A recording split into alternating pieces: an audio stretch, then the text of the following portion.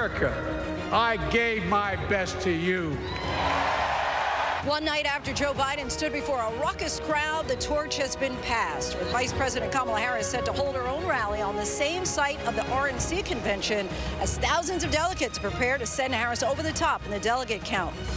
This November, we will come together and declare with one voice, as one people, we are moving forward.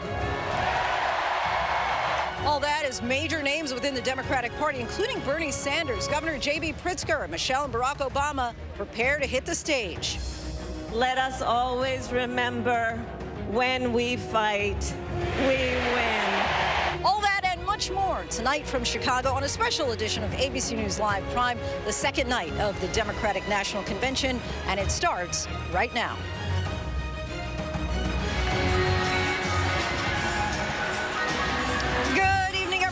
Linsey Davis, thanks so much for streaming with us. We are coming to you live from the Democratic National Convention in Chicago, night 2, where the theme is for the people, for our future. And the campaign is in 2 places tonight. Of course, behind me right here in Chicago. Also, the Vice President, Governor Tim Walz, will be speaking at a rally in Milwaukee tonight. And here in the arena, the Obamas will take center stage. Former President Barack Obama, and a rare political speech from former First Lady Michelle Obama. Meantime, on the trail today, former President Trump was campaigning in Michigan, telling his supporters he's closely watching the DNC. Michigan, of course, one of those key battlegrounds. Both campaigns know it will be critical in the race for the White House. Polls show the race there, and in all-important Pennsylvania, razor thin. We're standing by to hear from Pennsylvania Governor Josh Shapiro. What does he think it'll take for his party to convince undecided voters in the Keystone State? But we begin with Mary Bruce with more on what to expect as night 2 gets underway. Tonight, Barack Obama, who electrified the nation with his vision of hope and change, making the case that Kamala Harris is now the one to take that vision forward. This November, we will come together and declare with one voice, as one people, we are moving forward. Tonight, Obama's expected to reinforce the message from the convention speech he gave 20 years ago that catapulted him to the national stage. There is not a liberal America and a conservative America. There is the United States of America. There is not a black America and a white America and Latino America and Asian America. There's the United States of America. And joining him tonight, former First Lady Michelle Obama, one of the party's most popular figures, who memorably took on Donald Trump at the 2016 convention. When someone is cruel or acts like a bully, you don't stoop to their level. No, our motto is, when they go low, we go high. That year, Hillary Clinton won the popular vote by nearly 3 million, but lost the electoral vote to Trump, falling short in her bid to become the first female president. Now, she sees Harris as the one to finally shatter that glass ceiling. I want to tell you what I see through all those cracks and why it matters for each and every one of us. What do I see? I see freedom. And you know what? On the other side of that glass ceiling is Kamala Harris raising her hand and taking the oath of office as our 47th President of the United States. The convention now looking ahead, reintroducing Kamala Harris to the nation after President Biden passed the torch, saying he loves his job, but loves the country more. Selecting Kamala was the very first decision I made when I became our nominee. And it was the best decision I made my whole career. Mary Bruce joins us now. Mary, the Obamas about to take center stage here in Chicago, but there will be a split screen component to the convention tonight. Vice President Kamala Harris is stumping in Milwaukee. How unusual is that she's out campaigning right in the middle of the convention? Look, Linsey, this is a pretty rare move for Kamala Harris not to actually be here in Chicago tonight. Instead, as you mentioned, thousands are now lining up in Milwaukee, where Kamala Harris will be speaking instead tonight at the same site where Donald Trump held his convention just over a month ago. It is a not-so-subtle jab at the former president, Linsey. And nonetheless, Harris is expected to talk to the convention goers this evening from Wisconsin. What do you think that we'll hear from her? Yeah, it is likely, we believe, that some of that Milwaukee event and Kamala Harris will appear remotely here in the convention hall tonight. They have told us that she's going to find some way to obviously make her presence personally felt here in the convention hall each night. I suspect you will continue to hear from Kamala Harris as she tries to reintroduce herself to voters and outline her vision to unify the country and take the country forward. Linsey. All right, Mary Bruce will be talking to you throughout the night. Thank you. Meantime, former President Trump is rolling out his own counter-programming to the Democrats' convention in the battleground state of Michigan. There, he focused on crime, which could be a potent political issue for a key group of voters, suburban women. I keep hearing about the suburban woman doesn't like Trump. Well, I think it's a fake poll, because why would they like me? I keep the suburbs safe. I hope they like my personality. I have a nice personality, but to me, it wouldn't be very important, the personality. They want to be safe. And want to turn now to our senior congressional correspondent, Rachel Scott, who is down on the convention floor once again. Rachel, if Donald Trump is watching again tonight, he's likely to see a familiar face. Yeah, Linsey, a very familiar face, because Stephanie Grisham, who was one of his longest-serving advisors in the White House, she was his White House press secretary. She also served as the chief of staff to Melania Trump. Well, she is going to be speaking tonight at the Democratic National Convention. She ultimately resigned on January 6th. She called it a breaking point. Tonight, in a statement to ABC News, she said that she never thought she would be speaking at a Democratic National Convention, but she says after witnessing and learning about Donald Trump firsthand, she believes he poses a threat to the country and thinks that it's important to be here tonight, Linsey. And Rachel, we know from many Republican voters in recent days that they want fewer personal attacks from Donald Trump and more talk on the issues, believing that that's the way he can win. But Trump had some damning words today for his own former chief of staff. Yeah, his own former chief of staff and retired Marine Corps General John Kelly, who really went after the former president for comments that he made, somehow suggesting that the civilian honor that presidents are able to bestow on political appointees, one that Donald Trump bestowed on one of his donors, is somehow more important or better than the Medal of Honor, which of course is reserved for our courageous service members. Donald Trump responding, saying that he doesn't have a lot of respect for Kelly anyway, Linsey. All right, Rachel Scott, of course, will be joining you throughout the night. Thank you so much. And I want to take a live look now from the floor here in the convention, where Stephanie Grisham is now speaking, of course, former White House press secretary. She did not hold any press conferences during that time, but now she's in front of a very different podium tonight. While peaceful protest is the right of every American, there's no place for lawlessness or violence. She replied with one word: no. I became the first senior staffer to resign that day. I couldn't be part of the insanity any longer. When I was press secretary, I got skewered for never holding a White House briefing. It's because, unlike my boss, I never wanted to stand at that podium and lie. Now here I am, behind a podium, advocating for a Democrat. And that's because I love my country more than my party. Kamala Harris tells the truth. She respects the American people, and she has my vote. Thank you.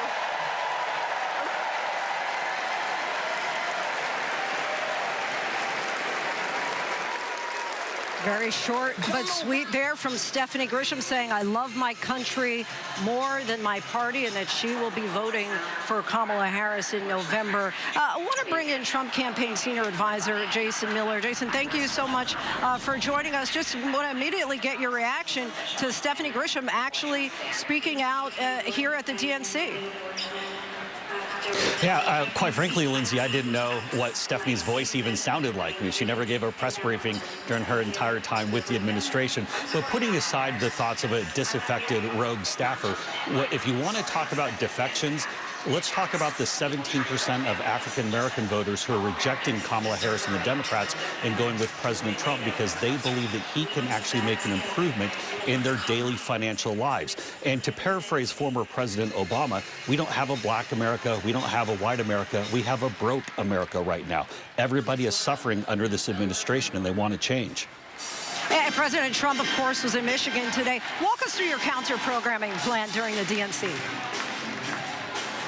Yeah, great question. So yesterday, both President Trump and J.D. Vance focused on the economy. That was purposely timed up to coincide with Joe Biden and his speaking at the convention, and what Joe Biden and Bidenomics and Kamala Harris's role with that have done to the country. Today, the Republican ticket was focused on the issue of crime. Tomorrow will be focused on national security, especially as we're coming up on the 3-year anniversary of the disastrous withdrawal from Afghanistan. And then, of course, Thursday, we'll be talking about border security, especially with the borders are Kamala Harris herself speaking from the convention that evening. There's such clear contrast between these two tickets. And Linsey, I want to go to one important thing from last night. To me, it wasn't so much of what we heard, it was what we didn't hear. We heard President Trump's name brought up some 140 times. There were only several mentions of inflation, a couple of mentions of the economy. You did not see police officers or border patrol agents or small business owners. The issues that are big right now are the inflation and the border. We're not hearing that from the Democrats. Instead, we're hearing largely identity-based politics. That's not what people are concerned about. They want to know who's going to help them, who's going to put more money in their pocket. Speaking of policy, I want to talk for a moment about immigration. Today, a DHS watchdog warned of, quote, urgent issues after the agency reportedly lost track of unaccompanied minors during parts of the Trump presidency and during the Biden years. Former President Trump is heading to the border later this week. If the former president wins a second term, what concrete steps will he take to solve our border crisis? Well, the first thing would be to go put all of his policies back in place. I mean, whether it's finishing the completion of the wall, whether it's remain in Mexico, whether it's the Title 42, whether it's ending this disastrous catch and release. You know, Linsey, when you catch someone and then you release them into the United States, they're not coming back for that hearing ever. And it really disturbed me that in that week leading up to the debate, when Joe Biden was on his 10 days in the woods studying and prepping for that, there were some 55 ISIS terrorists running around the country that we couldn't identify. There are at least 99 terrorists that are loose in the United States as we speak. This should concern everybody. This shouldn't just be a Republican issue or any one particular party. Everyone should be concerned. So all we have to do is put the Trump policies back in place. Joe Biden and Kamala Harris didn't need act of Congress to completely destroy the border. We don't need an act of Congress to go and fix it. But Kamala Harris's role, as their borders are, will be front and center this entire week. Some Republicans, as you well know, including Lindsey Graham, Nikki Haley, have said that the former president should start focusing on the issues that Haley says the campaign needs to make a, quote, serious shift. What should we expect former President Trump to emphasize on the trail in the coming days? Yeah, well, President Trump has been very aggressively pushing the economy and particularly inflation. He's had several rallies plus a number of messaging events really focusing on what that impact of the cost of goods have been to people. And it all started initially with the stopping of the energy production, which, of course, jacked up the cost of fuel, but then also pumping in the trillions of unneeded stimulus dollars into the economy. That's what really put us on this crash course when it came to inflation. So we have to go and grow the economy. We also have to go and stop the inflation. This is really the focus. People are concerned about how they're going to make ends meet. When you hear these stories of people on fixed incomes having to tap into their 401ks just to get by month to month, or people having to pick up a second or even third job in the gig economy, the temporary jobs, just to get by, that should really scare people. Too many Americans have given up on the American dream, Linsey. We want to get that back with President Trump. Trump campaign senior advisor Jason Miller. Jason, always appreciate your time and insight. Thank you. And do want to take a listen in now. Two-term Michigan Senator Gary Peters.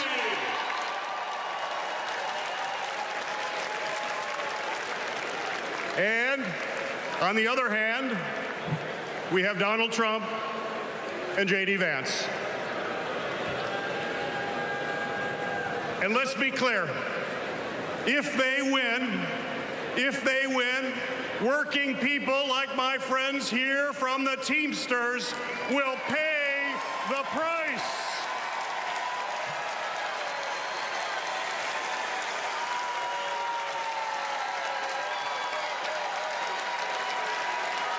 Their Project 2025. ABC News Washington Bureau Chief Rick Klein. And Rick, I want to talk about the big picture on day 2 of the Democratic National Convention here in Chicago. Certainly a big night for the Obamas on their home turf.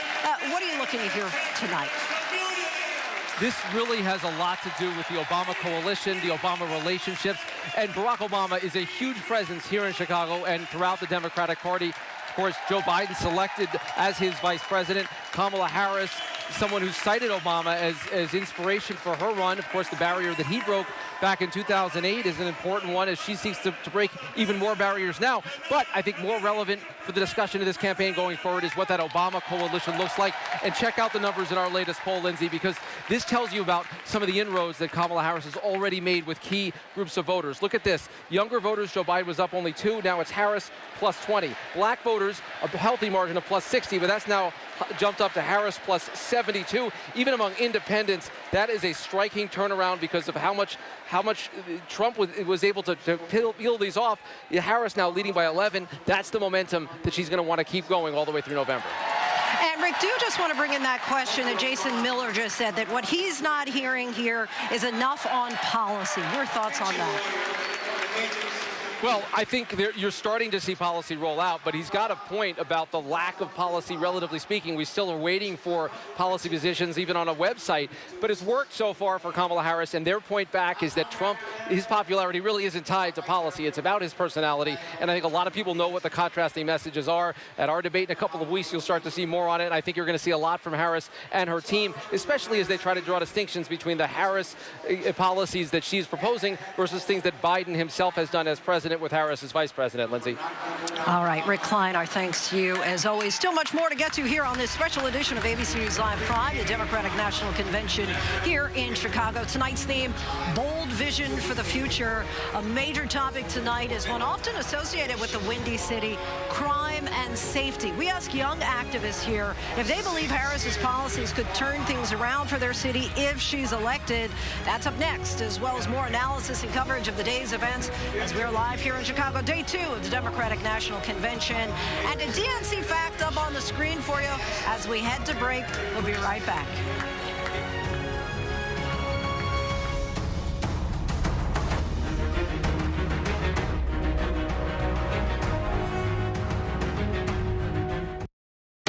Baywatch is a fantasy. Baywatch was sexy. Baywatch was the #1 show in the world.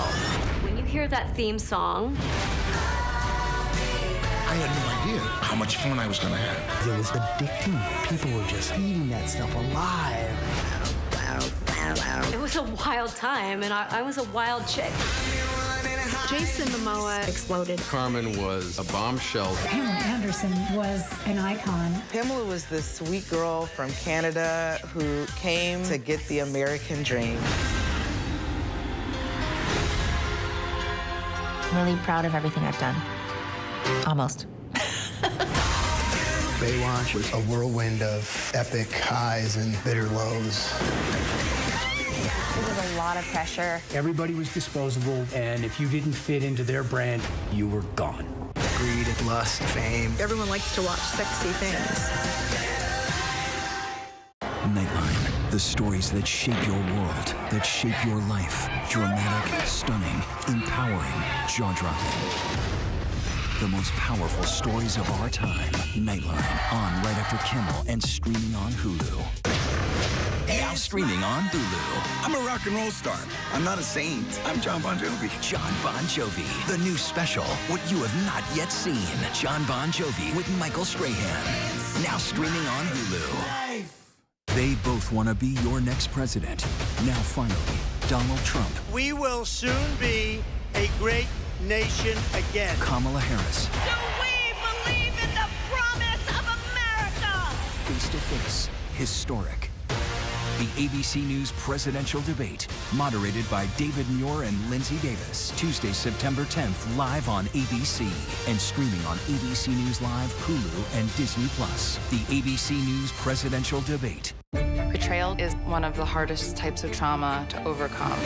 This is her knight in shining armor. Everything felt right. All of a sudden, I found this hidden folder.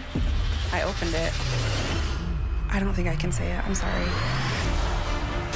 It's shocking. My stomach just dropped. He just really didn't think I had it in me to do something. So I did. Betrayal, a Father's Secret, the all-new season on Hulu. If you were coming of age in the 1980s, the Brat Pack was near the center of your cultural awareness. But for those of us experiencing it from the inside, the Brat Pack was something very different. The critics agree. Hated the Brat Pack. What a disaster. Why did we take it as an offense? Andrew? I'm not going to say we were the Beatles or anything. Well, we didn't fill Shea Stadium. 1985? I think we could have.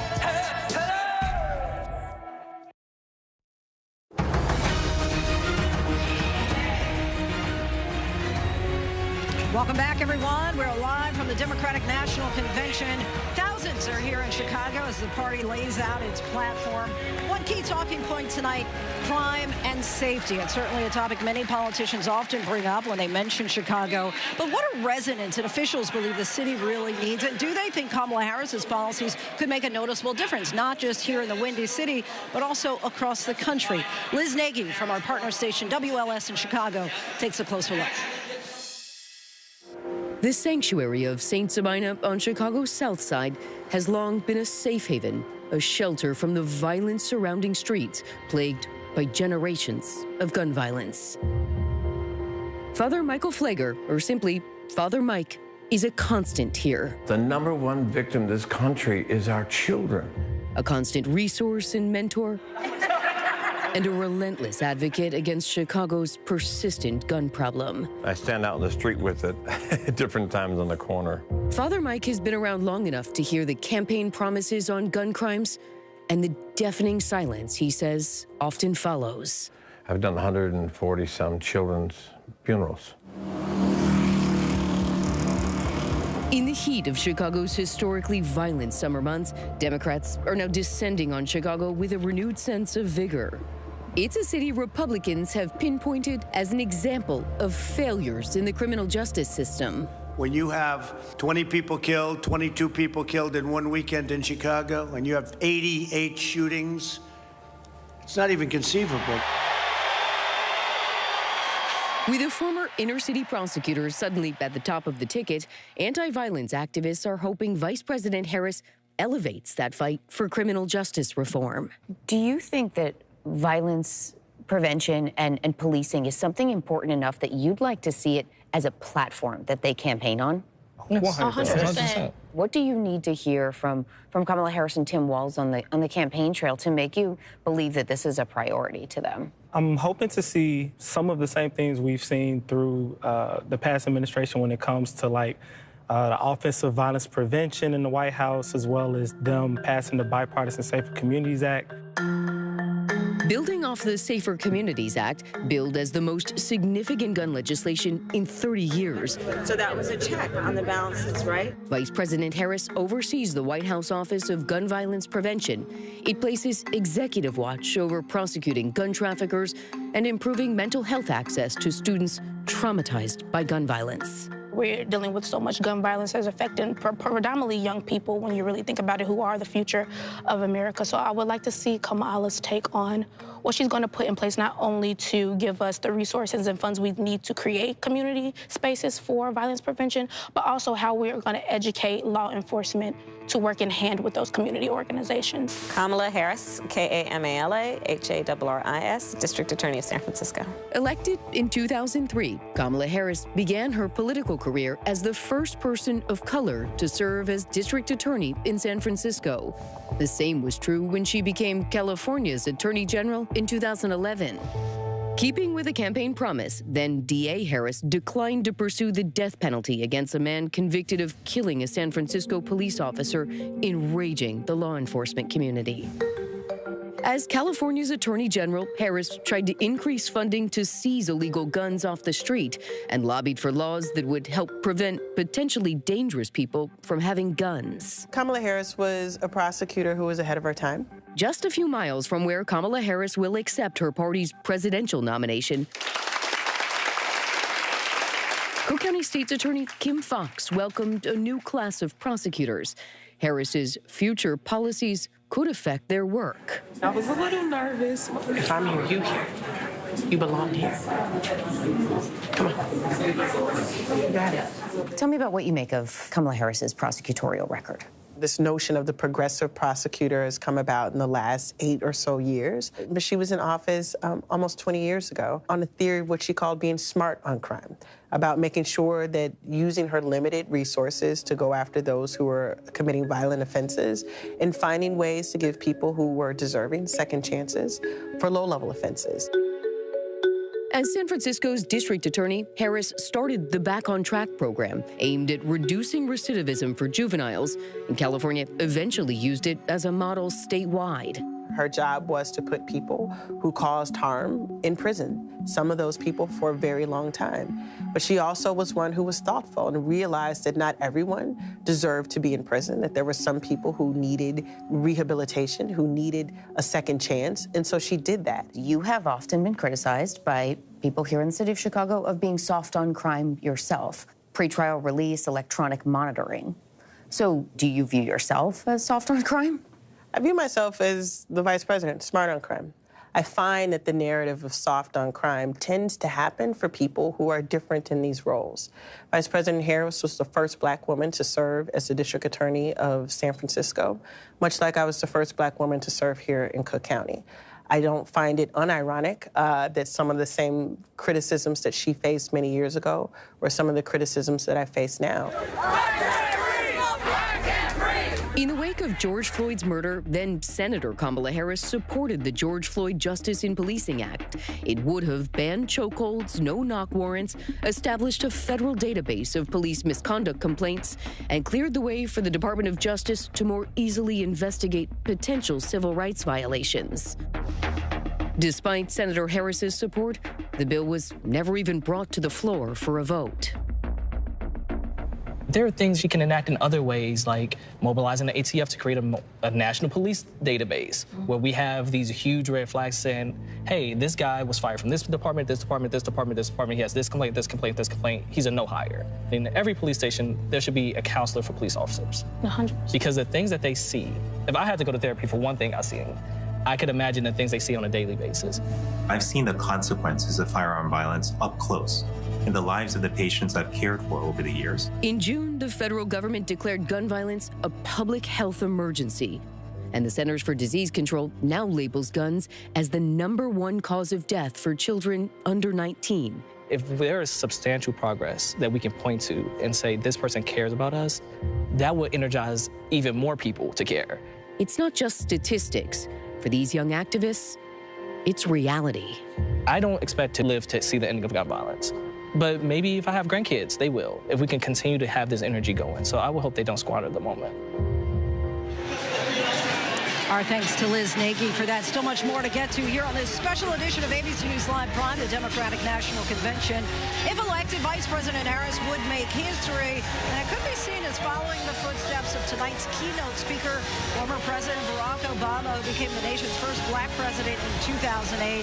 Before we had to break, the 2004 DNC speech he gave in support of John Kerry that many believe cemented his political future. In the end, that is God's greatest gift to us, the bedrock of this nation. A belief in things not seen. A belief that there are better days ahead.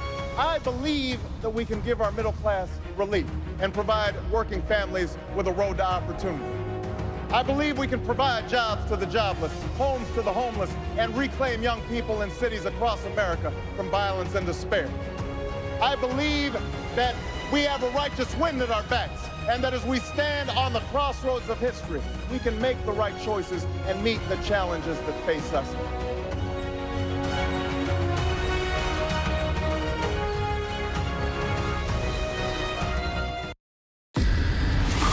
It was a regular day for 19-year-old Melissa Witt. She went to meet her mom at a bowling church league, but she never makes it into the bowling alley.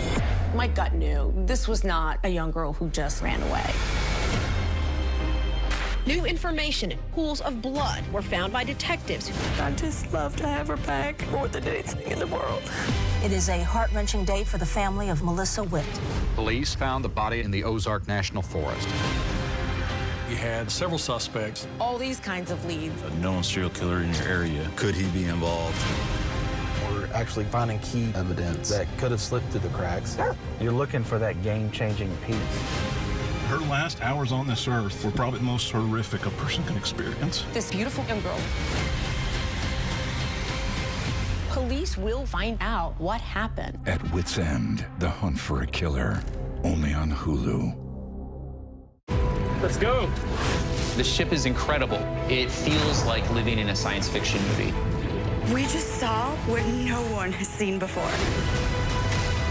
Wow, look at that. Oh my gosh.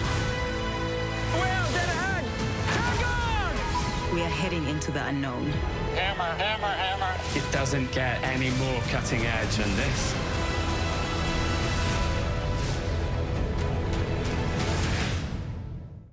Betrayal is one of the hardest types of trauma to overcome. This is her knight in shining armor. Everything felt right. All of a sudden, I found this hidden folder. I opened it. I don't think I can say it. I'm sorry. It's shocking. My stomach just dropped.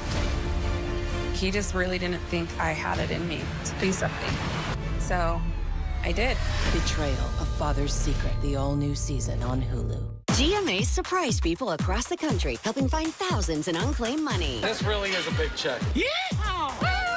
And this summer, we're at it again. That's incredible. Because nothing's better than hearing you say, Show me the money! On Good Morning America. Nightline. The stories that shape your world, that shape your life. Dramatic, stunning, empowering, jaw-dropping.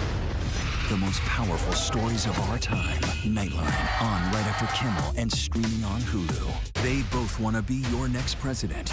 Now finally, Kamala Harris. Do we believe in the promise of America? Donald Trump. We will soon be a great nation again. Face to face. Historic. The ABC News presidential debate, moderated by David Muir and Linsey Davis. Tuesday, September 10th, live on ABC and streaming on ABC News Live, Hulu, and Disney+. The ABC News presidential debate.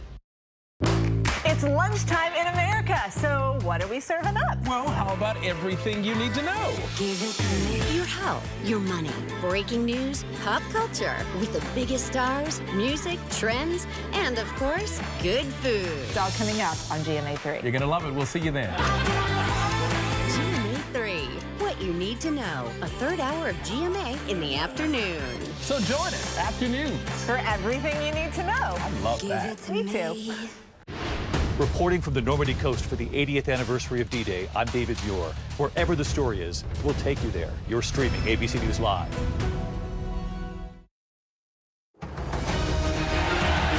Welcome back, everyone. Day 2 of the Democratic National Convention here in Chicago. But do want to take a look at some video we got a little while ago of Harris and Walz arriving at their rally there on the ground in Milwaukee, Wisconsin. They're actually going to be in the same arena where Donald Trump was just a few weeks ago for the Republican National Convention. Of course, a number of people know how important it is to win Wisconsin.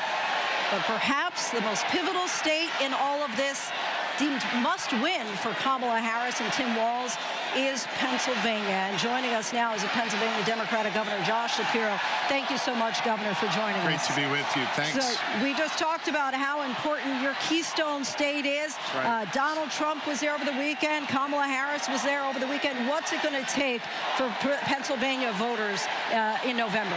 Look, it's the ultimate swing state, and the last 2 presidential races have been settled by a point or less in a state of 13 million people. One race was settled by 44,000 votes, the next by 80,000 votes. So it's razor thin.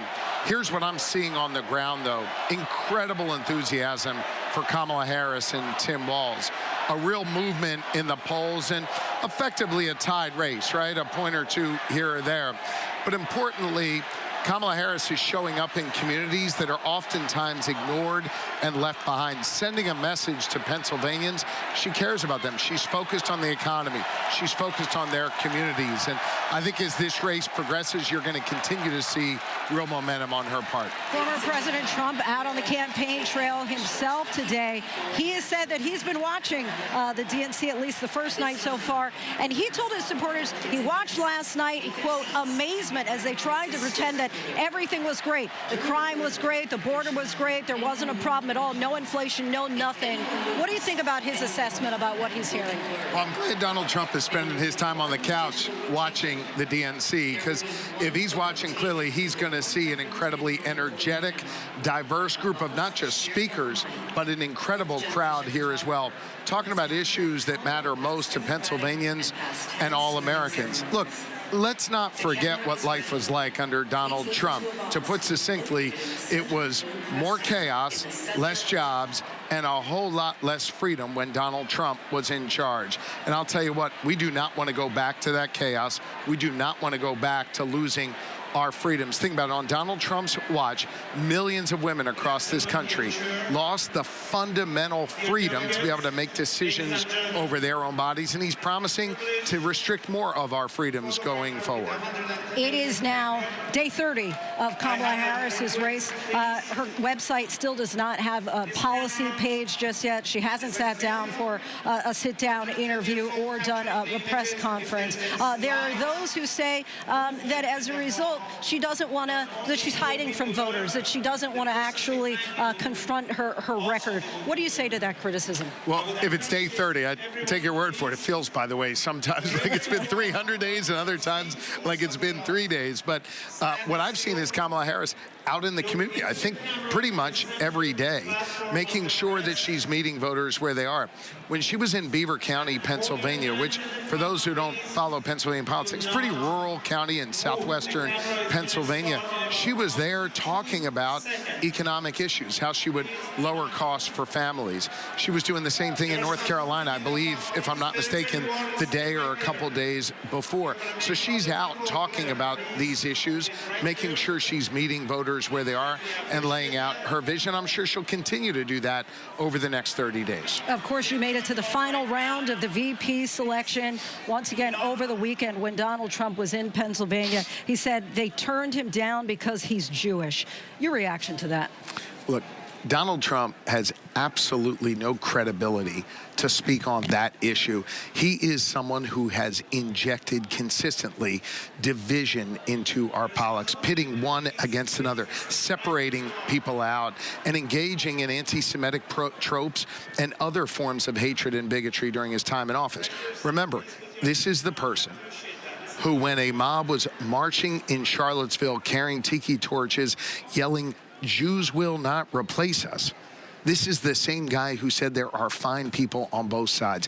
There were not fine people on both sides. I will not be lectured by Donald Trump, someone who is morally bankrupt. What we need right now are leaders to speak and act with moral clarity. That's what I try to do every day. It's what Kamala Harris tries to do every day. And let me state very clearly, for the record, there is no role of anti-Semitism in the dialogue I had with the vice president. Now, there is anti-Semitism in our country. There is other forms of hatred and bigotry in our country. And what we need right now is leaders not to stoke divisions, but leaders to stand up and speak and act with moral clarity. I do that every day. Kamala Harris does that every day. And Donald Trump has yet to do that as the leader of this country or as a would-be leader of this country. Back in 2019, when Kamala Harris was first running for president, she supported a ban on fracking. Now she doesn't. That's one policy issue that Republicans point to say you can't trust her. That obviously is an important issue in your state of Pennsylvania. How do you explain her shift there? Well, I think she can explain why she's taken that position. What I will say is that she's listening to the good people of Pennsylvania. I'm an all-of-the-above energy governor. I think that's where a lot of people are in Pennsylvania, and that's clearly where the vice president is. We understand in Pennsylvania that being all of the above on energy means job creation. It also means addressing climate change. You can walk and chew gum at the same time. You can do both. We are proving that in Pennsylvania, and Kamala Harris understands that. You've obviously known Kamala Harris for more than 20 years. We've heard a lot about her as the politician, the prosecutor. You know her personally. Can you give us some kind of anecdote, something that you might be able to share that we don't know about her? You know, she's fun, she's interesting, and she genuinely cares about people. I think, sometimes you see folks on TV, I obviously mean this is no disrespect, and it's hard to get to know them. It's hard to kind of understand what really makes them tick. I think with Kamala Harris, people make her tick. standing up and helping them, solving their problems, making their lives a little bit better. That's what makes her tick. So Lori and I have enjoyed getting to know her and Doug over many years. They're wonderful people. They're caring people. They're warm people. They just care about folks, and they want to do right by them. I know she's got this slogan in her campaign that comes from her days as a prosecutor, Kamala Harris, for the people. She really is like that behind the scenes. She cares about people. Governor Josh Shapiro, thank you so much for your time. Thank you. Really appreciate you coming on the show. And now I want to bring in ABC's Zareen Shah to talk more about the campaign. Zareen, former President Obama speaking tonight. You talked to some long-term staffers about his relationship with Vice President Harris. What did you hear from them? Yeah, Lindsay, very long-time staffers. In fact, one woman was her very first campaign manager for that DA race. Another one, a senior staffer for those first many races. And they said, look, it was very controversial, actually, when she first endorsed Obama way back at the beginning of his presidential run. But they have always been extremely supportive of each other. Take a listen to what they said. She became the first elected in California to endorse him. California was Clinton country through and through, and she became the first elected official to endorse him. And then when she was DA, he also did an event for her, one of the only down-ticket events he did. So he showed his support to her all along the way, and she showed her support to him. And now, of course, it's just so surreal and incredible that here we are tonight, and he'll be speaking at the convention where she is going to be the nominee for the President of the United States. And that woman who you just heard from, Debbie, she was actually at the 2004 DNC convention with Kamala Harris. That is when Barack Obama had his breakout moment. But Debbie actually says that they missed that very first speech that he gave. In fact, they were really upset. They were just late, but incredibly upset. And all these years later, of course, 20 years later, Barack Obama is one of the key speakers at her DNC. Lindsay. And Zareen, you also spoke to them about Harris's first race for district attorney back in 2003. How did they say it compares? It's so interesting. They say it's the same compressed timeline. They say it was a now or never sort of moment. And they say when they got on, she was running at about 8%. Of course, before Biden stepped down, she wasn't exactly polling incredibly high either. But they say that she was running at about 8%. And Kamala Harris told them, look, just get me to the runoff. If you can get me to the runoff, I will win. In fact, they did get her to the runoff. But just to give you a little more color from that very first race, Lindsay, to give you an idea of who Kamala Harris really is, the president of the police union at the time, even he remembers her. He remembers her walking up to him at a party and putting her finger on his chest and saying, you better endorse me. You better endorse me. You get it?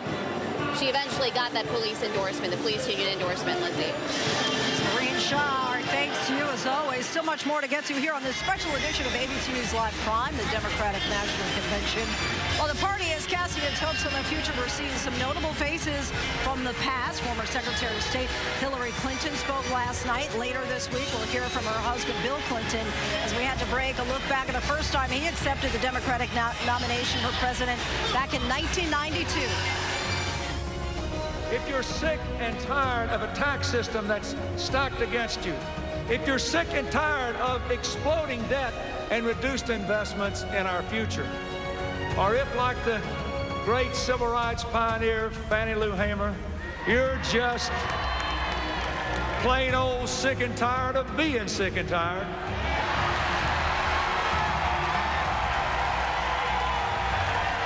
then join us, work with us, win with us, and we can make our country the country it was meant to be. I proudly accept your nomination for President of the United States.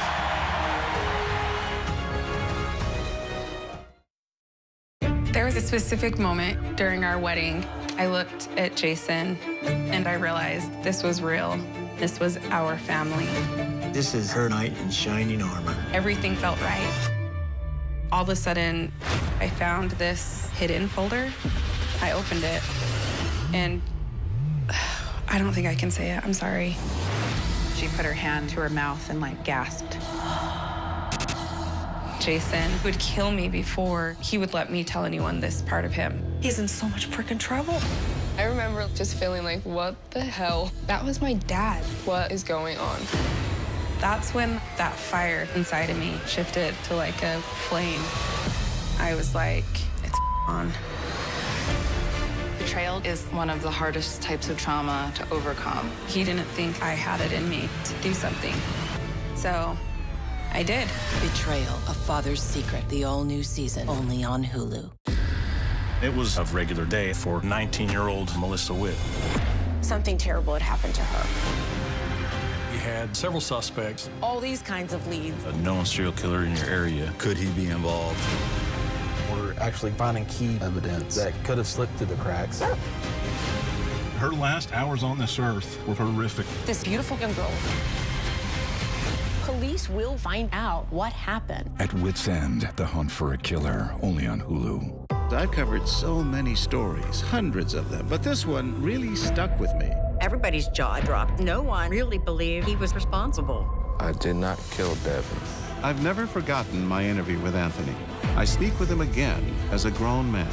Why have you decided to talk about this? I kept saying, it's not done. There's still an unsolved murder here. The 2020 True Crime Event Special, Friday night at 9/8 Central on ABC. If you were coming of age in the 1980s, the Brat Pack was near the center of your cultural awareness. But for those of us experiencing it from the inside, the Brat Pack was something very different. The critics agree. Hated the Brat Pack. What a disaster. Why did we take it as an offense? I mean, I'm not going to say we were the Beatles or anything. Well, we didn't fill Shea Stadium. 1985, I think we could have. They both want to be your next president. Now, Donald Trump, Kamala Harris, face to face. The ABC News presidential debate, moderated by David Muir and Linsey Davis. Tuesday, September 10th, live on ABC and streaming on Hulu and Disney+. GMA surprised people across the country, helping find thousands in unclaimed money. This really is a big check. Yeah! And this summer, we're at it again. That's incredible. Because nothing's better than hearing you say, "Show me the money!" on Good Morning America. Welcome back, everyone. Night 2 of the Democratic National Convention here in Chicago. We are joined now by former Atlanta Mayor Biden's senior campaign advisor, Miss Keisha Lance Bottoms. Thank you so much for joining us. Thank you for having me, Lindsay. So let's talk about 30 days that it's been for you guys to get all this together. Give us a sense of behind the scenes, what it took. Well, it seems like it's been dog years, I think, for all of America. But, of course, there were plans underway. Mignon Moore and the entire team have done an incredible job in not only pulling this convention together, but then making a pivot to make sure that this convention is fitting for Vice President Kamala Harris. And you can feel the energy in this building. You see the lights, you hear the music, but there's such excitement and enthusiasm. And then, of course, such a warm response to President Biden last night. Of course, Georgia, once again, in major play. We have J.D. Vance, who's heading to Georgia later on this week. Let's talk about the changes that were made, the state election board changes that could actually potentially delay certification. What does that mean? What's being done to try to combat it? It is unbelievable that in 2024, the state election board in Georgia is still talking about the 2020 election and attempting to revisit this alleged spill that didn't happen in 2020. But I was so glad to see that the Secretary of State has spoken out against the changes proposed. The Attorney General has spoken out. And by the way, these are both Republican election officials who said enough is enough. We need to move forward, focus on 2024, making sure we are preserving the integrity of this election. And so I think what's happening in Georgia is that there is bipartisan agreement that we need to move on. And it would be great if so many other states would do the same. You talked about the emotional speech and reception that Joe Biden got in here last night. He talked during that speech about appointing the first Black and South Asian woman as his vice president, delivering on his promise to appoint Ketanji as a Supreme Court justice, first Black woman to the Supreme Court. What do you think that will mean? how will it resonate for black voters? Because as we know, and we saw during the RNC, Donald Trump is actively pursuing black voters. Yeah, and to his credit, he's not taking anyone for granted, and that's why it's going to be important for all of us as surrogates, and we heard the president do it last night, to remind people what his presidency, what the Biden-Harris administration has meant for African Americans. He made commitments that he kept. First African-American woman on the Supreme Court, and so many other federal appointments of people of color in the Court of Appeals and district courts. And I think all of us are keenly aware. I'm a lawyer, so I pay attention to courts, but most Americans don't. But of course, we know with the Dobbs decision and so many other decisions coming from the Supreme Court, people are really starting to pay attention as to what these lifetime appointments mean for their day-to-day lives. So we just got to keep reminding people that this president, this vice president, made a difference. Kamala Harris has been a strong partner and leader in this White House, and the president laid out the work that she's taken the baton, and the work that she's going to continue and expand upon. Keisha Lance Bottoms, we thank you so much for your time. Really appreciate you joining us. Thank you for having me. Tonight, the DNC is all about the future. Michelle and Barack Obama are expected to speak about that future. Second Gentleman Doug Emhoff and others reintroducing Kamala Harris to voters across the country. And it'll certainly be all about the vice president when thousands of delegates take part in a ceremonial roll call on the convention floor.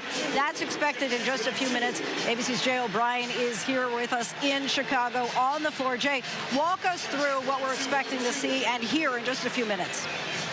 Well, remember, Lindsay, this is ceremonial. That's the key word here, because Democrats had to do that virtual roll call, remember, that officially solidified Kamala Harris as the Democratic nominee. Typically, what you do is you do a roll call here, and that's when she becomes the nominee. But because of some ballot concerns in states like Ohio, they had to do that virtual roll call. So tonight, we will still see that ceremonial roll call. It will still go through the various states. It will start with Delaware. That's a nod, obviously, to President Biden. And we know that Kamala Harris's home state of California will put her over the top, will officially give her the delegate she needs to be the Democratic nominee. And we expect that Governor Gavin Newsom, as a chant of "We love freedom," as a chant of freedom breaks out here in the hall, we expect that Gavin Newsom will give Kamala Harris the necessary delegates. He will pledge them at the microphone and put her over the top.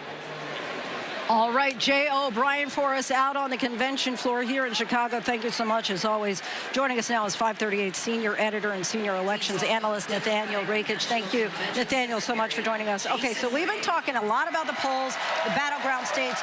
Where do you think ultimately we're going to see battleground state-wise this election really get close? Yeah, it's so interesting because, these elections have come down to just a couple of states because of the Electoral College. So I think Pennsylvania is obviously going to be a big one. I know you just talked to Josh Shapiro. That's worth so many electoral votes, and right now in our polling averages at 538, it is just neck and neck. Harris has about a 1-point lead. Another interesting one that's come on the board lately is North Carolina. It actually looks like North Carolina might actually be closer to Georgia this time around, which obviously wasn't the case in 2020. Where do you see Kamala Harris with a lead right now? Where do you see Donald Trump with a lead right now? So right now, Harris is strongest in Michigan and Wisconsin, which is interesting because obviously those are states that maybe would have been more associated with Joe Biden and kind of his strength in these Midwestern states. But in fact, Harris has seen the biggest improvement on Biden in those states. Meanwhile, she is still trailing in Georgia. She is still a little bit down in North Carolina, which is doing a lot better than Biden. But generally speaking, she's doing pretty well in the Electoral College. If every state went the way that the polls showed right now, Kamala Harris would win. That's very interesting calculations there. Of course, a ruckus crowd here tonight. We're expecting to hear from Barack and Michelle Obama. What kind of impact do you think that hearing from them could have on voters? Yeah, I think that this could be a really big impact because I think Barack Obama is basically the most popular living president or ex-president, right? Joe Biden is not popular. He is at about 40% in 538's averages in terms of his approval. However, Barack Obama, his impressions have kind of gotten a lot better since he left office. A majority of Americans now think he did a good job in office. So I think this is probably the strongest Democrat, or the strongest messenger that Democrats can put out right now. 538's Nathaniel Rakich. We thank you so much for your time and insight. I want to go back to Jay O'Brien. Jay, that we know that in just a matter of moments right here, actually right now, we hear them saying, "Are you ready?" already the ceremonial roll call that's going to take place. We know that the actual virtual roll call took place the first week of August. Give us a sense of what's about to happen right now as they play We Are Family. Yes, and that party official made the point to say that in a rare move. He said, look, don't worry, our nomination was already made official. Remember, in that virtual roll hall that a lot of these delegates participated in, what they're doing now is ceremonial, but it's still meant to kind of pump up the party. It's still meant to give the party a sense of momentum, a sense of energy. So we will go through each state. Remember, if you were watching it all during the RNC, and you and I were there, Lindsey, what they do is they go to each state. The process looks very familiar at both conventions, both parties, and a various representative for each state. Oftentimes it's the governor. We know that, for instance, Louisiana, the actor Wendell Pierce told us he will be pledging those states' delegates. Each state goes through. A person nominated by the state party goes up to the microphone and says, Louisiana pledges its ex-delegates to Kamala Harris and Tim Walz, and then there's a big cheer that erupts in the room. That's what's going to play out over the next hour or so here on the convention floor. Again, when this happens, it is typically what actually turns the presumptive nominee into the official nominee. At conventions past, this has been what solidifies whoever the candidate is as the official nominee. That's already been done, but still it will take place here because it has taken place at every single convention, and it will be a means of trying to kind of add some additional momentum, because Democrats have said they believe that their momentum since President Biden dropped out is their strength here. And so we know that they're going to go through in alphabetical order, starting right now with Alabama that's on the floor, casting their delegates, casting their votes. Could take a little bit of time, but ultimately ending with California and Governor Gavin Newsom, of course, a longtime friend of Kamala Harris. Shay O'Brien, we thank you as always. Still much more to get to here on this special edition of ABC News Live Fun, the Democratic National Convention. We'll be here in Chicago for all 4 nights of the Democratic National Convention. We have our team of correspondents and experts breaking down the most notable moments of the day. And what's next? A little DNC fun fact for you on the screen as we head to break.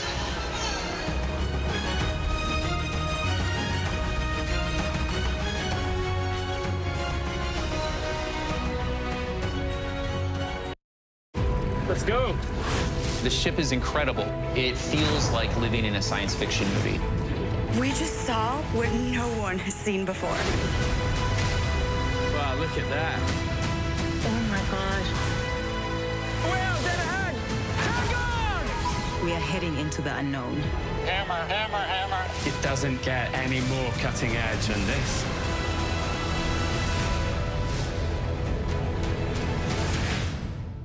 They both want to be your next president. Now, finally, Kamala Harris. Do we believe in the promise of America? Donald Trump. We will soon be a great nation again. Face to face. Historic. The ABC News presidential debate, moderated by David Muir and Linsey Davis. Tuesday, September 10th, live on ABC and streaming on ABC News Live, Hulu, and Disney+. The ABC News presidential debate. They call him the beauty queen killer. He's targeting young women in malls. I am single. I want to enjoy the company of a member of women. He tortured me. How did she survive 9 days of terror? The word accomplice came up. Nobody knows the real story.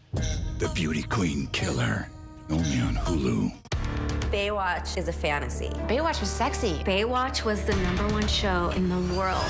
When you hear that theme song, I had no idea how much fun I was going to have. It was addicting. People were just eating that stuff alive.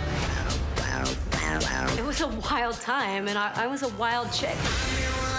Jason Momoa exploded. Carmen was a bombshell. Pamela Anderson was an icon. Pamela was this sweet girl from Canada who came to get the American dream. I'm really proud of everything I've done. Almost. Baywatch was a whirlwind of epic highs and bitter lows. It was a lot of pressure. Everybody was disposable, and if you didn't fit into their brand, you were gone. Greed, lust, fame. Everyone likes to watch sexy things. Stephanopoulos was this titan of the true crime industry. But the story was never consistent. All these fans were combing through his stuff. His career is built on lies. It is unfolding in front of us. Is it dangerous? I needed to hear what he had to say about it all. Am I about to step into this chamber of horrors?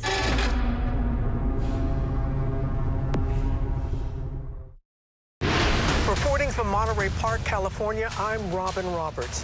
Wherever the story is, we're going to take you there. You're streaming ABC News live. Good evening, everyone. I'm Linsey Davis. Thanks so much for streaming with us. We are coming to you live from the Democratic National Convention in Chicago. Night 2, and the theme tonight is For the People, For Our Future. The campaign is in 2 places tonight, of course, right behind us here in Chicago. The Vice President, Governor Tim Walz, will also be speaking at a rally in Milwaukee tonight. There you see them arriving in Wisconsin a short time ago. And here in the arena, the Obamas are expected to take center stage tonight. Former President Barack Obama and a rare political speech from former First Lady Michelle Obama. Meantime, on the trail today, former President Trump was campaigning in Michigan, telling his supporters he's closely watching the Democratic National Convention. Michigan, of course, is one of those key battlegrounds. Both campaigns know will be critical in the race for the White House. Polls show the race there, and in all-important Pennsylvania, razor thin. We're standing by to hear from Minnesota Lieutenant Governor Peggy Flanagan as roll call here gets underway. I want to go back over to Jay O'Brien on the floor as that roll call is happening now. Last time we checked in with you, Jay, they were at Alabama. I can barely hear myself speak for all the cheers, the roars of the crowd. Give us a sense of where we are right now. Yeah, I think we've gone through California. They didn't pledge their delegates just yet. It looks like they're holding back, as per our understanding, to be the state that officially puts Kamala Harris over the top, gives her the requisite delegate she needs to be the nominee. She's already the nominee. This is obviously, as we've said over the course of the evening, a ceremonial roll call. But nonetheless, we just got through Colorado. We're on Connecticut. There's one more thing I want to point out to you, Linsey, which is that this is ceremonial, but it's also meant to be celebratory of the party, of the unity, of how much this race has changed and how much this convention has changed in just the span of a few weeks, when this was going to be a Biden-Harris convention and now it's a Harris-Walz convention. I want to show you something. It's hard to see from my camera, but you can definitely see it through that bird's eye view there on your screen. Everybody in this room is wearing a bracelet, and it's kind of like, the best example I can give you comes from one of our producers who's in that control room in New York, Emily Lippiello. It's like a Taylor Swift concert where they have those bracelets that are all synced up together and they shine various colors. And when each state goes through, we're watching, and they are shining, in some instances, the colors of those various states. You see there's a DJ on the stage as well. It's meant to be a celebration of, frankly, how far this party has come in recent weeks, how much this race has changed, how much Democrats tell us they have this renewed sense of momentum that they want to carry with them all the way to November. The question is, will they be able to? Celebratory, I think, sums up what we're hearing in this room tonight. DJ and all, Jay O'Brien, our thanks to you. Joining us now is Minnesota Lieutenant Governor Peggy Flanagan. Thank you so much for joining us. Thanks for having me. It's incredible here. It is loud, as you hear. Cue the audience applause at this moment. So we know that actually your state's governor, Tim Walz, is not in the building at this point. He, as we showed that video a little while ago, is actually in Milwaukee and Wisconsin tonight. Give us a sense of why you think that the Harris campaign chose him as the VP. Well, I think that Kamala Harris made an excellent choice in Tim Walz. I'm a little biased, but he is a teacher, a coach, a veteran, and he cares tremendously about people.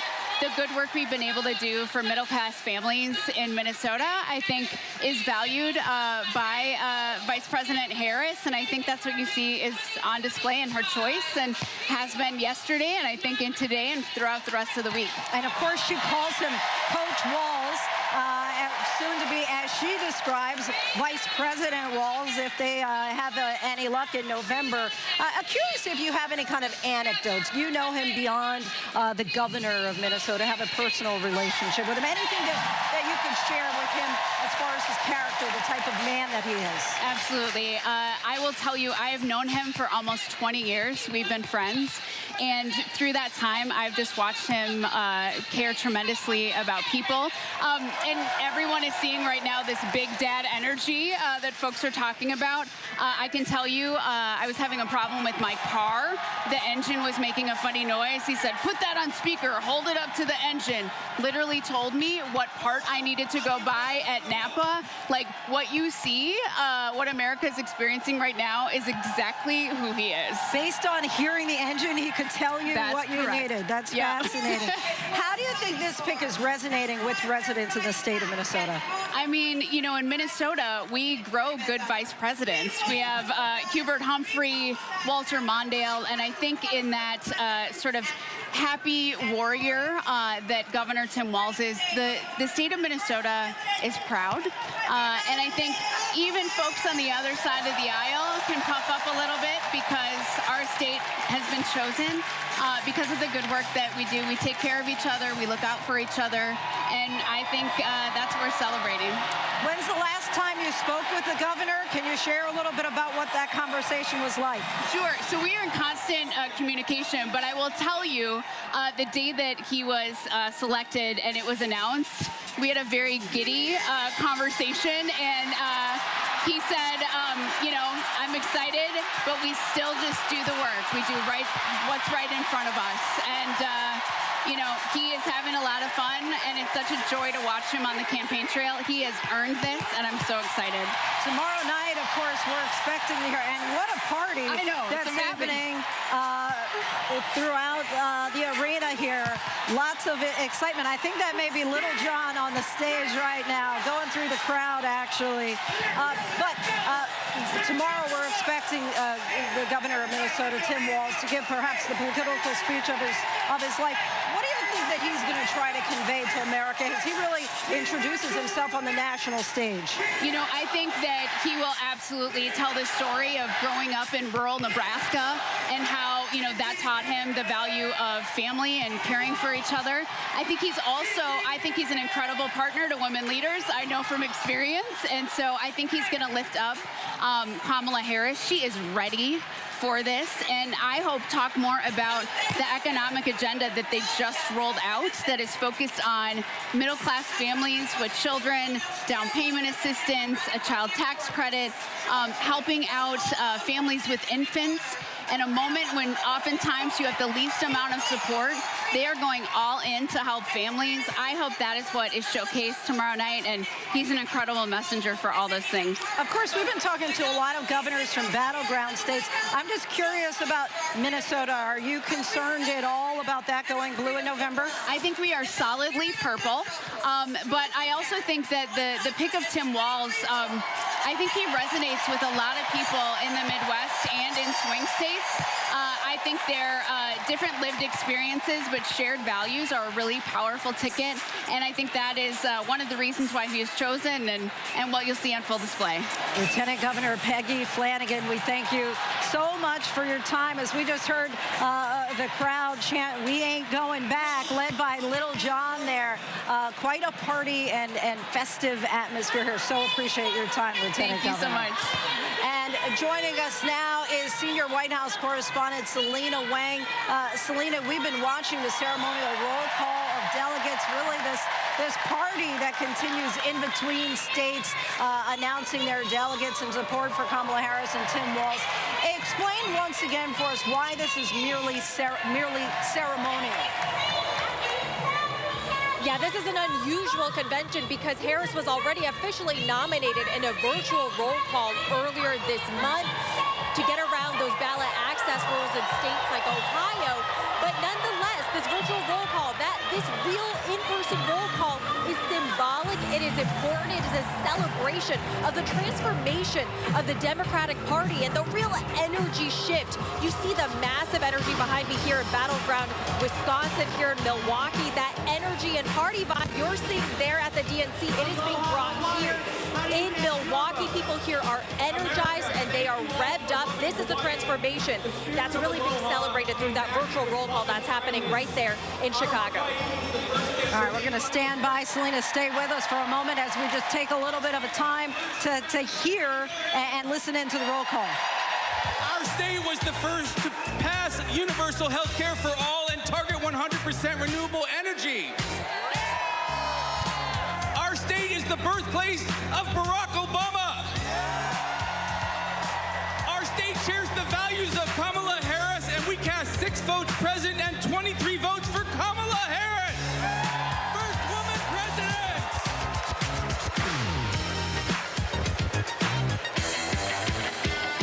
State of Hawaii right there, giving recognition to being the birthplace of Barack Obama. Selena, want to continue with you. Oh, actually, we're going to stay with the floor for a moment, and the roll call continues on. Idaho delegates up now. Mounting our comeback. For the first time in decades, we're running in every legislative district. We are not going back. Idaho cast 27 votes for Kamala Harris.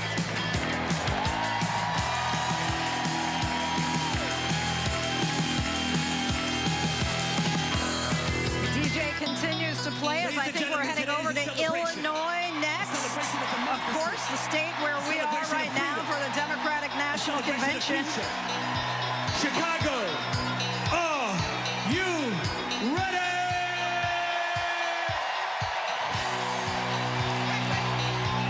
Lots of enthusiasm in this building. You see the flashing lights there as we head over to Illinois. Convention held. Illinois, how do you cast your vote? Secretary, Illinois Democrats are doing the work to win in November, and I am proud to introduce my partner in the fight, my governor, J.B. Pritzker!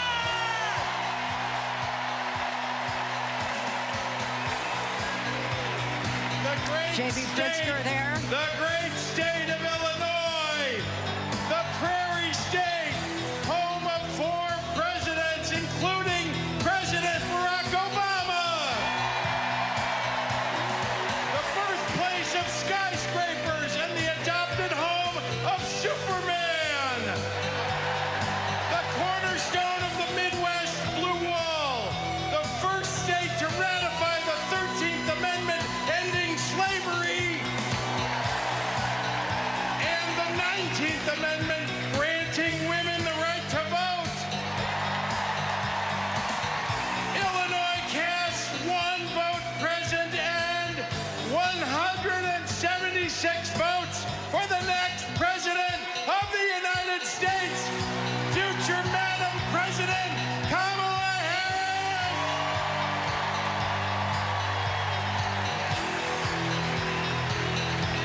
Of course, you have Governor J.B. Pritzker there, casting the delegates, the votes for Kamala Harris for the state of Illinois. He was once on the short list for vice presidential pick. Michael Jackson playing now. It is really a party in here, quite energetic. As the young people say, it is lit. Selena, want to go back to you. California Governor Gavin Newsom, of course, will deliver his state's delegates who are expected to put Harris over the threshold needed to secure the nomination. Again, the act is just ceremonial, but it's no accident that Governor Newsom himself is here to do it. But what's the shared history between Harris and Newsom? Yeah, Lindsay, that decision to have Governor Newsom at the end there of this roll call is very intentional. Vice President Harris and Newsom have a very, very long history going back to their days as young officials in California. They've had this sort of friendly rivalry, but at critical parts of their careers, they've endorsed each other. Harris endorsed Newsom when he was running for governor, and Governor Newsom, even though he was considered to be on the short list to replace President Biden, when Biden dropped out, he was very quick to endorse Harris, saying that she is fearless, tough, and tenacious. Newsom has also been a fierce defender of President Biden before he dropped out of the race, defending his mental acuity and raising millions of dollars for the Biden campaign. So really a reflection of their long relationship, the emotional unity of the party. That's what it represents by having Newsom delivering that at the end of the roll call. And Selena, stand by here. Have Congressman Carson from the state of Indiana, the Hoosier state. Just a little while ago, we heard from the actor from Lord of the Rings, Sean Astin. The excitement continues here. And Selena, after the roll call, we expect Harris will speak to the convention goers from her rally in Milwaukee. Mary Bruce touched on this earlier, but why is Harris out stumping right in the middle of her convention here in Chicago? Well, I was talking to the campaign, and they obviously want to take advantage of this massive momentum and energy behind Harris, but they also know that they cannot rest on their laurels, that this is going to be a fight. It's going to be a close race, especially in a battleground like Wisconsin. So they want to take that energy from Chicago and bring it all the way here to Milwaukee. And in fact, the campaign says that they're going to be taking some of Harris's remarks from here live with this whole crowd energy and broadcast it into the DNC where you are, Linsey. They want to show this historic energy that's behind them. I can tell you, I've been talking to voters here in Milwaukee, and they feel like they haven't felt this excited since Barack Obama ran for president.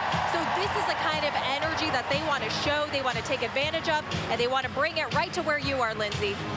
All right, we are in the midst of all the energy and enthusiasm here. Selena Wang, our thanks to you as the DJ continues to play. Of course, we've mentioned it a few times.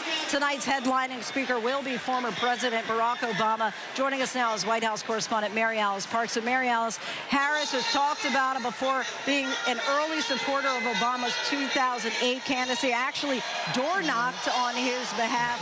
In return, how has he supported her? Yeah, we've heard from the former president that this is a relationship, he says, that goes back 20 years, that she was an original supporter of his Senate race. Like you said, she actually knocked on doors in Iowa ahead of the Iowa caucus when he first ran for president. But in the last few years, he has backed her when she was running for Senate. And then, of course, in the last few months, in this moment where the Democratic Party has faced such turmoil, such uncertainty, such division, we have heard him be this sort of steady hand, calming a lot of sitting Democrats that were worried about the future of their party. And then once they made the decision and all rallied behind her, he offered a lot of counsel and guidance, personally connecting with her about how she should launch her campaign, fundraising on her behalf. Some interesting statistics, some stats I got from people close to Obama, saying that the social media, the social video that he put out about his phone call with her when she won the nomination garnered more than 100 million views. They think it's the most viewed piece of social media so far on this campaign. That he alone has brought in over $65 million to this campaign. I mean, of course, some of that was to support Biden, but now to support her ticket. I mean, big picture, he has been a validator to her, but a prolific fundraiser, and no doubt that will continue in the next few weeks and months. And Kentucky Governor Andy Beshear just giving in those delegates there for the state of Kentucky. We know you just mentioned that call. Many people were expecting that endorsement, waiting for that endorsement from President Obama. Of course, in just a few hours, we're going to hear from him and Michelle Obama. What are you expecting to hear from Michelle Obama? We know that she often doesn't give political speeches, but is taken to the stage tonight. She is just so popular, but she is careful. She chooses her moment. Obviously, this is a moment, but there were so many people wondering if she would speak, because you're right. She frankly hasn't been out on the campaign trail very much.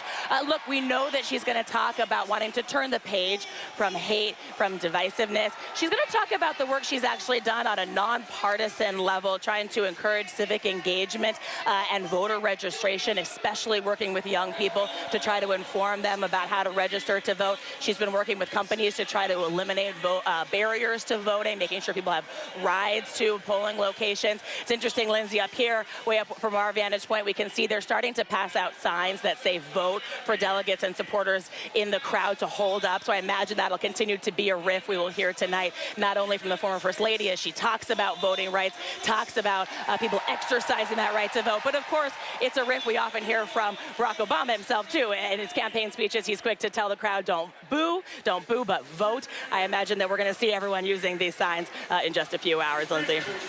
Louisiana casting their delegates right now. Mary Alice Parks, our thanks to you as always. And we've been allotting a lot of extra time to get into the center here because security is tight outside of the DNC, especially after protests and disruptions yesterday. Matt Gutman is outside right now. Matt, give us a sense of what we're seeing today. What you're seeing right now, Linsey, are protesters in an unpermitted protest right outside this giant glass building. This is the building that houses the Israeli consulate. Just to our left, I'll have our cameraman Juan show you the police presence. There are many hundreds of officers around here. There are drones in the air, helicopters in the sky, bicycles on either side. There has been a massive presence. Your law enforcement tells me they're going to allow these people, even though they're not permitted, to continue to voice their opinion.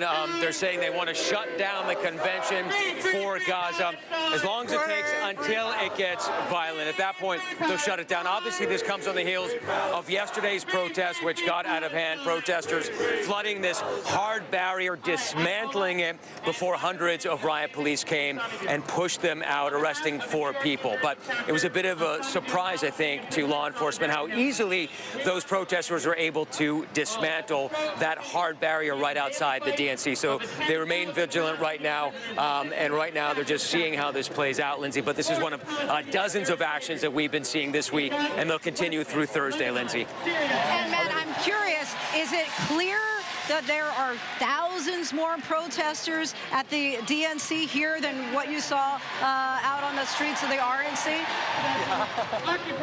I mean, it's a good question. Right now, no. There are probably several dozen, maybe 100 protesters at this particular action. There are probably twice as many press and probably 4 times as many officers. But yesterday, that was a very large protest. And by and large, Linsey, it was peaceful. Probably, and this is our rough estimate, definitely over 5,000 people. We saw everybody file through us at the end of the protest. So a significant number, much larger than we saw at the RNC. And I think much more activist as well. They clearly wanted not just to play by the rules of the coalition of organizers. They wanted to break through the perimeter and make their voices heard that way as well. But one thing we didn't see was actual violence either at the RNC or at the DNC so far, Linsey.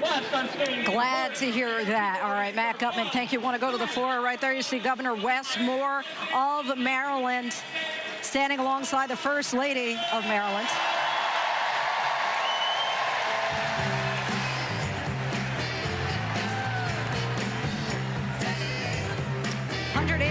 Delegates from Maryland right there on to Massachusetts.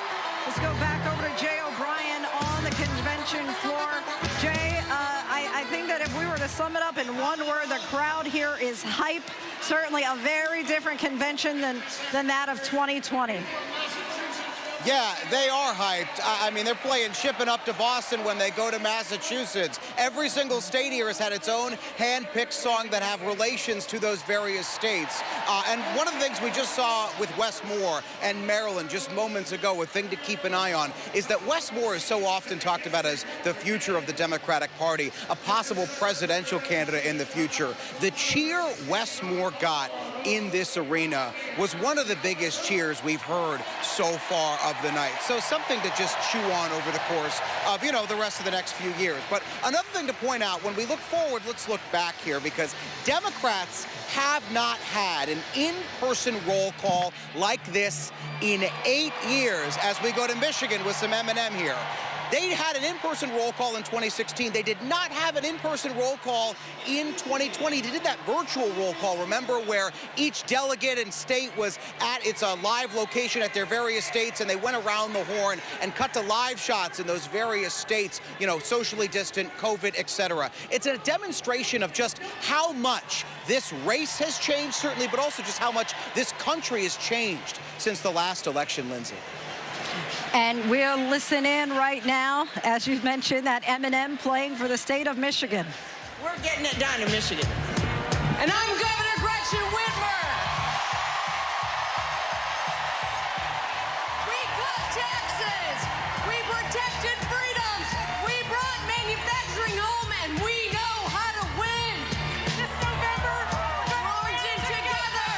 Michigan cast President 125 votes for our next president, Kamala Harris.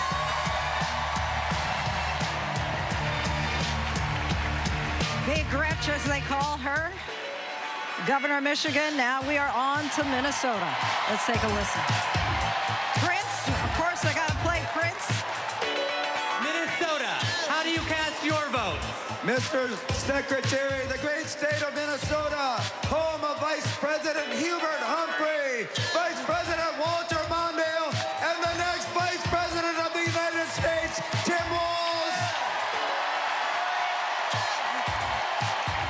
We pass. Minnesota passes.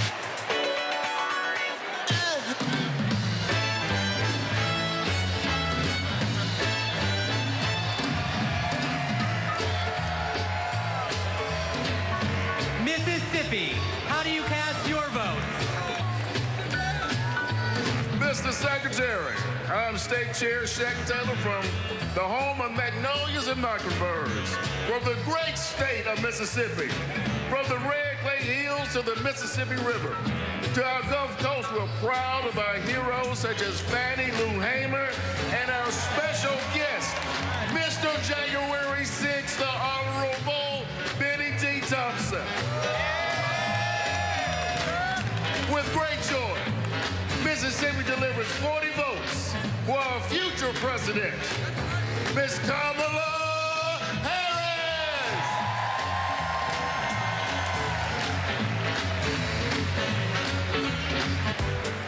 And tonight is a celebration of love, a celebration of life. So let the celebration continue.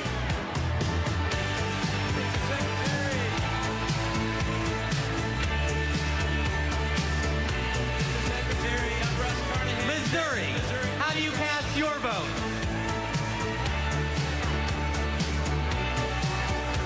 Mr. Secretary, I'm Russ Carnahan, Chairman of Missouri Democrats. We're home to Super Bowl champion Kansas City Chiefs. We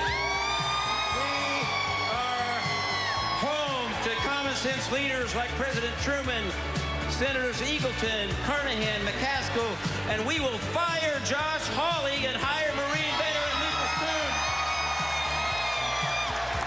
Our voters will reclaim reproductive freedom.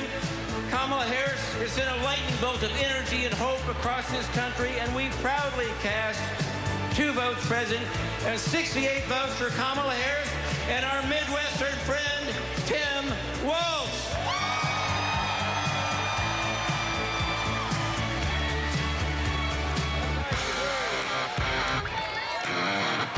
Hard to believe it was just 30 days ago that Kamala Harris started this campaign for president. Regardless of which side of the aisle you stand on, there is no denying the excitement and enthusiasm and energy inside this building. Country! The last best place in these United States.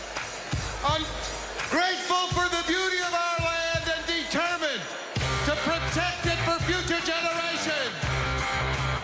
We who sent the first woman to Congress proudly cast our 24 delegate votes to send the first woman to the White House. Kamala Harris!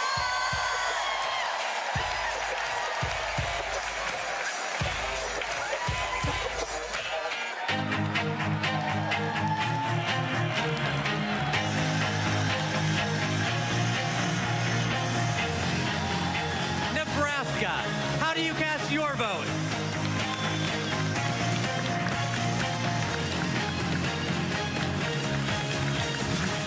Nebraska, home of 4 tribal nations today, and icons Malcolm X, Standing Bear, and Willa Cather, and our homegrown homeboy, Tim Walz. And the quality of life capital of the country, Lincoln, capital of Husker Nation, where the Biden-Harris team and unions are rebuilding the heartland. In Omaha, now affectionately known as Kamaha, but we will protect the blue dot. We are ready for it. Nebraska proudly casts our 34 votes for Kamala Harris and Coach Tim Walz.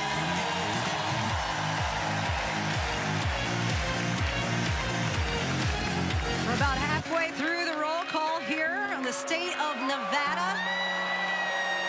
Despite the length of time of this roll call, looking around the auditorium here, majority of people remaining on their feet.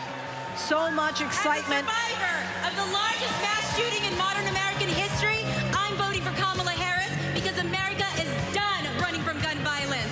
No more pretending books are more dangerous to second graders than assault rifles. No more stolen lives. No more silent streams. No more shattered families. As Vice President, she helped pass the nation's first significant gun safety law in 30 years.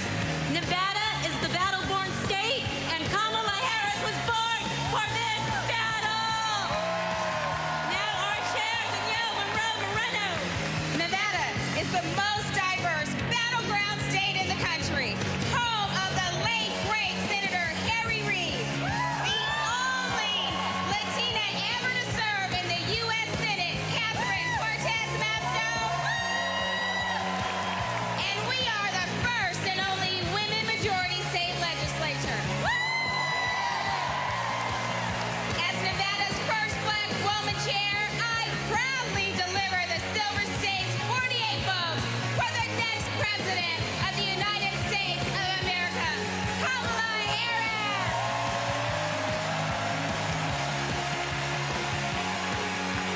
Each state talking about a little state pride, state history, who's homegrown, just a small town boy here. New Hampshire. How do you cast your votes? Good evening. My name is Joanne Dowdell from the great state home of the nation's first primary, New Hampshire, where we stand granite strong. We are so proud of the many women throughout our state committed to building a future of opportunity and trailblazing the way for all of us. And now it is my pleasure to introduce our youngest delegate, Aliana Hope Manzour.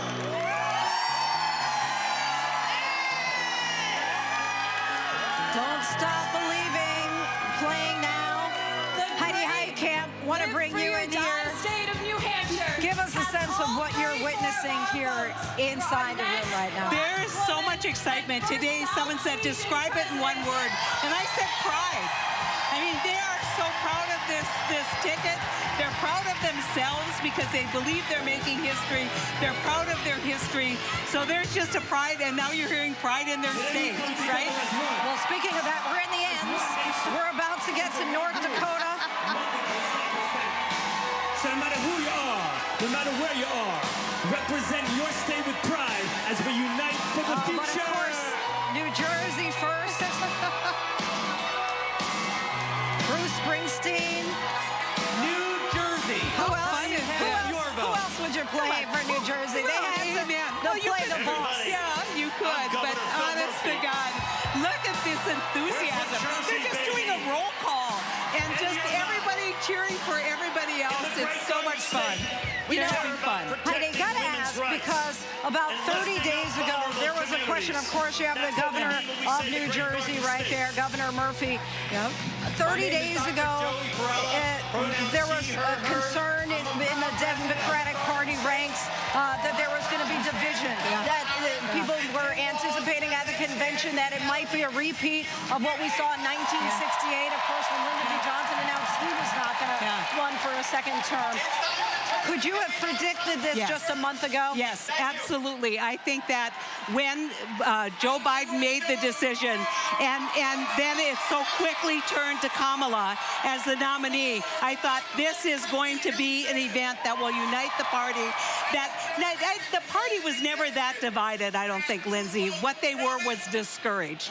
Discouraged that they weren't going to win, nervous about a second Trump presidency. And they basically said, what can we do? What can we do? And now they were given an opportunity to win, an opportunity to advance good ideas. Listen to this. I mean, they're so excited. And so I kind of challenged this idea that we were divided. I think we were concerned.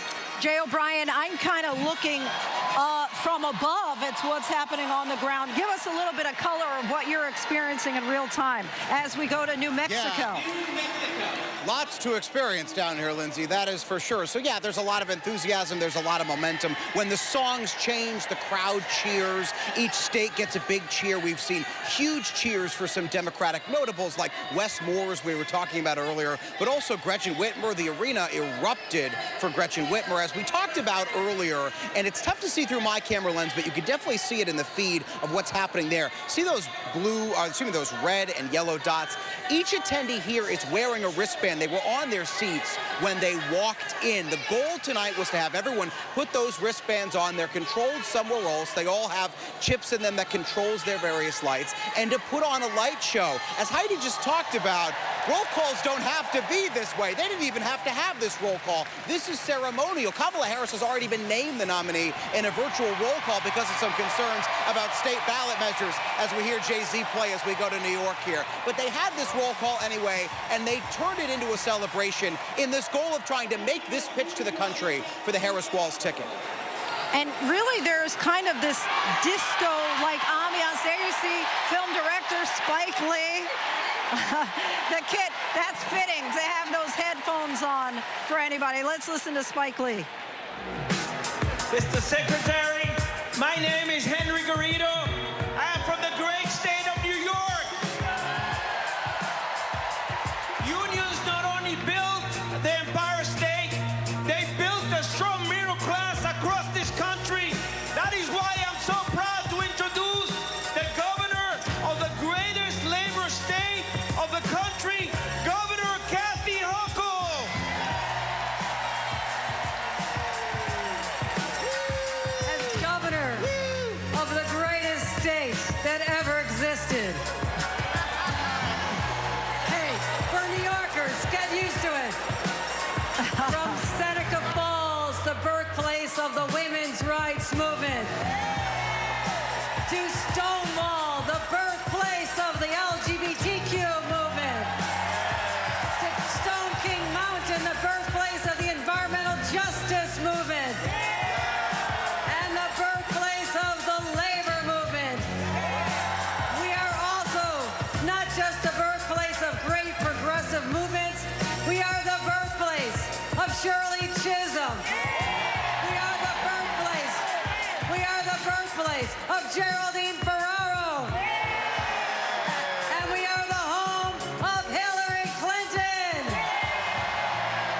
And that's why, as the first woman governor of New York, I am so proud to cast 298 votes to make Kamala Harris the first female president of the United States of America.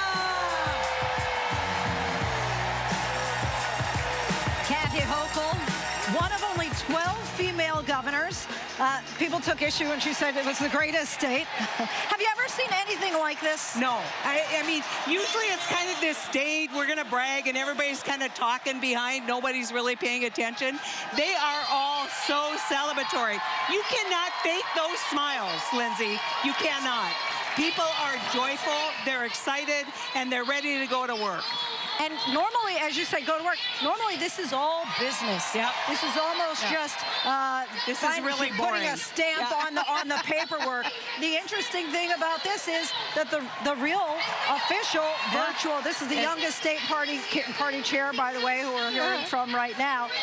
But normally, this actually goes from the presumptive nominee to the official party nominee. We know that happened during the first week of August, where she became the official party nominee.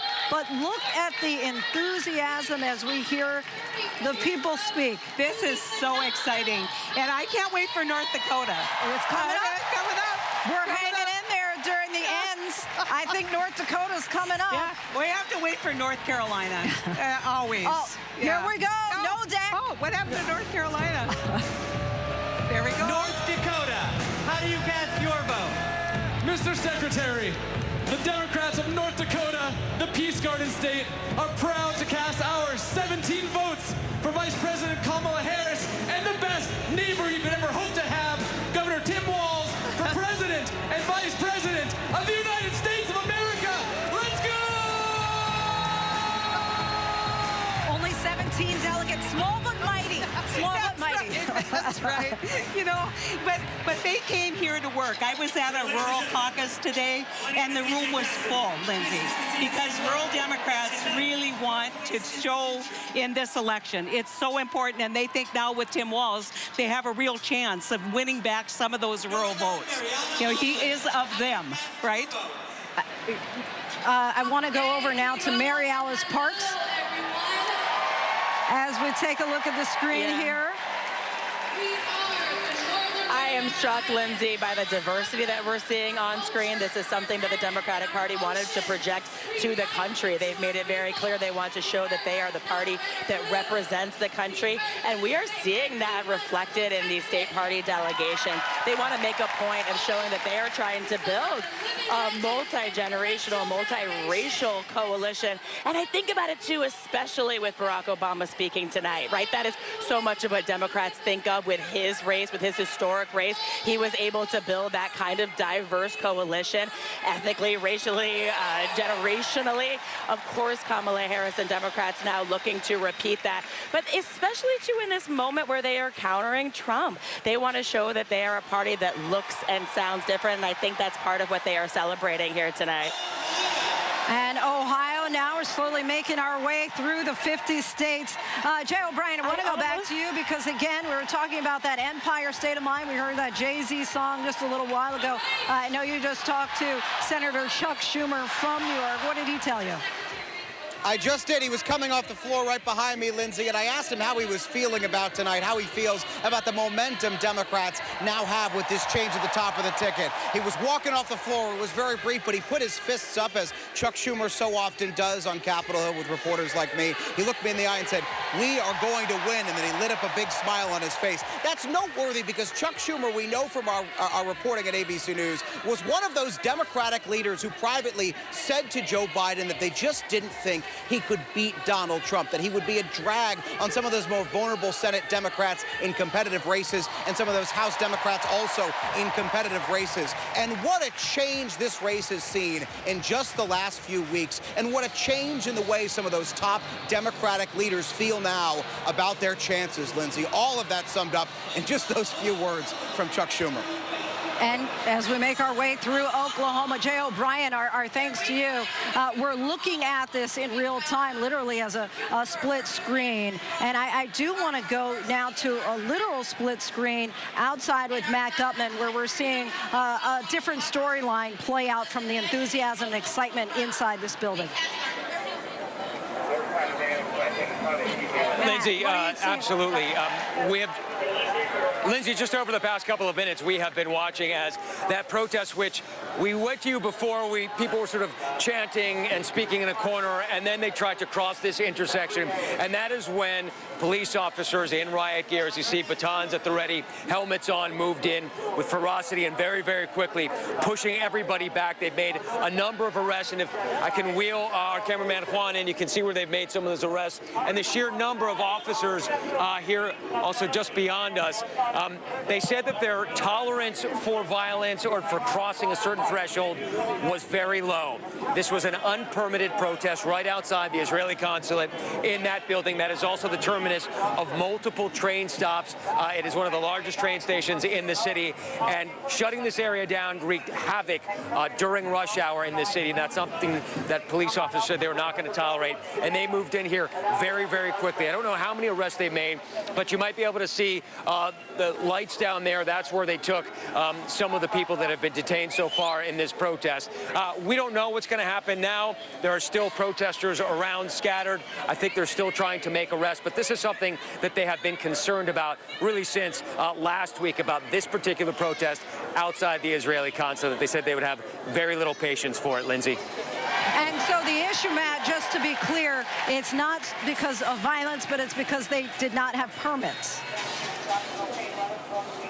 I think it's a little bit of both. I think that they began marching, and once they crossed, we don't actually know what the specific threshold was. We just know that as soon as they reached this intersection, the police moved in with enormous numbers shutting it down. So I don't exactly know why they did it. We didn't see violence, but once they moved into this intersection and there was that friction between protesters and police officers, we did see the protesters use their wooden placards and sticks to hit the officers, and that's when they just clamped down entirely here, Lindsay. All right, Matt Gutman, thank you so much. We'll continue to check on the temperature out there with the protesters as we look inside Pennsylvania, which has been deemed must-win for Kamala Harris and Tim Walz. Let's listen in. Just talked to Governor Shapiro a little while ago. For the opportunity to lead my city.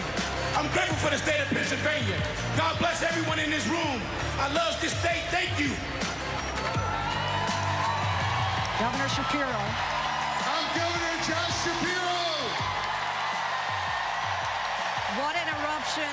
The proud governor of the Commonwealth of Pennsylvania, the birthplace of democracy, the birthplace of freedom, the greatest Commonwealth of all. And together, Pennsylvania cast 178 votes for the next Madam President of the United States, Kamala Harris, and Vice President Tim Walz.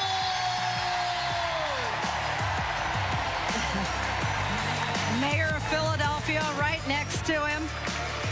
178 delegates from Pennsylvania must win, as you say. Just critical that they spend a lot of time in Pennsylvania. Trump is spending a lot of time in Pennsylvania because that's how important it is. We saw the vice president there as well as the former president this weekend in Pennsylvania. Both sides want to get the Keystone State. Puerto Rico up right now. Puerto Rico. He's saying the translation for the first woman. First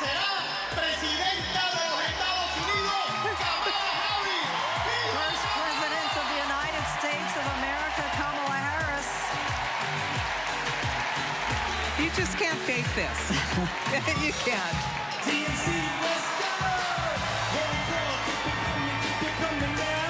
Roll call, keep it coming, keep it coming now. Roll call, keep it coming, keep it coming now.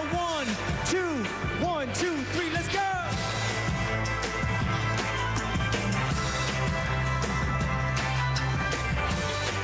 Rhode Island, how do you cast your vote? I am Joe Shekarchi, Speaker of the Rhode Island House. We are the smallest state, but we have the biggest ideas. Home to the nation's first wind farm and a historic act on climate, we continue leading the way on sustainability and housing. The deep blue ocean state is proud to cast 1 vote present and 34 ballots for the next president of the United States, Kamala Harris.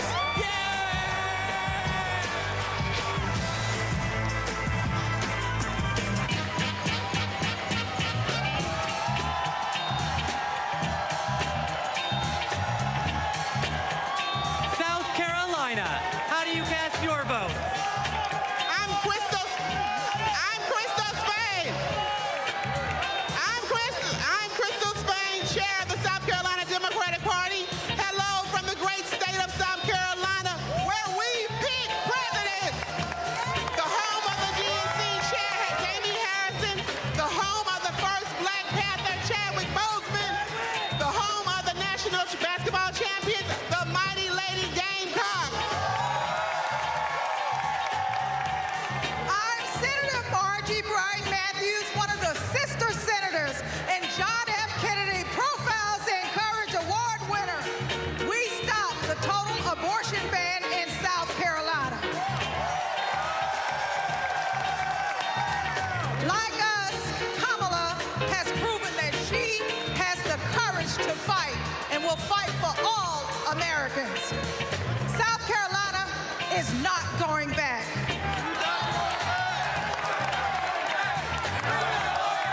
We're going forward on reproductive rights. We're going forward on voting rights. We're going forward against hate crimes. Forward with a prosecutor and not a crook. That's why we are proud to cast our 65 delegates for Kamala Harris. ¡Sí se puede!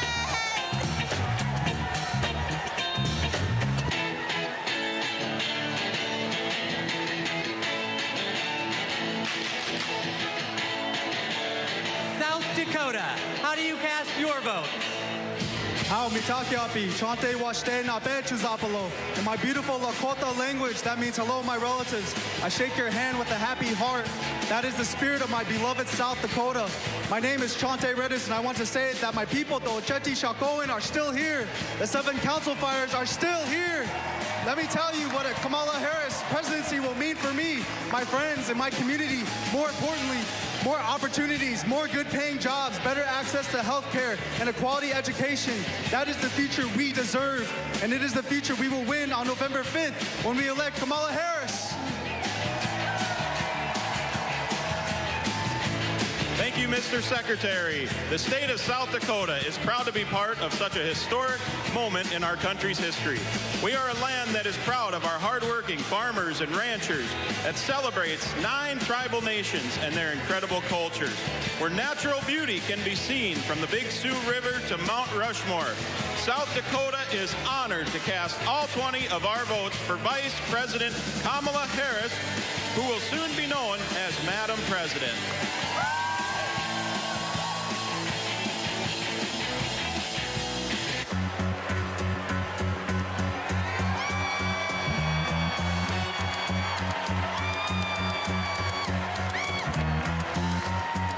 Tennessee, how do you cast your vote? Mr. Secretary, the great state of Tennessee, birthplace of rock and roll, hometown to the blues, the home of 7 HBCUs, and the state that gave women the right to vote. From the bluffs of Memphis to the peaks of Mountain City, the movement for justice rooted in love in Tennessee is still strong. It is a movement where kids are free from gun violence, a movement where women have the right to choose, a movement where working people get access to economic opportunity. Well, Dolly Parton there. We want to turn now to our Selena Wang and Jay O'Brien for some final thoughts. Selena and Jay, certainly one heck of a celebration here as we have this roll call tonight. Clearly the party wants to show they are all in for Kamala Harris. Selena, let's start with you. How is this invigorating the Harris team? And Jay, tell us what you're seeing as well. Well, Linsey, I'm just told from the campaign that there are more than 15,000 people here in Milwaukee. What this campaign wants to build is more than just a campaign, but a movement. They want to position the Harris Walz ticket as a movement for change. Harris as a change candidate. Governor Walz there up on that stage said they're fighting for the future, that they're running a campaign on joy, while they claim the Trump campaign is running on fear. So this is an entirely transformed Democratic Party that is really reflected in the energy and the roll call and the really party vibe and happiness and excitement throughout the day. Linsey, talking to voters, something I keep on hearing over and over again is the word hope. Many of the voters here telling me that for the first time, they feel this kind of excitement that they haven't felt since Obama, since when Obama ran. And Obama, of course, was a change candidate who led a cultural movement. The Harris team, they want to recreate that. Yeah, and the other thing that we can pick up on here down on the floor is this sense of momentum and this sense of unity. Democrats so often say that their unity is their strength, and we've seen Democrats come together around Kamala Harris as their nominee. In the last few weeks, don't forget this race has turned on a dime, Linsey. In just the last few weeks, it's been less than a month that President Biden dropped off the ticket under that pressure from top party leaders in the Democratic Party who just didn't think that he could beat former President Trump. He steps off the ticket. He immediately endorses Vice President Harris. And one of the things we started to hear from Democrats really in that moment is that they believed it was time to coalesce around the vice president. This was a party that was fractious just about over a month ago, that was fighting with itself, that had some Democrats coming out publicly calling on the leader of the party to step aside. And instead what we saw was unity coming together in this Democratic Party, Linsey. Let's listen in to the convention hall now as the roll call continues.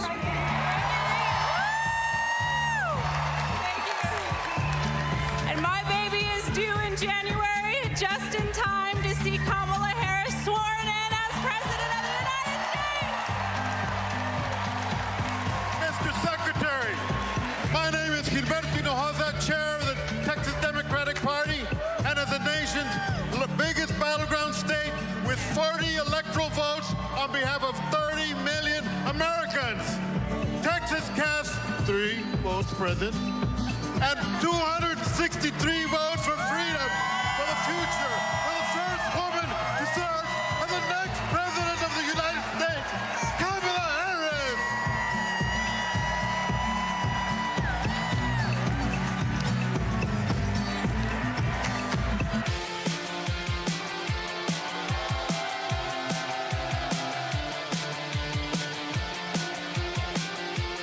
Utah, how do you cast your vote? Utah, home of 8 tribal nations, the crossroads of the West, the Beehive State, the host of the 2034 Winter Olympics, the youngest and fastest growing state in the nation, and the next battleground state. Mr. Secretary, we proudly cast 34 votes for Vice President Kamala Harris!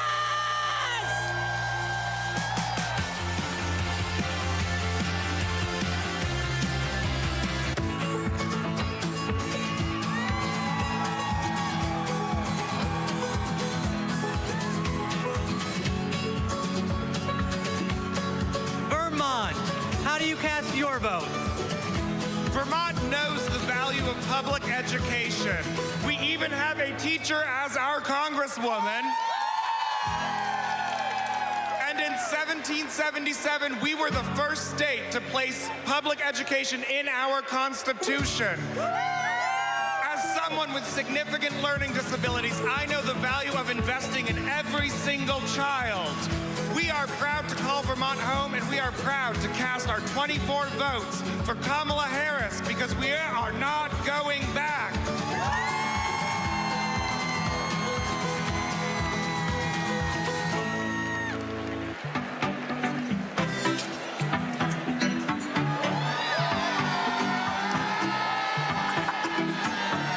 The U.S. Virgin Islands, how do you cast your vote? Mr. Secretary, we are proud to call the Virgin Islands of the United States our home, a place of resistance and freedom, home of Alexander Hamilton, the first slave rebellion in the Western Hemisphere, the Fireburn Queens. We are proud to celebrate a nominee of Caribbean heritage. From America's Caribbean, the place where the sun rises first in America, from the place of great liberty and the vacation home of President Joe Biden, the Virgin Islanders are strong, resilient, and committed to and passionate to vote for the next President of the United States. All 13 votes to Kamala Harris!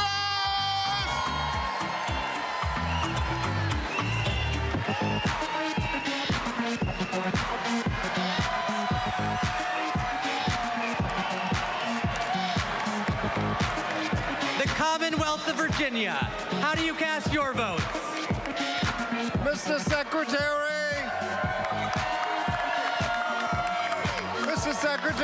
the Commonwealth of Virginia is proudly represented by Senator Mark Warner and Senator Tim Kaine, majorities in the House of Representatives, with 6 hardworking Congress members and majorities in the General Assembly. We also are proud to be represented by 25,000 hardworking, mostly union workers who build freedom. By building aircraft carriers and submarines. Senator Warner. Virginia, where this year we're going to return Tim Kaine to the United States Senate. Our Commonwealth of Virginia is proud to cast all 119 votes for the next president, Kamala Harris.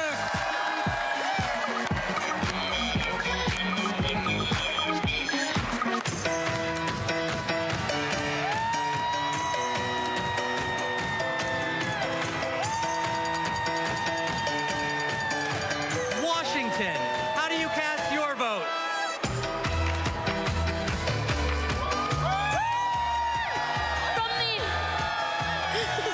From the amber waves of grain and verdant origins of eastern Washington to the iconic waters of the Salish Sea, Washington stands proud as a part of the Blue Walls. I, the first South Asian woman leading a state party, am honored to pledge 9 votes present and a lucky 101 votes for Vice President Kamala Davy Harris.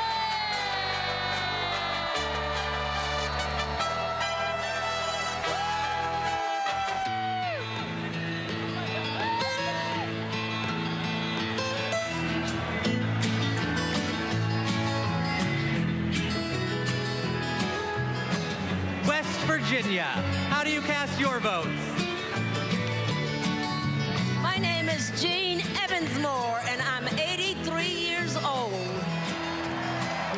And as such, I am the oldest of the delegates in West Virginia. Most 83-year-olds that I know are spending time with their grandchildren or traveling. But I'm here, suited up and ready to battle.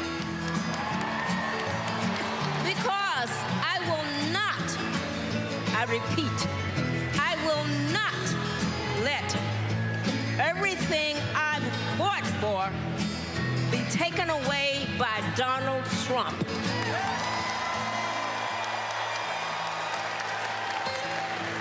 My name is Catherine Prather. I am 18 years old, and I am the youngest delegate from West Virginia. I'm suited up and ready for battle because I will not let my freedoms and my future be taken away by Donald Trump. Tonight, night 2 of the Democratic National Convention right here in Chicago. Former President Barack Obama and former First Lady Michelle Obama center stage in their hometown, making the case tonight for Kamala Harris. At the same time, Vice President Harris and her running mate Governor Tim Walz are campaigning right now in Milwaukee. Thousands of supporters filling the convention center where Donald Trump held his convention just weeks ago. Tonight, from Chicago to Milwaukee, our live coverage of the Democratic National Convention starts right now. This is an ABC News Live special. When we fight, we win. The torch has been passed. And right now, Barack Obama and Michelle Obama take center stage to make the case for Kamala Harris and Tim Walz in the race for the White House. The Democratic National Convention, live from Chicago. Now reporting, David Muir. You're looking live at the convention center right here in Chicago. Another packed hall again tonight. on night 2 of the convention here. There we are in the ABC News broadcast booth. Good evening, everyone. Thanks for joining us on this busy second night of the Democratic National Convention right here in Chicago. Night 2 already in high gear, while thousands of supporters are right here inside the United Center tonight. Vice President Kamala Harris and her running mate, Governor Tim Walz, are holding a campaign rally in Milwaukee at this hour, the key battleground, of course, of Wisconsin. Here in the convention hall in Chicago, the Democratic Party will be rolling out 2 of its biggest stars tonight, former President Barack Obama and former First Lady Michelle Obama. They have been actively working with Harris and the campaign, offering support, advice, trying to energize young voters across this country. They will make the case tonight for their friend of 20 years, Kamala Harris, and send the message that they believe she is now the one to carry hope and change forward in this country. It's the message then State Senator Obama delivered when he burst onto the scene as the keynote speaker at the 2004 DNC in Boston. Mr. and Mrs. Obama will take the stage just 24 hours after President Biden passed the torch to Vice President Harris in front of the country in a deeply personal address, saying he loves his job, but that he loves his country more. At this hour, the delegates are holding a ceremonial roll call vote nominating Vice President Harris and Governor Walz as the presidential and vice presidential nominees. Of course, the official nomination took place during a virtual roll call earlier this month. And while all of this is happening here in Chicago and Milwaukee, Donald Trump is counter-programming the Democratic Convention with campaign events in key swing states all this week. Trump appearing today in Michigan, talking about crime and making an appeal to suburban women across this country. Running mate J.D. Vance campaigning in Wisconsin. And one more note about tonight, the DNC says it started things a little earlier today and pared down the lineup after opening night, went into the early hours of the morning in the East. But who's counting, right? We were all here till past midnight last night. So the Obamas are set to be here a short time from now in prime time right in front of America. So let's get right to our powerhouse political team. John, Lindsay, Mary, Martha. We've got Rick Klein, our political director here, Rachel Scott, Terry Moran down on the floor of the hall. And this virtual roll call that made it official, and now the ceremonial roll call inside the convention center. But Lindsay, you and I were talking just before we came on tonight. What a split screen they have planned tonight. The Obamas here in Chicago, but Vice President Harris in Milwaukee in the same convention hall where Donald Trump was just weeks ago. She's leaving her own party to go out on the campaign trail. And so I think that that's how seriously she's taking to heart the idea that she's saying we're the underdogs, that she is still working in the midst of this festive environment to go onto the campaign trail. If you look at the state of Wisconsin in particular, this is a state that Joe Biden won in 2020 by about 20,000 votes. In 2016, Donald Trump won it by a similar margin. Both campaigns did you want to jump in there? No, I don't. Wisconsin very close to making a very solid point about Kamala Harris. That's why she's there. But let's listen, because history being made here on the floor in Chicago, moments away from getting to California. Let's listen. Governor of our state, he still found time to attend my brother's funeral. Mr. Walz means the world to my family. He's always been there for us, and that's how I know he'll always be there for you as vice president.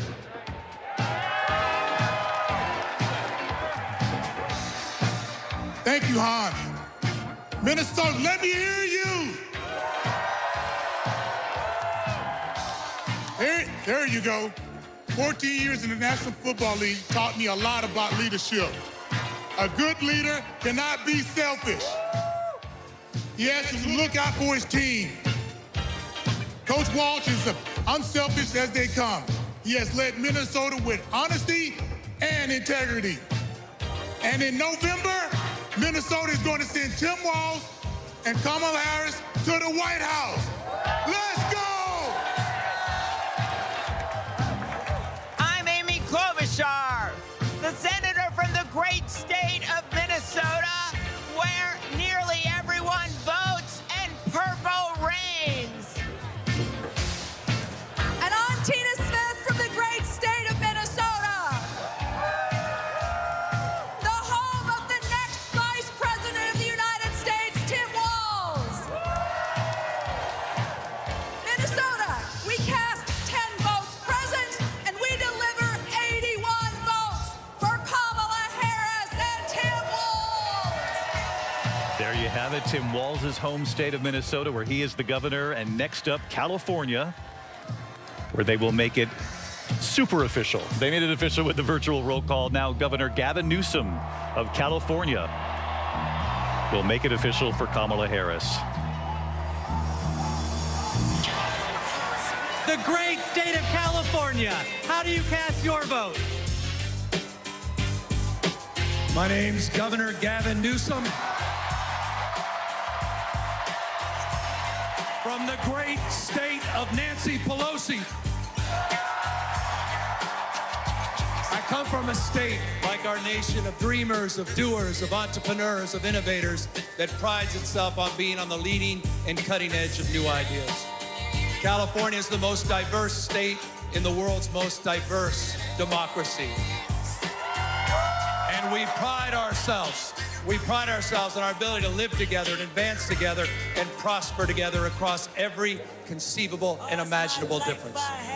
But the thing we pride ourselves most on is that we believe the future happens in California first.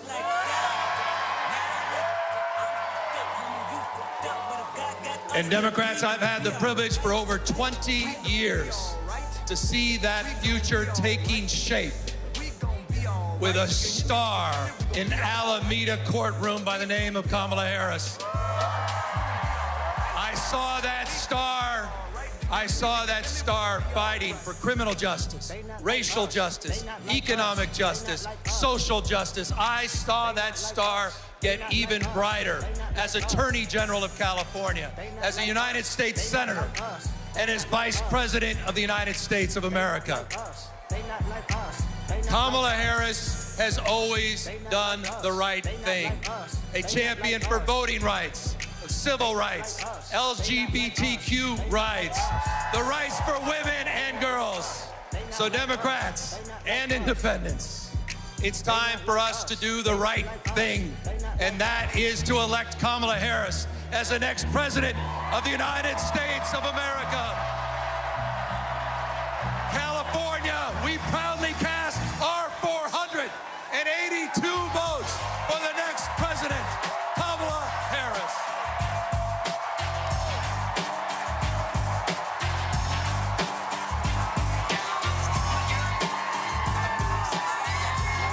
We're watching some of these watch parties from Minnesota, the home of Tim Walz, where he is governor, from California as well, where Kamala Harris served as Attorney General and as a senator. To everyone who participated And as in they our thank the celebratory audience roll here in the call. convention hall for this roll call, that, please as I know joked how earlier, made it critical super our due official, process Mary Bruce, both because now they had the virtual and roll call earlier leading this up to month tonight. when we conducted our But it's virtual quite roll striking call. that Kamala Harris is not here. She's actually in the key battleground of Wisconsin right now. It is a rare and unusual move, as Linsey was saying, to leave your own party like this. But she is, in fact, in the key battleground state. She's having this huge rally. We've seen thousands of people lining up to get into that event space in Milwaukee. Of course, the same site where Donald Trump held his convention just a little over a month ago. And there she is now taking this stage. It is a chance for her to reach those critical voters and, of course, perhaps take a jab at Donald Trump to show him that she can fill not only this arena, but also that one too, David. Yeah, trying to flex some muscle here when it comes to crowd size, which we've heard a lot about in this campaign, really from both sides at this point. And there she is. John, do you remember a time in recent memory when the nominee has gone out to the battleground and they've sort of beamed them in live pictures of both things happening at once? And I gather we could hear from the vice president here momentarily. Yeah, I really haven't, David. And it's just striking that they're doing it at the site of the Republican convention. She is demonstrating to Donald Trump, who is more obsessed with crowd size than anybody has ever walked the earth, that she can fill 2 convention halls. And also, there's a bit of a message here that it's Wisconsin, because Wisconsin is the state that Hillary Clinton famously was caught by surprise by losing. They thought they were going to, there she is.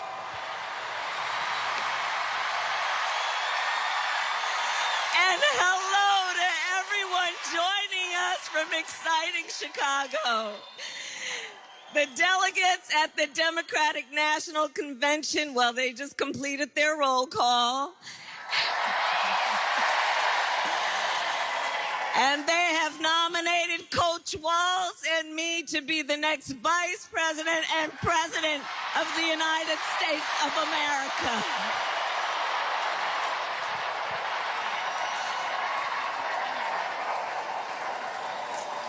And I thank everyone there and here for believing in what we can do together. We are so honored to be your nominees. This is a people-powered campaign, and together we will chart a new way forward.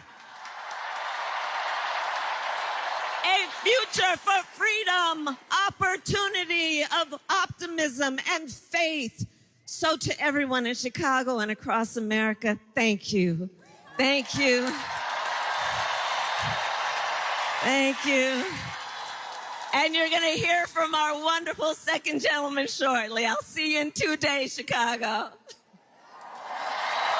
We have it, Vice President Kamala Harris. She is in Milwaukee. She's in Wisconsin, the key battleground in the very convention center where Donald Trump held his convention just a couple of weeks back. Martha Raddatz, you've been traveling through the battlegrounds in recent days, actually, talking to voters out there.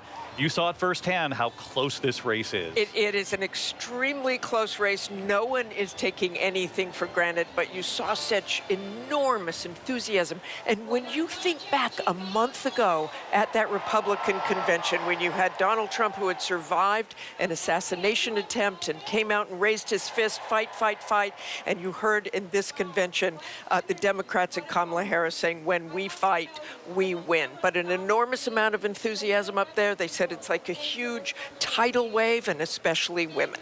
So, Martha, we're looking live pictures right now. This is obviously the vice president in Milwaukee. This is sort of an extraordinary moment, at least in modern political times, to watch as her convention plays out in Chicago. She's out there in one of the battlegrounds. Her running mate right there behind her, Governor Walz, of course. Let's go down to the floor, though, here in Chicago. As you're looking at Milwaukee, we'll go down to Rachel Scott here in Chicago. Rachel, what did they make when they saw the vice president up on screen? It was sort of like, you know, a typical live shot from Rachel Scott out in the battlegrounds, only this time it was Kamala Harris. Yeah, it was. I mean, I don't think we've ever seen anything like that on the convention floor, to have the vice president, the Democratic nominee, really beaming in here. Everybody was on their feet. And look, the delegates that I talked to here said that they really like this approach from Vice President Kamala Harris. It shows that even though she has the momentum, she still sees herself as the underdog in this race, David. And the roll call itself, Rachel, we know it was already official because of the virtual roll call, which was sort of one of the extraordinary dominoes to fall into place in the last 31 days since President Biden dropped out of the race. But to have that all sort of taken care of before they even got to the convention, to make sure that this was a clean, unified convention, that they were rallying behind their candidate in Vice President Kamala Harris, really turned this version of the roll call into somewhat of a party down there. It was really a dance party. I can tell you, little John made his way down this aisle not too long before we came on the air, David. It turned into quite the dance party here on the convention floor, and really a sigh of relief for so many delegates and so many Democrats who were concerned that after President Biden dropped out of the race, they had some concerns about whether or not this party was going to unify behind Vice President Kamala Harris. But that is exactly what is happening here tonight, David. Rachel Scott, thank you. We'll be checking back in with you throughout the evening. Terry Moran also on the floor. Terry, what do you make from your vantage point? Just the ecstasy that just happened. I've seen a lot of roll calls. I've never seen anything like that. I'd tell you it was the best party I've been to in a while, but I don't go to many parties. It was the best party they had. And the significance of that is the energy that they will need to fight. I talked to a lot of delegates, and they say the same thing. Yes, this is a great time, but we got to go back into the trenches and carry this into the ground game, into raising money in order to win what they know is going to be a fiercely fought election. Terry, you're a veteran political reporter. You know that when you look at the national horse race numbers, Kamala Harris does have momentum in recent weeks, up in some of the polls 3-4 points, but within or barely just outside the margin of error by a point or so. But it's really, and we say this over and over again, about the key battleground states. Some momentum there. She's doing better than President Biden was just 4 weeks ago. But if you look at those numbers today, it shows that, you know, sort of a flip of the coin if we were going to go to the polls today. Absolutely. And what's going to be decisive, not just the key battleground states, the key issues, the economy, inflation, immigration. These next couple of days will define Kamala Harris for most of American voters when she gets up and describes her vision on those issues. She's behind on the economy and inflation and immigration right now. She's doing better, but she's an unknown quantity. This is the opportunity for Democrats and for her to define herself in a way that can catch up with Donald Trump's advantage on those issues.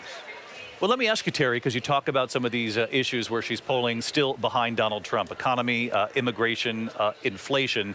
and the fact she's still seeing this momentum, how much does that say about the electorate as a whole not wanting to see this sort of Biden-Trump rematch that we were all headed towards as of just a month ago?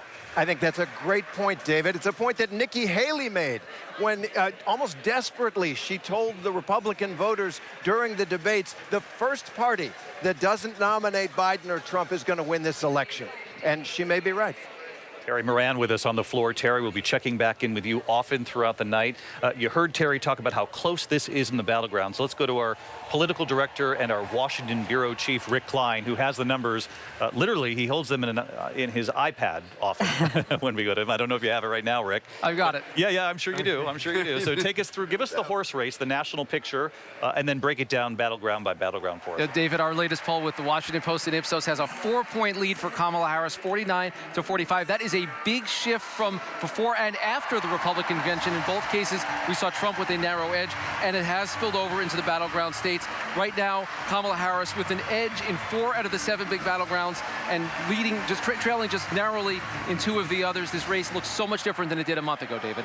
Senate Majority Leader Chuck Schumer up on the stage. Rick, thank you. Let's listen to the Majority Leader. Now, just let me hear you if you're ready for President Kamala Harris. Friends, we're here to talk about one thing, tomorrow, and building a better tomorrow for all Americans. This November, we can choose a brighter, a fairer, a freer future, or we can relive the dark night of Trump's American carnage. Only one candidate will move America forward, Kamala Harris. Vice President Harris has been the best partner Senate Democrats could ever have asked for. Under her and President Biden's leadership, Senate Democrats lowered prescription drug prices and created millions of good-paying American jobs. I worked with Kamala Harris when she was Senator Harris. I saw a leader who was fearless, who stood up for middle-class families like the one she was raised in, who focused on things that really mattered. Helping parents raise their kids, safe neighborhoods, safe schools, and building an opportunity economy that gives everyone a shot at the American dream. She will lead America forward into a brighter future, but she can't do it alone. She needs a Democratic majority in the Senate of the United States. Now, my friends, 2 years ago, the naysayers said Senate Democrats stood no chance in the midterms. I told them, just you wait. We're going to keep the Senate and maybe pick up a seat or 2, and that's exactly what happened. Well, ladies and gentlemen, my good friends at this convention, I am telling all of you now, we're going to hold the Senate again, and we're poised to pick up seats.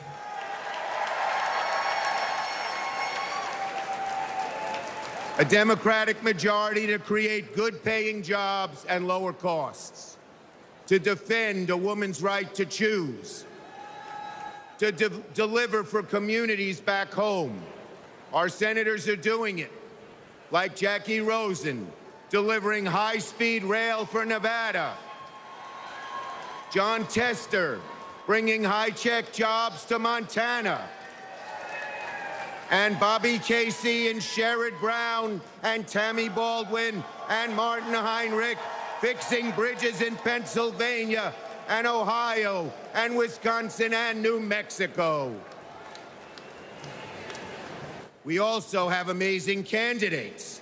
Ruben Gallego, Angela Alsobrooks, Andy Kim, Alyssa Slotkin, Lisa Blunt, Rochester, Colin Allred, Debbie Mucarsel-Powell. And folks, listen to this. More than half of our candidates are candidates of color. We're making the Senate look like America. Now let's compare that with Senate Republicans. Senate Republicans pretend to care about middle-class families, but they voted no on expanding the child tax credit, and J.D. Vance didn't even show up to vote. Senate Republicans pretend to care about the border, but they voted no on the strongest border bill in a decade. Republicans tend to care about freedom, but they voted no on a woman's right to choose. No to safeguard IVF. No to birth control. That is just a taste of their extreme agenda. Is that what we want for America? Do we want a Republican Senate that assaults reproductive freedoms? Do we want a Republican Senate that cuts taxes for the rich, rigs the game for big oil and big pharma? Well, folks, the choice is ours. Now, let me close on a personal note. As the highest-ranking Jewish elected official in American history, I want my grandkids and all grandkids to never, never face discrimination because of who they are. But Donald Trump, this is a guy who peddles anti-Semitic stereotypes. He even invited a white supremacist to Mar-a-Lago. And unfortunately, his prejudice goes in all directions. He fuels Islamophobia and issued a Muslim ban as president.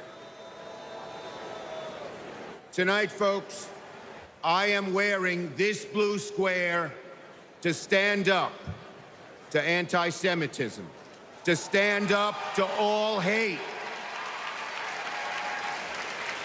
Our children, our grandchildren, no matter their race, no matter their creed, their gender or family, deserve better than Donald Trump's American carnage.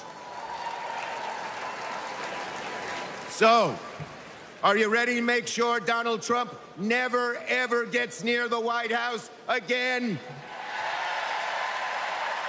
So let's elect Kamala Harris, Tim Walz, and a Democratic majority in the Senate and keep the torch of freedom burning bright for generations to come. On to victory in November. There you have it, Senate Majority Leader Chuck Schumer. Just going to point this out. It's sort of extraordinary when you think about this, John. It was just July 13th. It's now August 20th. That's, what, 4.5 weeks ago? Chuck Schumer was in Rehoboth, Delaware, talking to President Biden. And remember, he came out and he said something along the lines of, "We had a good meeting," and that was all he said.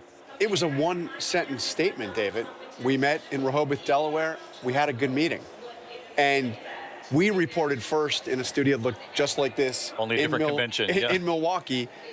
We were first to report that the conversation was, in fact, a very serious and blunt conversation where Chuck Schumer made the case to Joe Biden that he believed he was headed towards a loss and potentially something that would hurt Democratic candidates for Senate and for the House, and that it would be best for Biden himself, best for the Democratic Party, and best for the country if he decided to bow out of the race. It was a decisive moment. The reason why it flew completely under the radar until we reported it, I believe it was 2 days after the meeting, is the meeting actually happened the day that Donald Trump was shot in Pennsylvania. But an incredible moment and a very important moment leading to ultimately what would happen, which is Biden stepping down. Schumer was one of the few people that Joe Biden would listen to. I think that the most important voice, though, was the one you saw in that California delegation celebrating as the official roll call, Nancy Pelosi.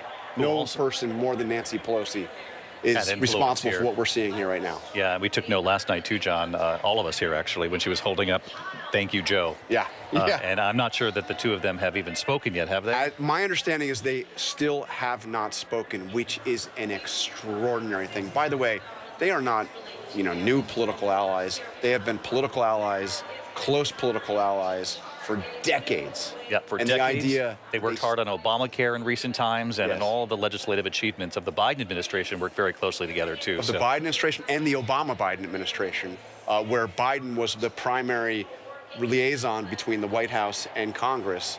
I mean, Nancy Pelosi has her fingerprints on all of those accomplishments. Terry Moran, I want to come down to the floor because Senator Bernie Sanders is about to speak. Remember 2016, the Bernie Bros in the convention hall. Again, the Democrats have learned something there, too. This is a unified Democratic Party. There aren't holdouts this time around. And that makes all the difference, no question about it, David. Parties that are divided basically lose elections. This party has come together. They look at Bernie Sanders and they remember that, and they remember how that party came apart and how they want to make sure that his ideas, some of them of which Kamala Harris is adopting, become part of them going forward together. Thank you, Terry. Let's listen. Senator Sanders. Tonight, because we're laying the groundwork for Kamala Harris to become our next president. And let me tell you why that is so important.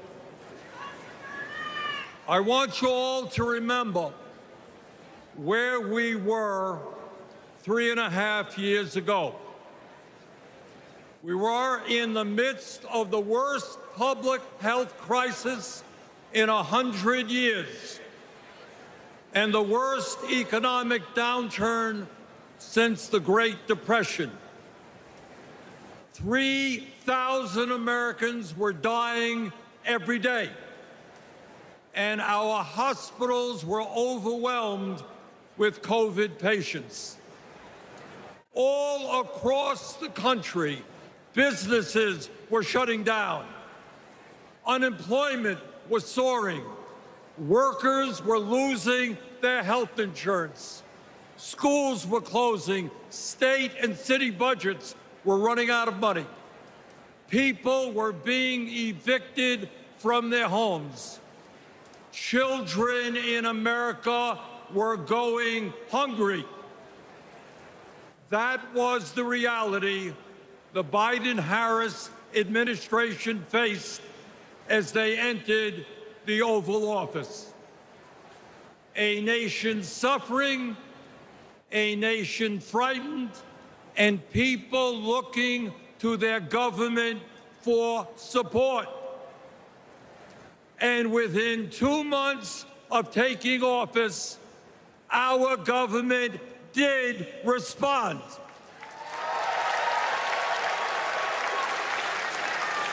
We passed the American Rescue Plan, which provided $1,400 for every man, woman, and child in the working class. We extended and expanded benefits for the unemployed. We provided emergency assistance for small businesses to stay open. We guaranteed health care coverage to tens of millions of Americans through one of the largest expansions of Medicaid in history. We provided rent relief and mortgage assistance, which prevented tenants and homeowners from being evicted. We established emergency food programs for hungry children and the elderly, and protected the pensions of millions of union workers and retirees from being slashed by up to 65%.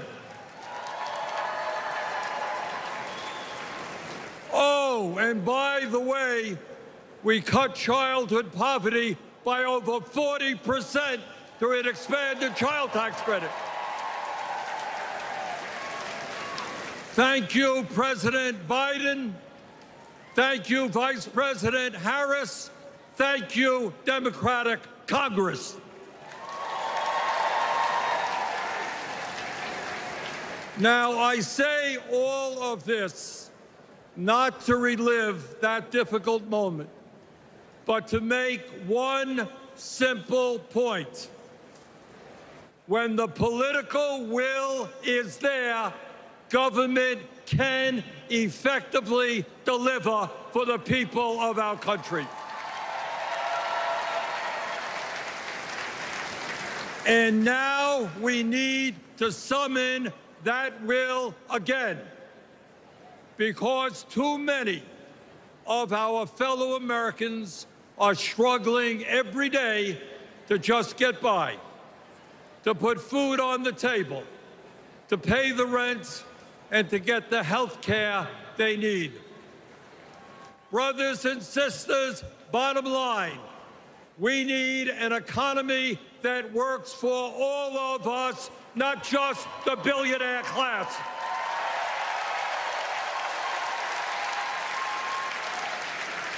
My fellow Americans, when 60% of our people live paycheck to paycheck, the top 1% have never, ever had it so good. And these oligarchs tell us we shouldn't tax the rich. The oligarchs tell us we shouldn't take on price gouging. We shouldn't expand Medicare to cover dental, hearing, and vision. And we shouldn't increase Social Security benefits for struggling seniors. Well, I've got some bad news for them.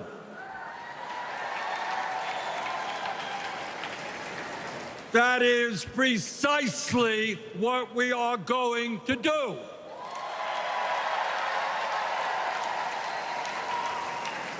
And we're going to win this struggle because this is precisely what the American people want from their government. And my friends, at the very top of that to-do list is the need to get big money out of our political process.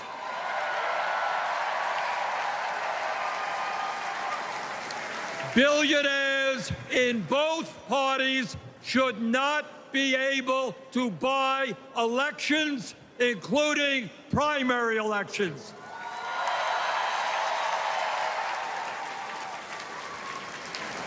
For the sake of our democracy, we must overturn the disastrous Citizens United Supreme Court decision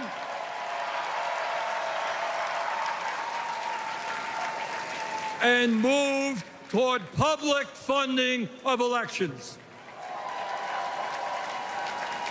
And let me tell you what else we must do. We need to join the rest of the industrialized world and guarantee health care to all people as a human right, not a privilege. We need to raise the minimum wage to a living wage. We need to pass the PRO Act so that workers can organize in unions and gain the decent pay and benefits they deserve. We need to strengthen public education, raise teachers' salaries, and make sure that every American, regardless of income, receives the higher education he or she needs. We need to take on Big Pharma and cut our prescription drug cost in half so that we no longer pay any more than other countries. Joe and Kamala made sure that no senior in America pays over $35 a month for insulin. We need to make sure that reality is true for every American. I look forward to working with Kamala and Tim to pass this agenda. And let us be very clear. This is not a radical agenda. But let me tell you what a radical agenda is. And that is Trump's Project 2025. At a time of massive income and wealth inequality, giving more tax breaks to billionaires is radical. Putting forth budgets to cut Social Security, Medicare, and Medicaid is radical. Letting polluters destroy our planet is radical. And my friends, we won't let that happen.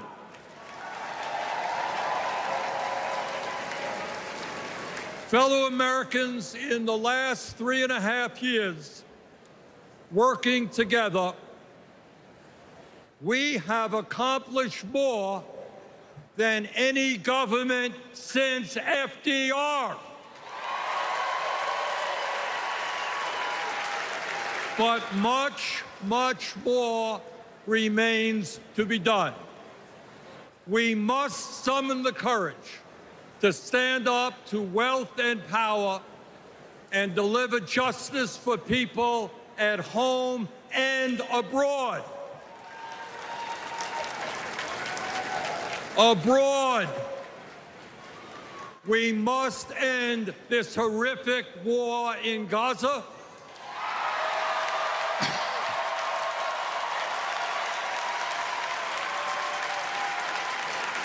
Bring home the hostages and demand an immediate ceasefire.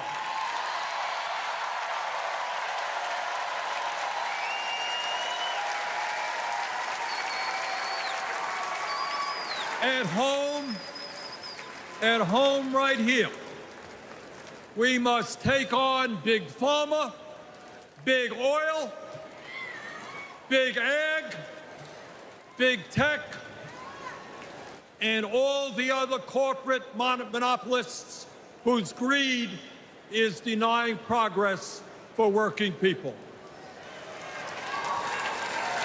On November 5th, let us elect Kamala Harris as our president, and let us go forward to create the nation we know we can become. Thank you all very much. Senator Bernie Sanders of Vermont. And Linsey, you spoke with him after President Biden bowed out. 82 years old, seeking re-election, still a pip, as some might say. And you had a chance to talk to him in the days right after Joe Biden stepped aside. He was slower to endorse Kamala Harris, said that he wanted to hear first her policies with regard to standing up to corporate greed. Of course, he has endorsed her. Governor J.B. Pritzker of Illinois here. He was on the short list for a little while there, potential running mate. This is his state. Fellow Democrats, welcome to Chicago. We're a great American city in a proud blue state. Our patriotism was formed in frost and in fire, and in the steel we forged to survive both. Our love of country has been a tapestry of faith that weaves from Abraham Lincoln reuniting a house divided to Barack Obama declaring blue states and red states make one United States.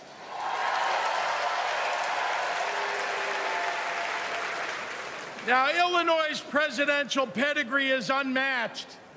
And given that Vice President Kamala Harris spent some of her early life right here, I speak for the entire Illinois delegation when I say we claim her too.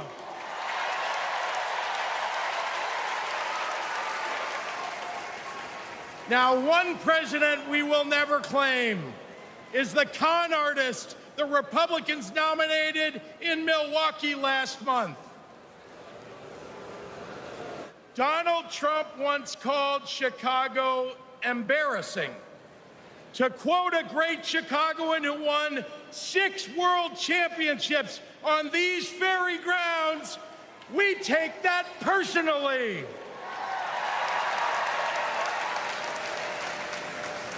I had to govern for 2 years while Trump was president. Let me tell you what's embarrassing. In Illinois, we passed a massive bill to fix our roads and bridges. When Donald Trump proposed his own plan, he turned right around and called it stupid. We eliminated the grocery tax. Donald hasn't been in a grocery store since his first bankruptcy. Illinois invested in clean energy and the jobs it brings. Donald claimed that windmills in the ocean made the whales a little batty. During COVID, we supported small businesses and jobs. And Donald, well, Donald told us to inject bleach. Donald Trump thinks that we should trust him on the economy because he claims to be very rich. But take it from an actual billionaire.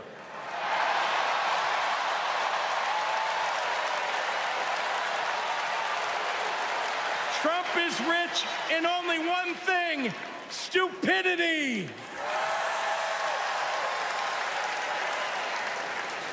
Now, I meet with business leaders all the time, and there's one universal thing they all need: people. They need more workers to fill all the jobs they have.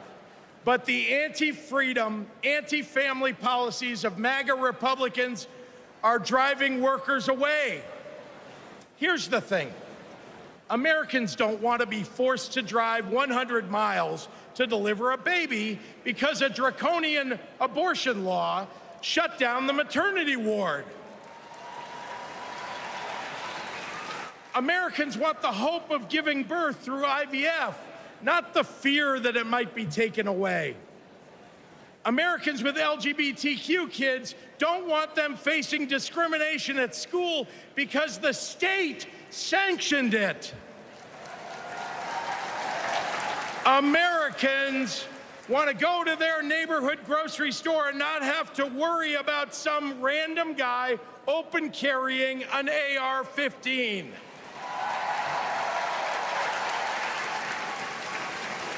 Americans don't want their kids to be taught in history class that slavery was a jobs program.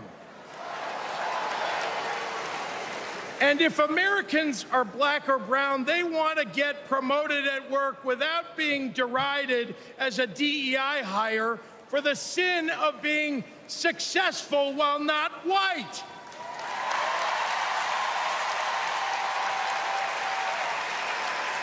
Let's be clear.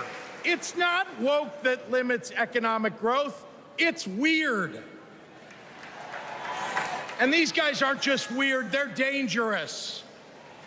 Democrats are for lower taxes and higher wages, less inflation and more business growth. We just think it's wrong to craft those policies for Elon Musk and not for everyday working people. That includes a secure retirement and good health care. We think the government should help you prosper, not police who you're sleeping with.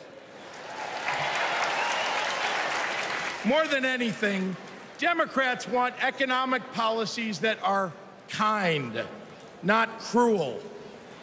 But Trump chooses cruelty every time. After all, everything he's achieved in his own life has been by hurting someone else. Kamala Harris and Tim Walz, well, they've spent their lives lifting people up, not pushing them down. They know that a White House that leads with kindness looks at someone who is struggling and sees not what they might cost society, but what they might create for it. Americans want policies that give every American a chance to make it to the middle class. They want to grow small businesses, and Democrats want to cut taxes for everyday people. More than anything, Kamala Harris and Tim Walz want a country where we can all live with a little serenity. The serenity that comes with a balanced checkbook, an affordable grocery bill, and a housing market that has room for everyone. And if there's one thing I know about Donald Trump, he's not bringing anyone any kind of serenity. We have a choice, America, between the man who left our country a total mess and the woman who has spent 4 years cleaning it up.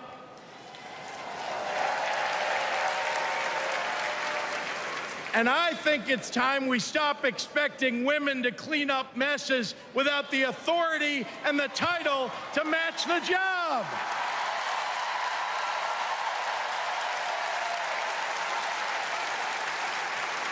Vice President was a good title for Kamala Harris, but you know an even better one? President of the United States of America. Let's go get him! J.B. Pritzker of Illinois saying they claim Kamala Harris here as well. John Carl, he said, take it from a real billionaire.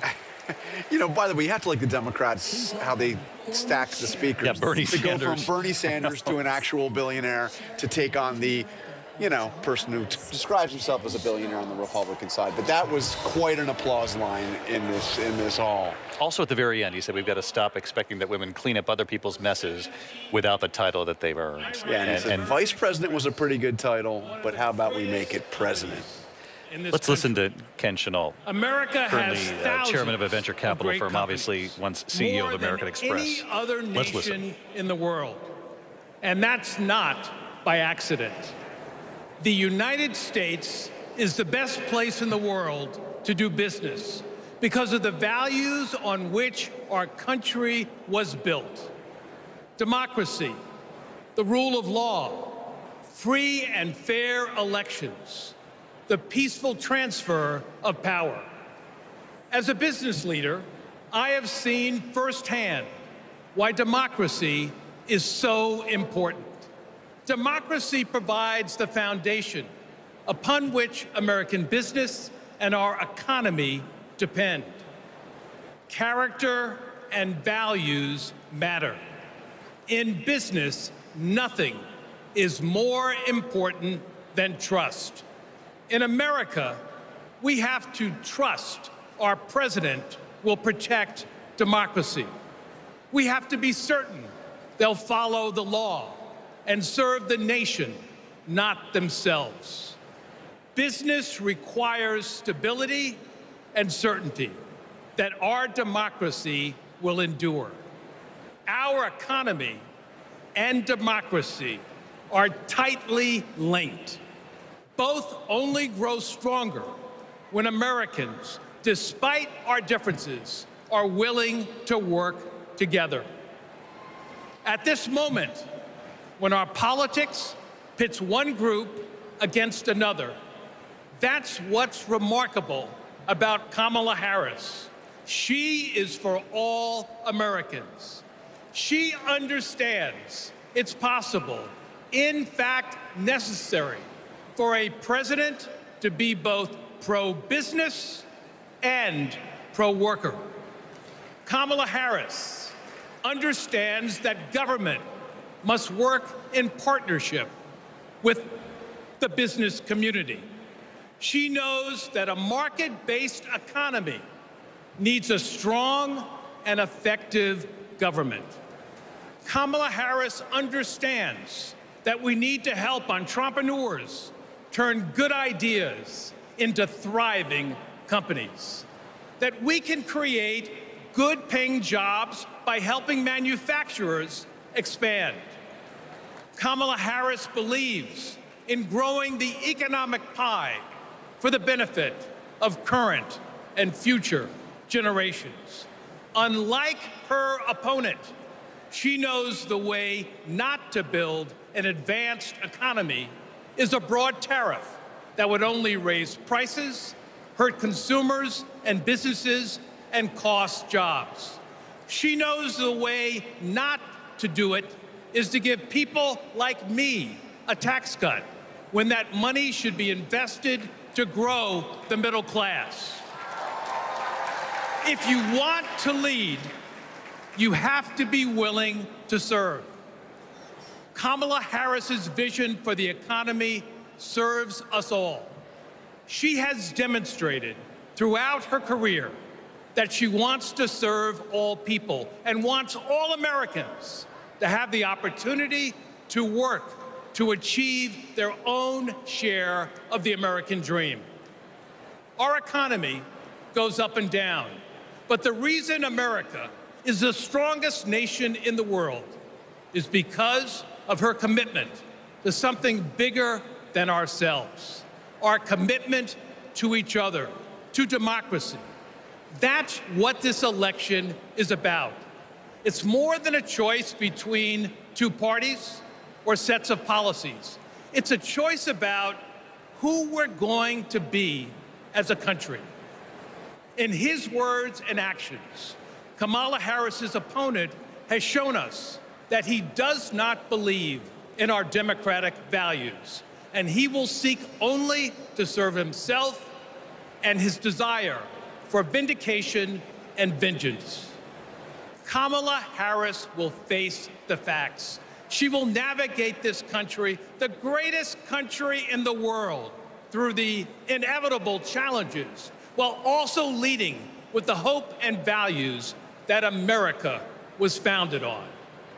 Kamala Harris understands that the role of a leader is to instill hope, to repudiate the merchants of fear, and focus on ensuring that the best days are ahead of us.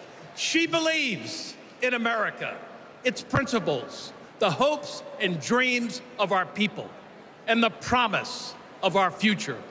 That is why I believe Kamala Harris should be the next president of the United States of America.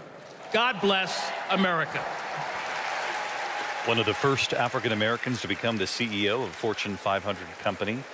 He was the CEO of American Express, Ken Chenault, making the case as a member of the business community for Kamala Harris. As we await the next speaker, I want to bring in our political director, Rick Klein, because Rick, the Harris campaign knows the polling on the economy. Donald Trump leads Kamala Harris, even with her momentum these last couple of weeks. Show us what the numbers are and what she's up against on that front. David, our latest poll with the Washington Post and Ipsos, the economy was the #1 issue. 89% of Americans say it is a top issue for them, and Trump has a 9-point advantage on that metric.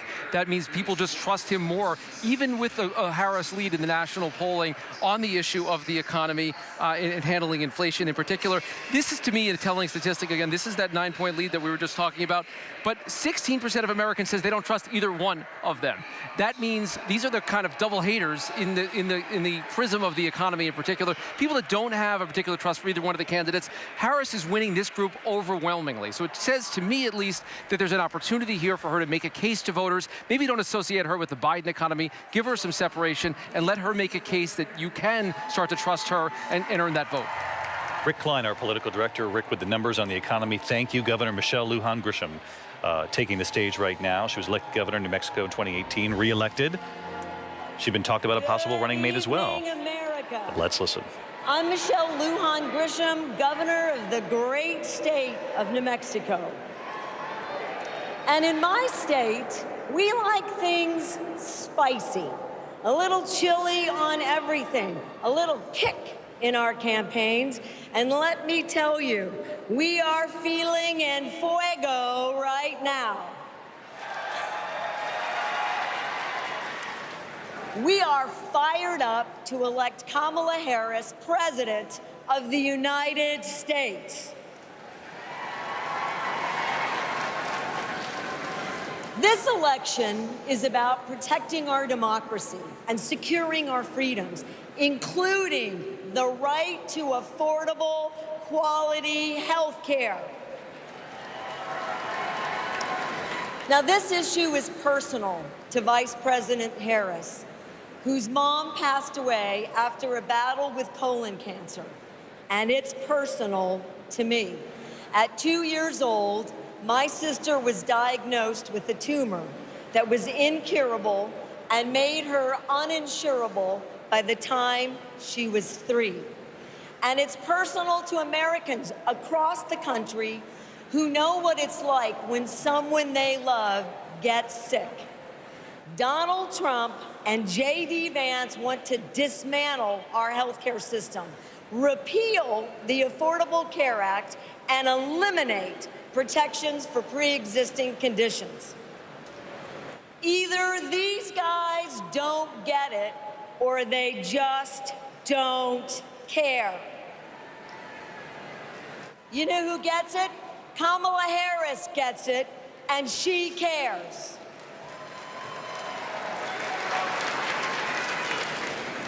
As Attorney General, she took on drug companies that jacked up. We want you to stay with us here. Second gentleman Doug Emhoff, Barack and Michelle Obama, all on the way. Our coverage is going to continue on the network. So switch over to ABC. The whole team standing by for the 10 o'clock hour in prime time. Stay tuned.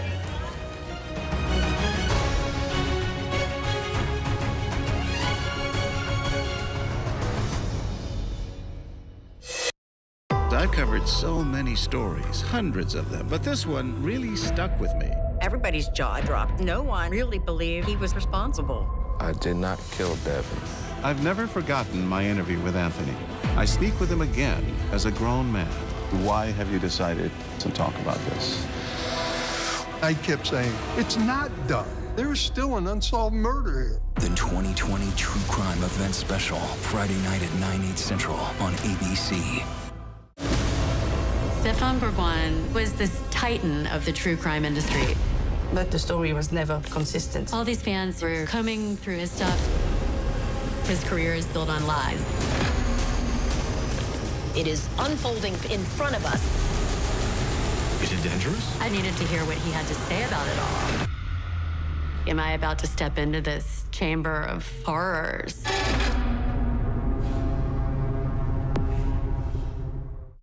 Baywatch is a fantasy. When you hear that theme song, it was a wild time, and I was a wild chick. Jason Momoa exploded. Carmen was a bombshell. Pamela Anderson was an icon. Really proud of everything I've done. Almost. Baywatch was a whirlwind of epic highs and bitter lows. Everyone likes to watch sexy things. ABC News Live, honored with 8 Emmy nominations, more than any other streaming news network. And ABC News Live Prime with Linsey Davis, the first and only streaming show nominated for Best Outstanding Live News Program. Thank you for making ABC News Live America's #1 streaming news. Reporting from the campaign trail here in South Carolina, I'm Rachel Scott. Wherever the story is, we'll take you there. You're streaming ABC News Live. Night 2 of the Democratic National Convention here in Chicago. Former President Barack Obama and former First Lady Michelle Obama set to make the case for Kamala Harris right here in the hall. But tonight, Vice President Harris and her running mate, Governor Tim Walz, are elsewhere, holding a campaign rally in the same Milwaukee Convention Center where Donald Trump held his convention just weeks ago. Tonight, thousands gathering for Harris in Milwaukee. Thousands gathered right here with the Obama set to take the stage in Chicago. Our special coverage of the race for president and the Democratic National Convention begins right now. This is an ABC News special. When we fight, we win. The torch has been passed, and right now, Barack Obama and Michelle Obama take center stage to make the case for Kamala Harris and Tim Walz in the race for the White House. The Democratic National Convention, live from Chicago. Now reporting, David Muir. You're looking at live pictures of a packed convention hall, the United Center here in Chicago, as that camera moves in on the ABC News broadcast booth there right here in the hall. It is great to have you with us. Good evening from the Democratic National Convention right here in Chicago, of course. Night 2 in prime time, and former President Obama, former First Lady Michelle Obama set to take the stage just moments from now to make the case for Vice President Kamala Harris. But it's a split screen kind of night here in America because Vice President Kamala Harris and her running mate Tim Walz are in the battleground of Wisconsin with thousands of supporters filling the same convention center where Donald Trump held his convention just weeks ago. But tonight, it's Vice President Harris and Governor Walz holding a massive rally there in Milwaukee, directly addressing the convention here in Chicago. Just a short time ago, sort of a live shot, they beamed Kamala Harris into the convention hall. You'll see that in just a moment. Thousands of supporters in both locations tonight. Here in Chicago, meanwhile, the United Arena packed with delegates about to hear from Second Gentleman Doug Emhoff, and then from former President Obama, former First Lady Michelle Obama. It is a huge night ahead for the Democrats.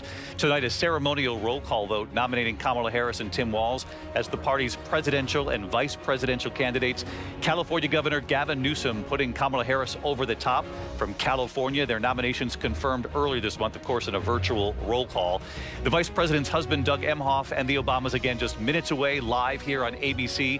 Let's get right to our powerhouse political team. Back with me, as always, Linsey Davis, Jonathan Karl, Mary Bruce, Martha Raddatz, all with me here in the booth. We got Rachel Scott, Terry Moran, Rick Klein down on the floor. It's been quite a night already, and you cannot overstate how important it is for Kamala Harris tonight, John Karl, to have two of the biggest stars in the Democratic Party, Barack Obama, Michelle Obama, here in the hall tonight. Right here in Chicago, where the Obamas, are from.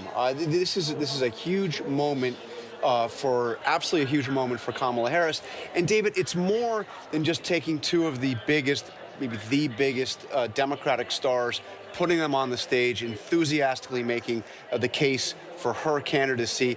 But what you're going to hear here and what you're going to see with Barack Obama particularly is something that we really have not seen since he was running for re-election in 2012. What I am told by people close to the former president is that he intends not just to give this big speech here tonight, but to be out on the campaign trail essentially continuously through the election. This is not something he did in 2016 for Hillary Clinton. He was out a bit, but he was president. He was still president. It's not something that he did in 2020 when we had the COVID election. It's not something, he's been out, he's been deployed in some of the midterms, but what this person very close to the president, former president, told me is that Barack Obama will go anywhere that Kamala Harris and Tim Walz want him to go. He will do joint events with Kamala Harris and Tim Walz. He will do solo events. He will also work for Democratic candidates up and down the ballot. He is back in and engaged.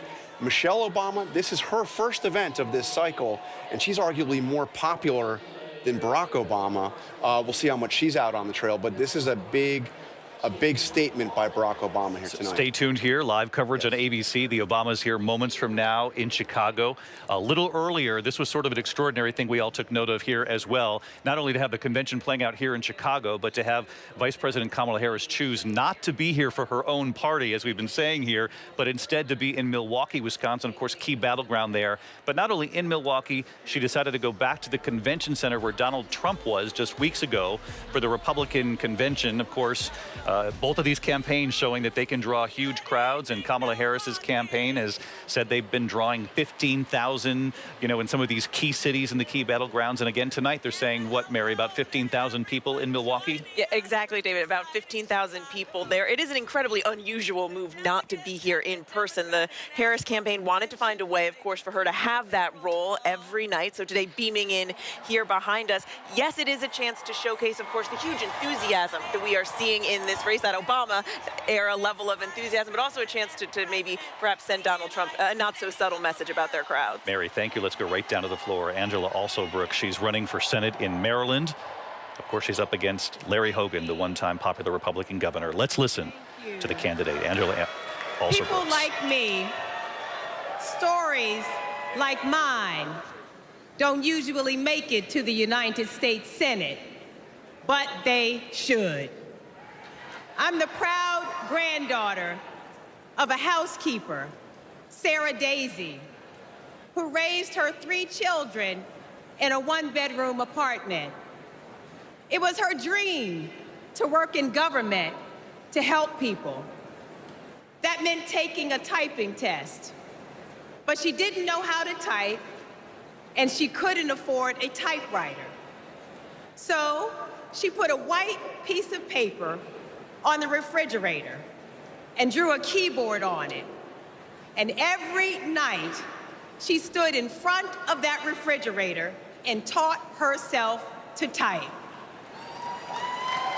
She took the test, passed it, and got the job she dreamed of. I am her legacy.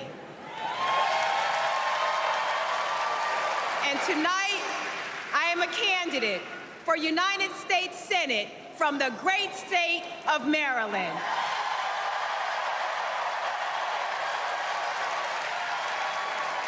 I've always been inspired by women like my grandmother, women who imagine a better future and then have the grit to make it a reality.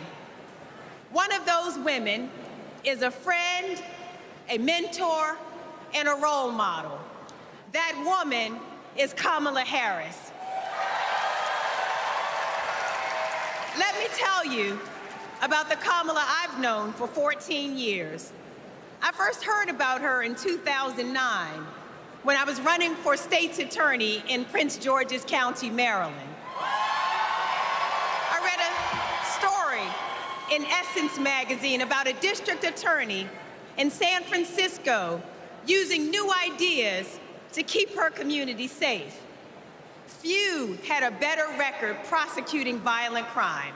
She put rapists, child molesters, and murderers behind bars.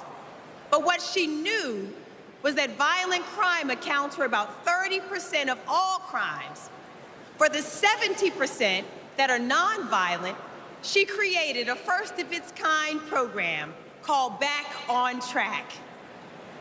After serving time and pleading guilty, these low-level offenders would get the job training, GED help, and apprenticeships they needed to find a job. The result? The recidivism rate plummeted. Now, after reading about this super bad district attorney, I talked nonstop about her on the campaign trail. 2 days after I won the election, my phone rings. It's Kamala Harris calling to congratulate me and ask how she could help. She helped me bring Back on Track to Maryland. And wouldn't you know it, crime went down and economic growth went up. Back on Track is now a national model. Now Donald Trump says if Kamala Harris is elected, tough guys will treat her like a play toy. Do you know who else thought that? The drug cartels she busted, the big oil companies she made pay for polluting, the big banks that she made pay $20 billion to homeowners they ripped off. Getting justice for others isn't a power trip for her. It's a sacred calling. And hear me, Kamala Harris knows how to keep criminals off the streets. And come November, with your help, she'll keep one out of the Oval Office. Ever since Donald Trump rode down that ridiculous escalator, we as a nation have felt trapped. Every national decision has been made in reaction to this one man and his extremist MAGA movement. We are still frozen by the fear that Donald Trump might once again come to power.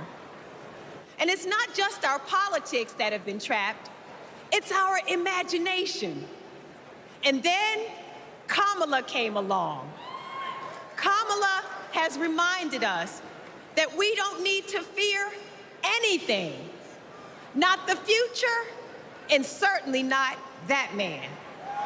This is our moment to leave Donald Trump where he belongs, in America's past. We stand with Kamala Harris because we as a country are not going back. For the ancestors who sat at lunch counters and made sure that we all had the right to vote, we are not going back. For the mamas and grandmamas who marched to make sure that women could control our own bodies, we are not going back. For the parents who work from can't see in the morning until can't see at night, not so that they will have a better future, but so that their children will have a better life. We are not going back. When facing an obstacle, my father has often said to me, your faith is stronger than your fears. Tonight, our faith is stronger than our fears. Faith in the promise of America, faith in the American idea, in the American values that we share, faith that we, the people, can choose a new leader, a better future for the people. Faith that as dark as our days and challenges have sometimes felt, it's always darkest before the dawn. We know that we can endure for a night because joy cometh in the morning. Morning is coming. Morning is coming. And that joy will be led by Kamala Harris. Thank you so much. Her name is Angela Alsobrooks. She is the Democratic nominee for the open Senate seat in Maryland, up against Larry Hogan, popular Republican governor of Maryland. She talked about being on the campaign trail back in the day and talking often about the super bad district attorney from San Francisco, attorney general from California. When she won, she got a call, and she said it was Kamala Harris who said, what can I do to help you in that role? But, Linsey, we took note that she got a 10 o'clock primetime speaking slot, not only to help her Senate campaign, I'm sure, but that speaks volumes about what the Democratic Party sees in her future. A speech can make you a star, David. Just ask Barack Obama, who had that keynote, that prime time slot back in 2004 during the DNC when John Kerry was the nominee. 16 minutes, no doubt, changed not only his personal trajectory, but the trajectory of our country. He at the time was running for Senate of Illinois, just as Alsobrooks running for Senate. If she were to win, she would become only the 4th black female senator in the U.S. Senate, and Maryland, for the first time, would have a black governor, black attorney general, and black senator all at the same time. And right now, that race leaning Democratic, but of course, it's still very early in the polling. Let's get right down to Rachel Scott on the floor. Rachel, we're on the air, obviously, ABC live coverage here of the convention, night 2 in prime time. We're awaiting the Obamas, both the former First Lady and the former president. But you talked to Angela Alsobrooks not long ago. I talked to her, David, just about an hour or two before she took the stage tonight, and she said she really wanted to personalize Vice President Kamala Harris for the nation, explain exactly what she meant to her as a friend, as a mentor in her life for more than a decade. I asked her what she believes Harris brings to this race now. She says a sense of joy that she believes the country deserves, and she also underscored the historic nature that so many are witnessing here tonight, saying that so many women have ran legs of this race, including Hillary Clinton, who spoke just last night. She said Kamala Harris picking up that baton, and it's not lost on her the impact that the top of the Democratic ticket has on those down ballot races, including hers, David. Rachel Scott on the floor of this convention hall. Of course, everybody here in the hall awaiting former President Obama, former First Lady Michelle Obama, and as John Carl pointed out earlier, she doesn't often step back into politics, arguably more popular even than her husband, the former president. She'll be making the appearance here tonight. She did do this for Hillary Clinton 8 years ago. She'll be back on the stage tonight, Michelle Obama. But Kamala Harris, as we mentioned earlier, the vice president, choosing not to be here in Chicago in the convention hall. Instead, campaigning tonight with Tim Walz in Milwaukee in the very same convention center where Donald Trump was holding his convention again just a couple of weeks ago. There were lines outside the door when we came on the air for World News Tonight, thousands in that convention center. And then suddenly here in the hall, here in Chicago, all of a sudden up on the screen, Kamala Harris speaking to the crowd, not only in Milwaukee, but to the crowd here in Chicago. Take a listen.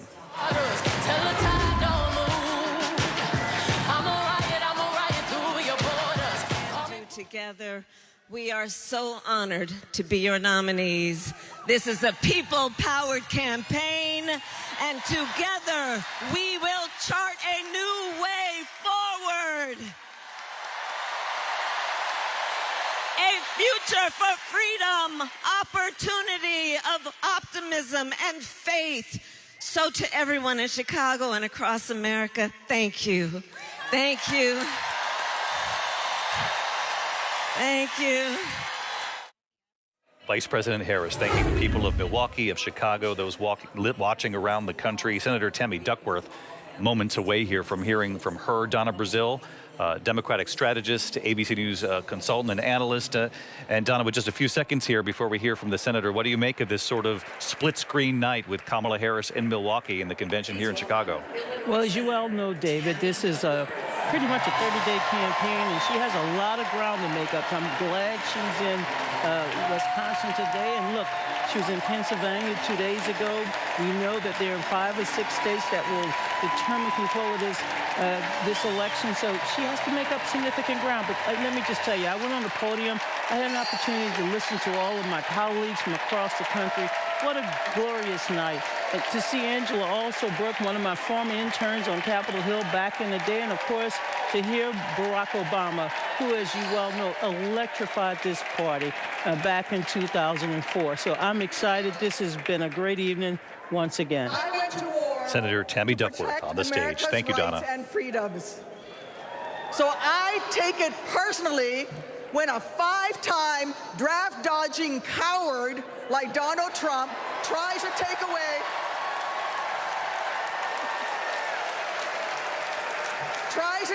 my rights and freedoms in return, especially when it concerns my daughters. My girls, gamer girl Abigail and queen of the monkey bars, Miley, are everything to me. But they would never have been born without access to reproductive care.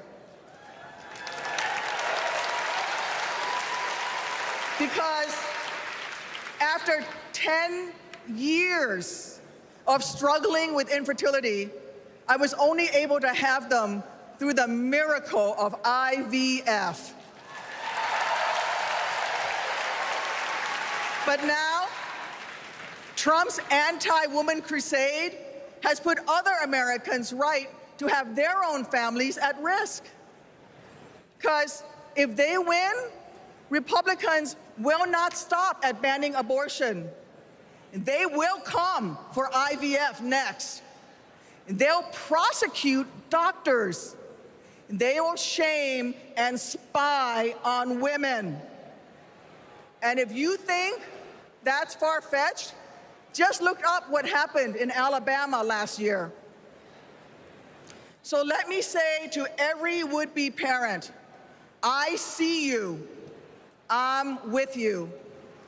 And together, in November, we'll send a message to old Cadet Bone Spurs.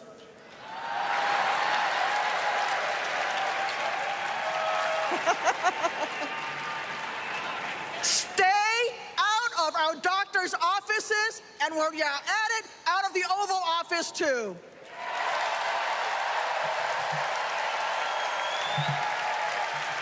Look, my struggle with infertility was more painful than any wound I earned on the battlefield. So how dare a convicted felon like Donald Trump treat women seeking health care like they're the ones breaking the law? How dare J.D. Vance criticize childless women on cable news, then vote against legislation that would have actually helped Americans to start families?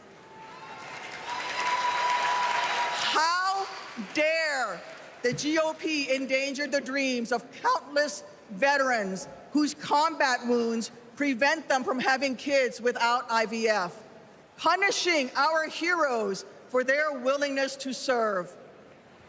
It's simple. Every American deserves the right to be called mommy or daddy without being treated like a criminal. Kamala Harris believes that. So let's make some history and elect her in November. God bless America.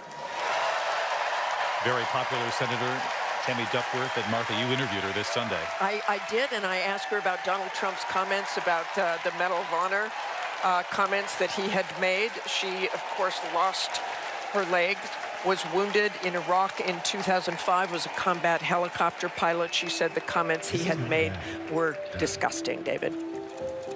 He was raised in Jersey, moved to LA when he was 16. These are his parents, Barb and Mike. We're getting close to learning more about Doug Emhoff, the second gentleman, married, of course, to the vice president. Let's listen into the video, and then his son is about to introduce him. I voted him most athletic, so he says. This is a photo McDonald's used when he was Employee of the Month. It hung on our wall for years. My dad is a lawyer, a really good one. My mom called him the crisis guy because he was everyone's first call. My parents split when I was in middle school, and that wasn't easy. That's not easy for any kid. But it helped that my parents stayed friends, and we all kept hanging together. We grew closer than ever. And then he met Kamala, the blind date that would dramatically change all of our lives forever. It was my senior year of high school. Elle and I would laugh watching them fall in love, acting like teenagers. In 2014, Kamala became Mamala. She took over Sunday night dinners and taught Doug how to actually cook. Our blended family wasn't used to politics or the spotlight, but when Kamala became senator, we were all excited to step up, especially my dad. Then Kamala became vice president. It felt like Doug was a bit out of place on Capitol Hill. I thought, what is my goofy dad doing here? But he embraced it. He left his practice after being a lawyer for 30 years. That was tough. I was so proud to watch him do it, to stand by her side, an example of true partnership. I just got married myself, and he's inspired me as a new husband. Anyone who really gets close to him knows he's kind, loving, and fiercely protective. I mean, just look at this face. This is my dad, the first second gentleman in the history of this nation. He's found his voice around the issues that matter to him. You have no choice but to speak up and speak out. There is an epidemic of hate, including a crisis of anti-Semitism in our country and around the world. What they are doing on reproductive freedom and freedom in general is just outrageous. And next, he's gonna make history again as the first gentleman. I can't wait for everyone to get to know why we all love him. He's the glue that keeps this family together. We might not look like other families in the White House, but we are ready to represent all families in America.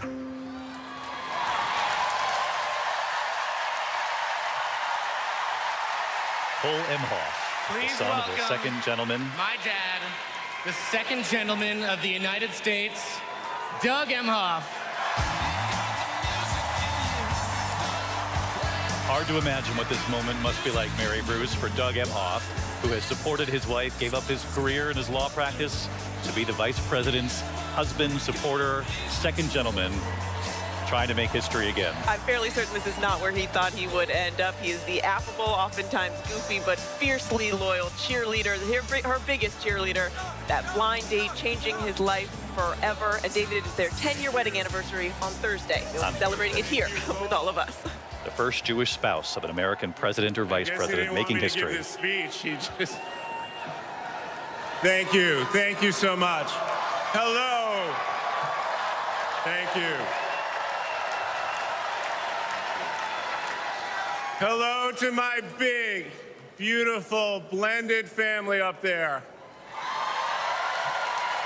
I love you so much. Aren't you proud of Cole? Wow. And a special shout out to my mother. I see you. My mother is the only person in the whole world who thinks Kamala is the lucky one for marrying me.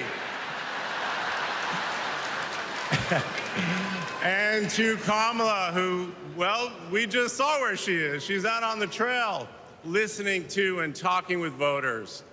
Honey, I can't wait for you to come back to Chicago because we're having a great time here.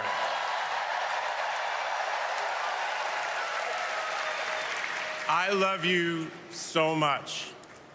I'm so proud of how you're stepping up for all of us. But that's who she is.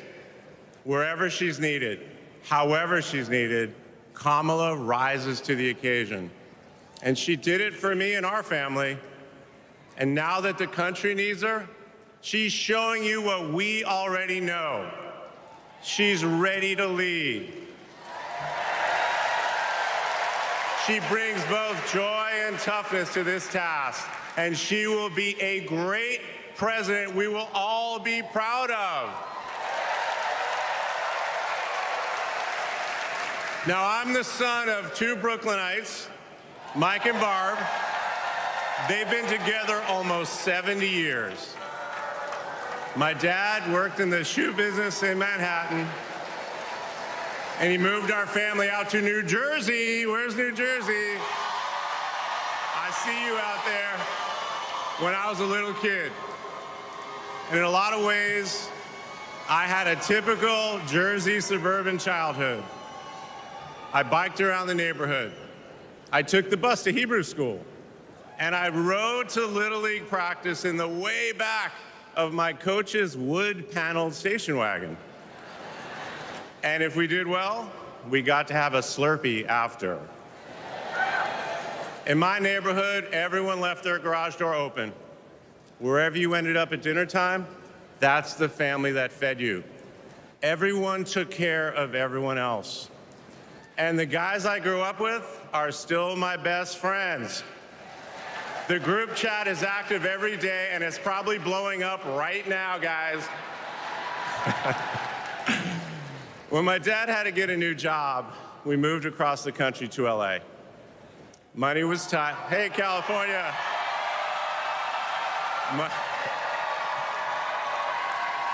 Money was tight, so I worked at McDonald's in high school for some extra cash. Not only was I Employee of the Month, but I still have the framed picture, which you just saw, and there was a ring, golden arches and all. And then I waited tables, parked cars. I was working full-time so I could afford to go to college part-time. And thanks to partial scholarships, student loans, and a little help from my dad, I got myself through law school. And I got my first job as a lawyer, which is also where I met the guys in my fantasy football league.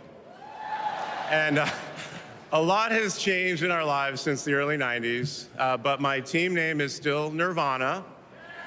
Yes, after the band. I worked hard, and I love being a lawyer. And by the way, I still get to be part of the profession by teaching students at Georgetown Law School. I got married, became a dad to Cole and Ella, Unfortunately, I went through a divorce, but eventually started worrying about how I would make it all work. And that's when something unexpected happened. In 2013, I walked into a contentious client meeting. We worked through the issue, and by the end of the meeting, the now happy client offered to set me up on a blind date, which is how I ended up with Kamala Harris's phone number. Now, for generations, people have debated when to call the person you're being set up with.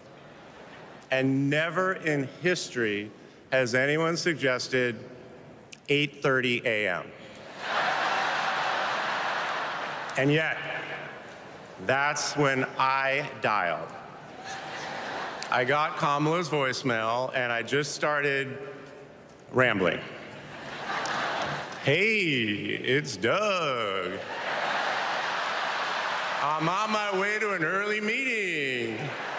Again, it's Doug. I remember I was trying to grab the words out of the air and just put them back in my mouth. And for what seemed like far too many minutes, I hung up. By the way, Kamala saved that voicemail, and she makes me listen to it on every anniversary. But that message wasn't the only unusual thing about that day. Now, Kamala, who normally would have been working hard at her office, just happened to be waiting at her apartment for a contractor to do some work on her kitchen. I was eating at my desk, which was not a regular occurrence for a busy lawyer like me who appreciated a good business lunch. But that's when she called me back. And we talked for an hour, and we laughed. Well, you know that laugh. I love that laugh.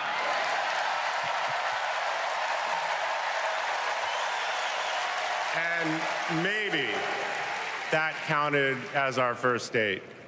Or maybe it was that Saturday night when I picked her up and told her, buckle up, I'm a really bad driver. Because you can't hide anything from Kamala Harris, so you might as well own it. And as I got to know her better and just fell in love fast, I learned what drives Kamala. And it's what you've seen over these past 4 years, and especially these past 4 weeks. She finds joy in pursuing justice. She stands up to bullies just like my parents taught me to. And she likes to see people do well, but hates when they're treated unfairly. She believes this work requires a basic curiosity in just how people are doing. Her empathy is her strength. Over the past decade, Kamala has connected me more deeply to my faith, even though it's not the same as hers. She comes to synagogue with me for high holiday services, and I go to church with her for Easter. I get to enjoy her mom's chili relleno recipe every Christmas, and she makes a mean brisket for Passover. It brings me right back to my grandmother's apartment in Brooklyn, you know, the one with the plastic-covered couches. But Kamala has fought against anti-Semitism and all forms of hate her whole career. She's the one who encouraged me as second gentleman to take up that fight, which is so personal to me. And those of you who belong to blended families know that they can be a little complicated. But as soon as our kids started calling her Mamala, I knew we'd be okay. Ella calls us a three-headed parenting machine. Kamala and Kirsten, thank you both. Thank you both for always putting your family and the kids first. Now, Cole and Ella's friends knew that when they'd come over for Sunday dinner with Mamala, it was going to be real talk. In between taking cooking instructions, they'd have to answer questions about what problem they wanted to solve in the world. They learned that you've always got to be prepared because Kamala is going to prosecute the case. And in the same breath that Cole and Greenlee told us that they were engaged, they asked Kamala to officiate their wedding. And in the same way that she always steps up when it matters, Kamala put so much time into those remarks, and she bound them in a book that matched her dark red dress, and then turned that into a gift for the happy couple. A few days ago, during this incredible time we're going through, there was a brief window when Kamala was back at home. And I saw her sitting on her favorite chair, and in the middle of a wild month, I just hoped that she was having a quiet moment to herself. But then I realized she was on the phone. And of course, my mind went to all the potential crises that the vice president could be dealing with. Was it domestic? Was it foreign? Was it campaign? I could see she was focused, and all I knew was that it must be something important. And it turns out it was. Ella had called her. That's Kamala. That's Kamala. Those kids are her priorities, and that scene was a perfect map of her heart. She's always been there for our children, and I know she'll always be there for yours too. Kamala is a joyful warrior. It's doing for her country what she has always done for the people that she loves. Her passion will benefit all of us when she's our president. And here's the thing about joyful warriors. They're still warriors. And Kamala is as tough as it comes. Just ask the criminals, the global gangsters, and the witnesses before the Senate Judiciary Committee. She never runs from a fight. And she knows the best way to deal with a coward is to take him head on. Because we all know cowards are weak, and Kamala Harris can smell weakness. She doesn't tolerate any BS. You've all seen that look, and you know that look I'm talking about. That look is not just a meme. It reflects her true belief in honest and direct leadership. And it's also why she will not be distracted by nonsense. Kamala knows that in order to win, we cannot lose focus. America, in this election, you have to decide who to trust with your family's future.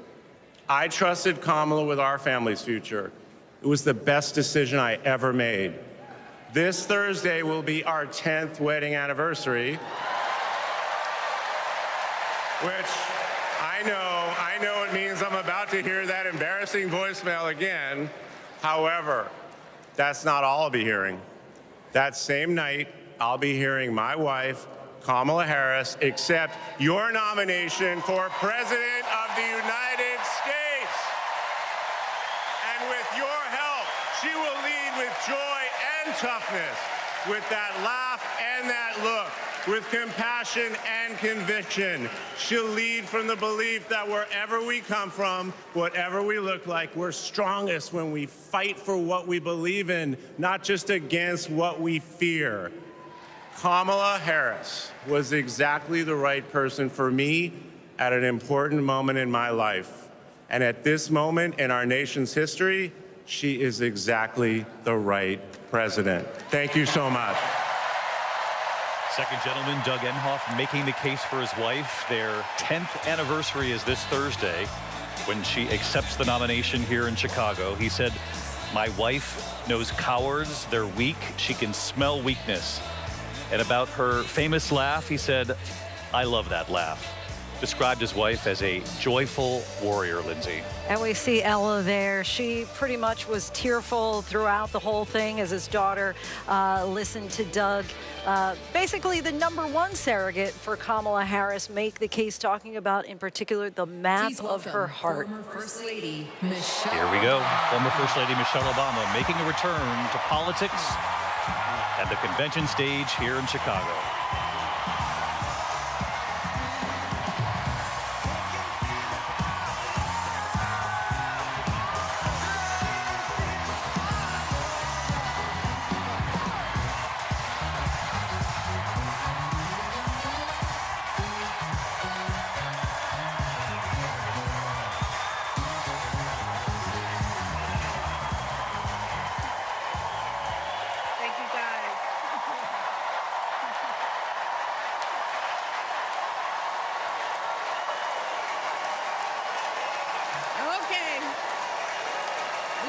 night ahead. Thank you all so much. Thank you so much.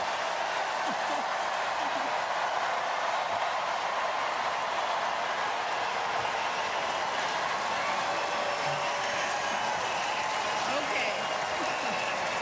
Hey. Hello, Chicago.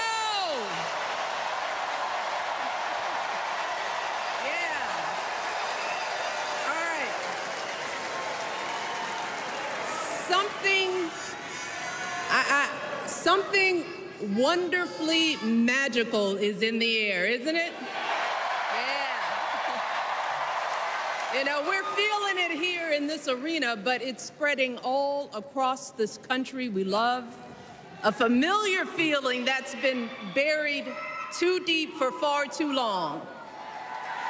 You know what I'm talking about. It's the contagious power of hope.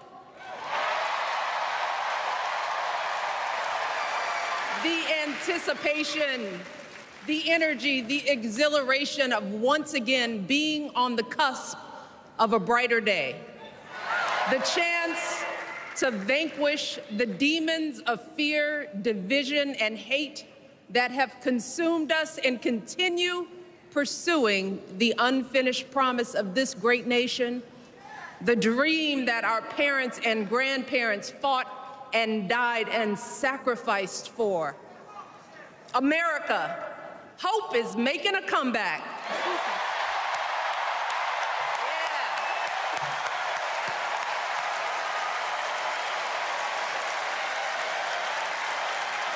But to be honest, I am realizing that until recently, I have mourned the dimming of that hope. And maybe you've experienced the same feelings, that deep pit in my stomach, a palpable sense of dread about the future. And for me, that mourning has also been mixed with my own personal grief. The last time I was here in my hometown was to memorialize my mother, the woman who showed me the meaning of hard work and humility and decency, the woman who set my moral compass high and showed me the power of my own voice. Folks,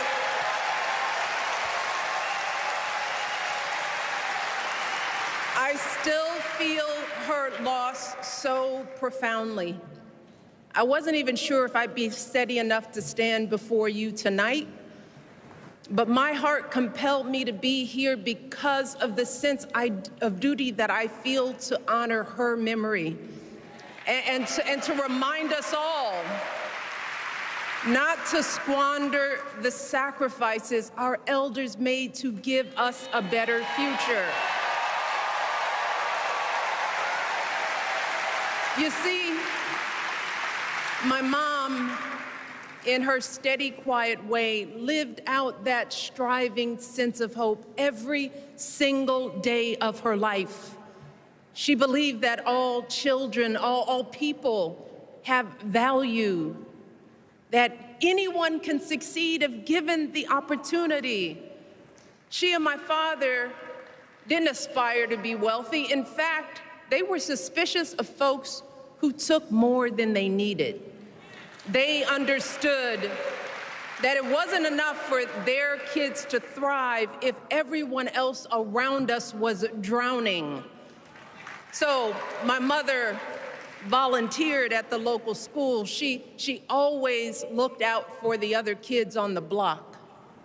She was glad to do the thankless, unglamorous work that for generations has strengthened the fabric of this nation. The belief that if you do unto others, if you love thy neighbor, if you work and scrape and sacrifice, it will pay off. If not for you, then maybe for your children or your grandchildren. You see, those values have been passed on through family farms and factory towns, through tree-lined streets and crowded tenements, through prayer groups and National Guard units and social studies classrooms. Those were the values my mother poured into me until her very last breath. Kamala Harris and I built our lives on those same foundational values. Even though our mothers grew up an ocean apart, they shared the same belief in the promise of this country. That's why her mother moved here from India at 19. It's why she taught Kamala about justice, about the obligation to lift others up, about our responsibility to give more than we take. She'd often tell her daughter, "Don't sit around and complain about things, do something." So, with that voice in her head, Kamala went out and she worked hard in school, graduating from an HBCU, earning her law degree at a state school. And then she went on to work for the people, fighting to hold lawbreakers accountable, strengthening the rule of law, fighting to get folks better wages, cheaper prescription drugs, a good education, decent health care, child care, elder care. From a middle-class household, Kamala worked her way up to become Vice President of the United States of America. My girl, Kamala Harris, is more than ready for this moment. She is one of the most qualified people ever to seek the office of the presidency. And she is one of the most dignified. A tribute to her mother, to my mother, and to your mother too. The embodiment of the stories we tell ourselves about this country. Her story is your story. It's my story. It's the story of the vast majority of Americans trying to build a better life. Look, Kamala knows, like we do, that regardless of where you come from, what you look like, who you love, how you worship, or what's in your bank account, we all deserve the opportunity to build a decent life. All of our contributions deserve to be accepted and valued. Because no one has a monopoly on what it means to be an American. No one.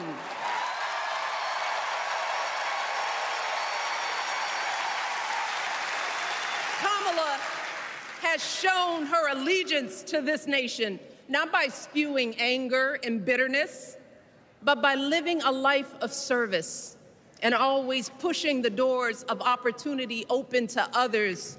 She understands that most of us will never be afforded the grace of failing forward. We will never benefit from the affirmative action of generational wealth.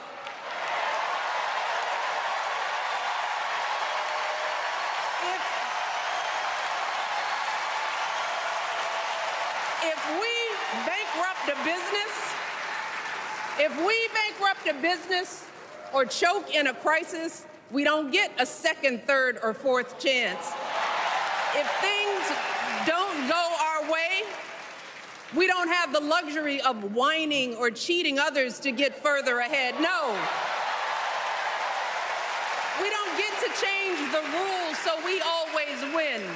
If we see a mountain in front of us, we don't expect there to be an escalator waiting to take us to the top. No. We put our heads down. We get to work. In America, we do something. And throughout her entire life, that's what we've seen from Kamala Harris. The steel of her spine, the steadiness of her upbringing, the honesty of her example, and yes, the joy of her laughter and her light. It couldn't be more obvious. Of the two major candidates in this race, only Kamala Harris truly understands the unseen labor and unwavering commitment that has always made America great.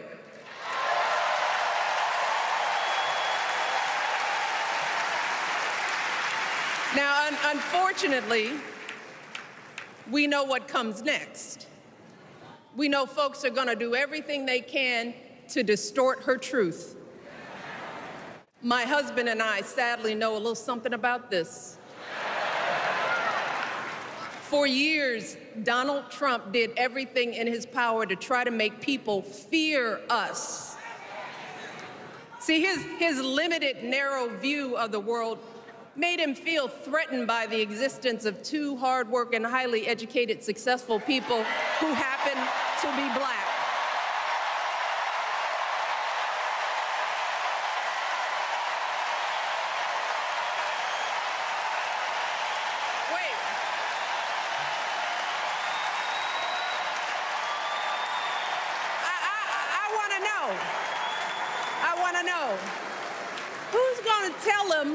Who's going to tell him that the job he's currently seeking might just be one of those black jobs?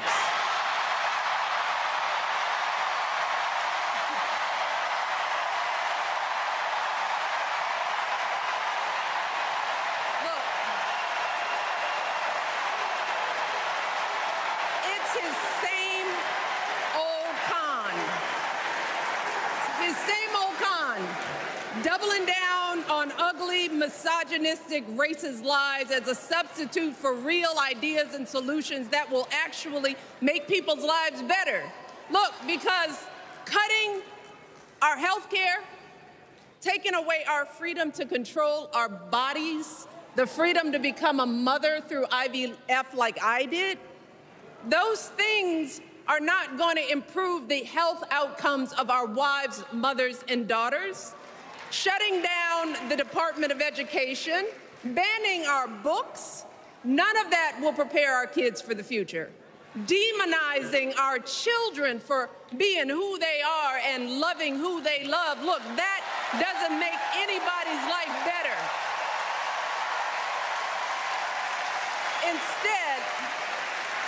Instead, it only makes us small.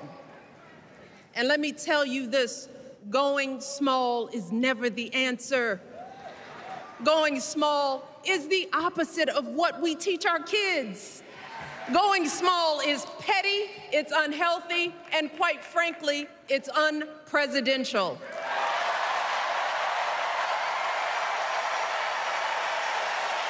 So, why would any of us accept this from anyone seeking our highest office? Why would we normalize that type of backward leadership?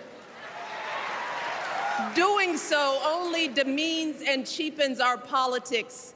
It only serves to further discourage good, big-hearted people from wanting to get involved at all. America, our parents taught us better than that, and we deserve so much better than that.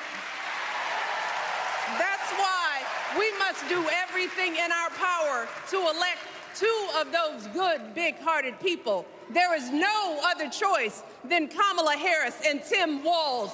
No other choice.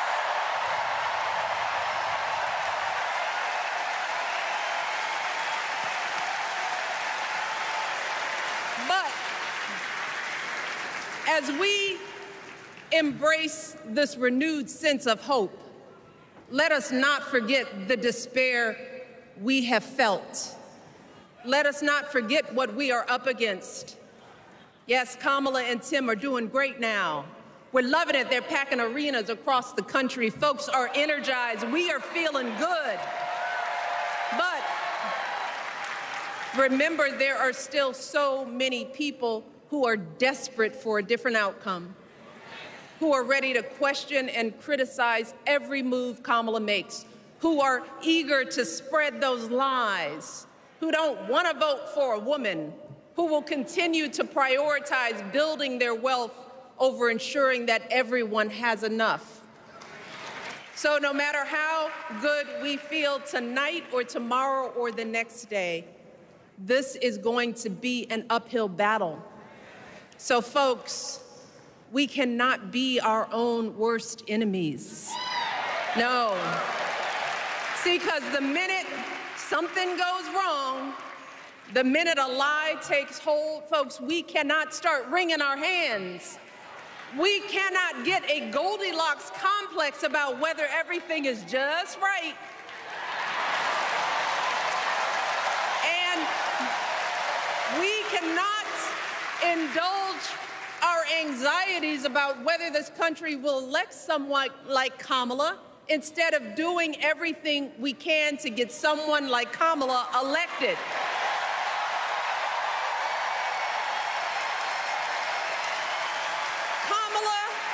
And Tim, they have lived amazing lives. And I am confident that they will lead with compassion, inclusion, and grace. But they are still only human. They are not perfect. And like all of us, they will make mistakes. But luckily, y'all, this is not just on them. No, this is up to us, all of us, to be the solution that we seek. It's up to all of us to be the antidote to the darkness and division. Look, I don't care how you identify politically, whether you're Democrat, Republican, Independent, or none of the above. This is our time to stand up for what we know in our hearts is right.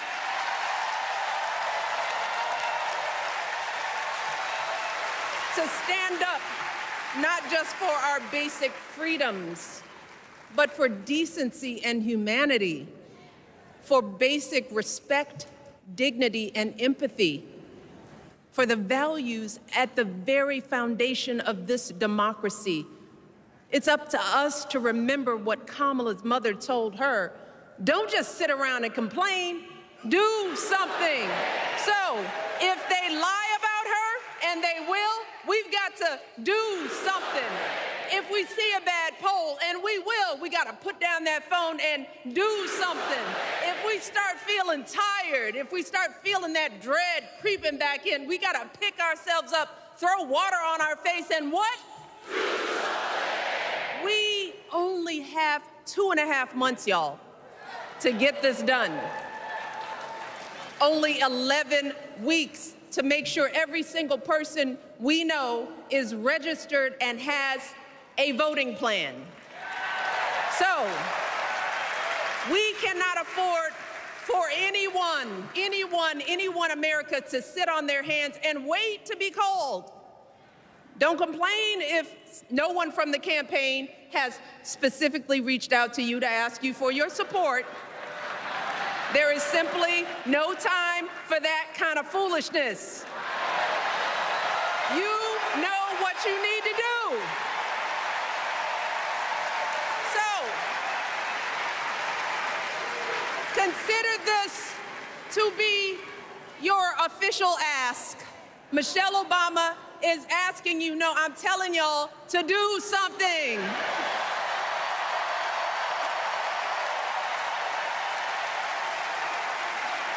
Because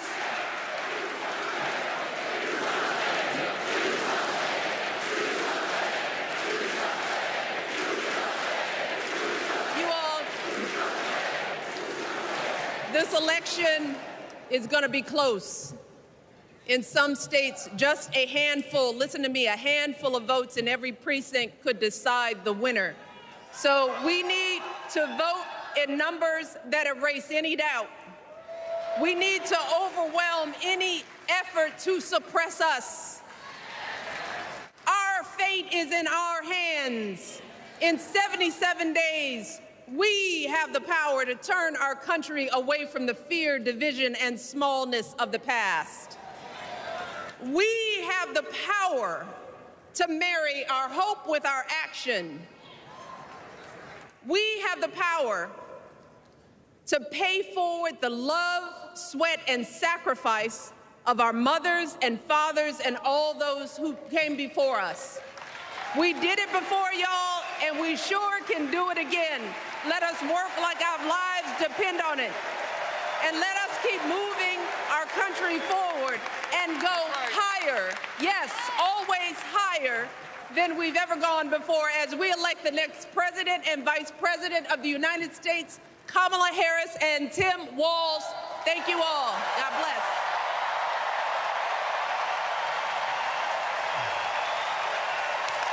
Former First Lady Michelle Obama making the case for Kamala Harris and Tim Walz, saying hope is making a comeback. Now, before I go, I have one more job tonight.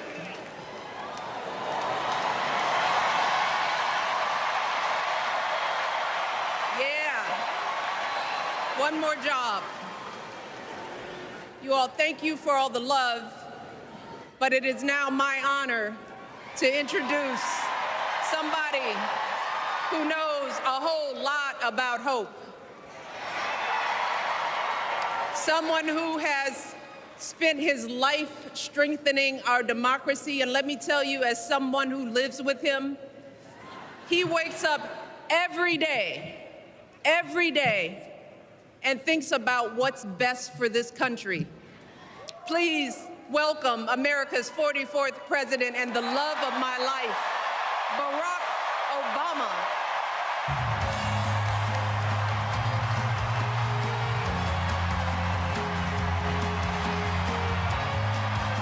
Introducing her husband, former President Barack Obama, and the embrace on stage. The former First Lady saying, don't wait for an official call from any campaign, and said, consider this my official ask. Michelle Obama is asking you to do something, in her words, to play a role in this democracy. Many probably asking, how will the former president beat the former First Lady and her performance? Let's listen.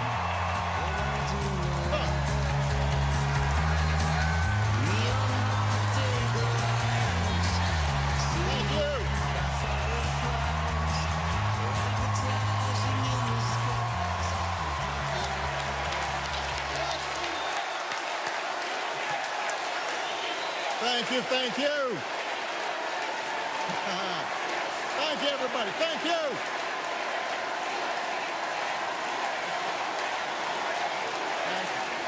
Thank you.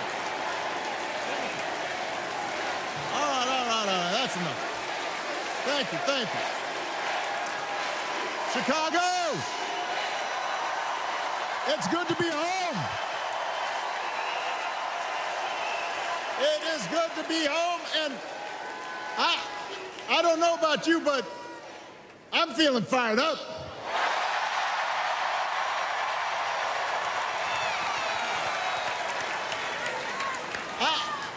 I am feeling ready to go.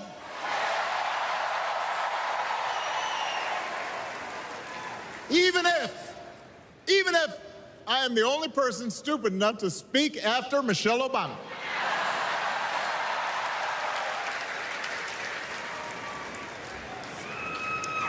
I am feeling hopeful because this convention has always been pretty good to kids with funny names who believe in a country where anything is possible. Because we have a chance to elect someone who has spent her entire life trying to give people the same chances America gave her. Someone who sees you and hears you and will get up every single day and fight for you. The next president of the United States of America, Kamala Harris.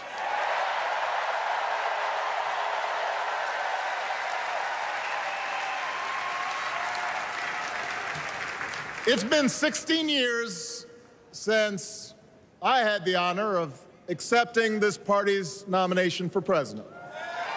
And I know that's hard to believe because I have not aged a bit. But it's true. And looking back, I can say without question that my first big decision as your nominee turned out to be one of my best. And that was asking Joe Biden to serve by my side as vice president.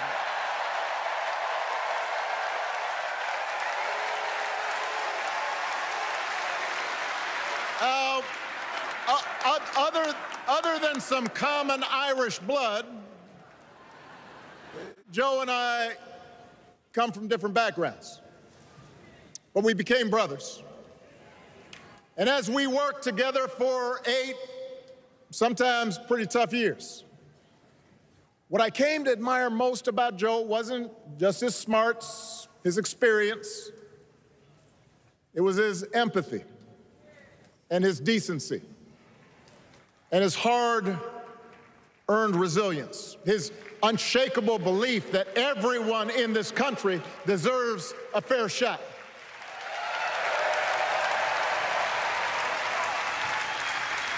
And over the last 4 years, those are the values America has needed most. At a time when millions of our fellow citizens were sick and dying, we needed a leader with the character to put politics aside and do what was right. At a time when our economy was reeling, we needed a leader with the determination to drive what would become the world's strongest recovery. 15 million jobs, higher wages, lower health care costs.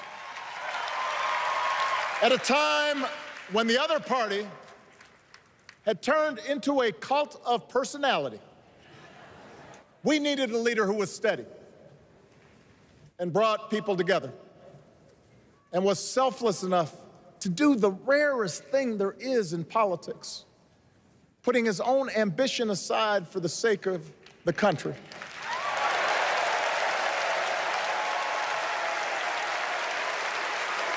History will remember Joe Biden as an outstanding president who defended democracy at a moment of great danger. And I am proud to call him my president, but I am even prouder to call him my friend.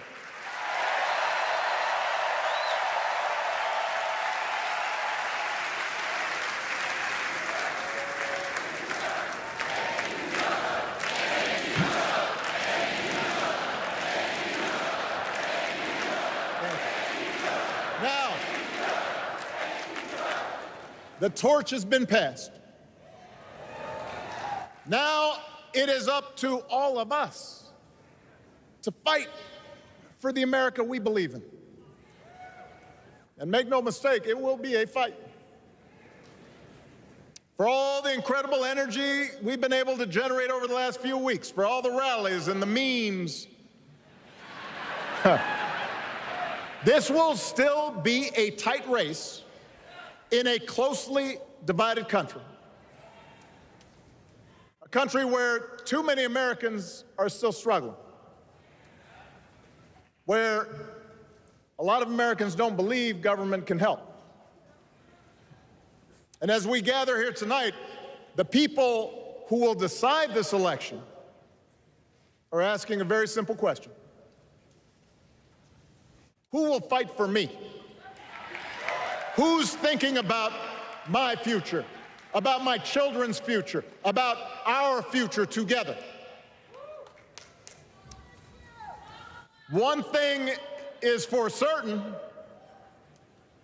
Donald Trump is not losing sleep over that question.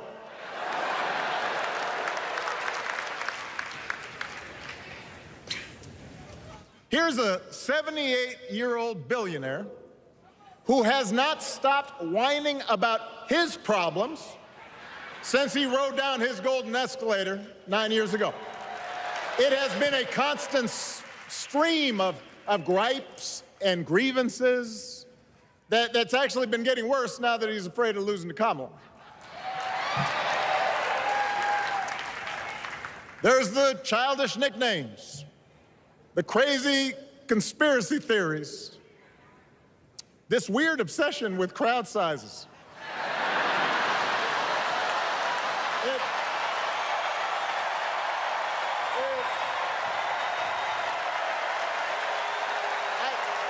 It just goes on and on and on.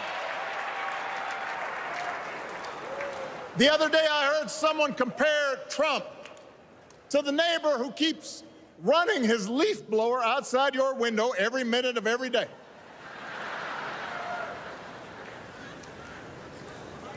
Now, from a neighbor, that's exhausting. From a president, it's just dangerous. The truth is, Donald Trump sees power as nothing more than it means to his ends. He wants the middle class to pay the price for another huge tax cut that would mostly help him and his rich friends. He killed a bipartisan immigration deal written in part by one of the most conservative Republicans in Congress that would have helped secure our southern border because he thought trying to actually solve the problem would hurt his campaign. He doesn't. Do not boo. Vote.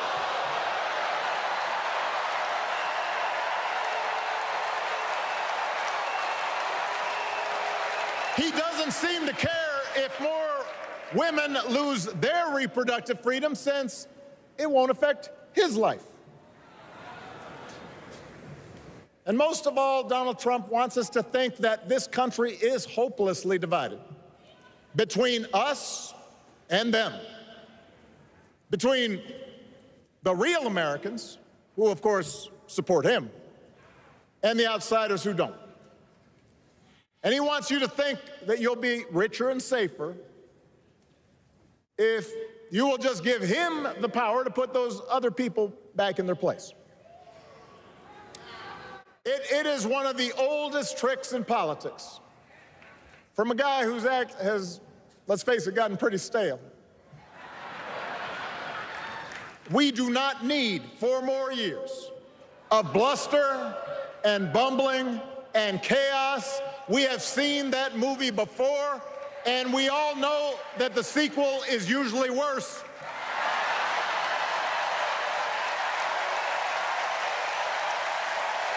America's ready for a new chapter. America's ready for a better story. We are ready for a President Kamala Harris.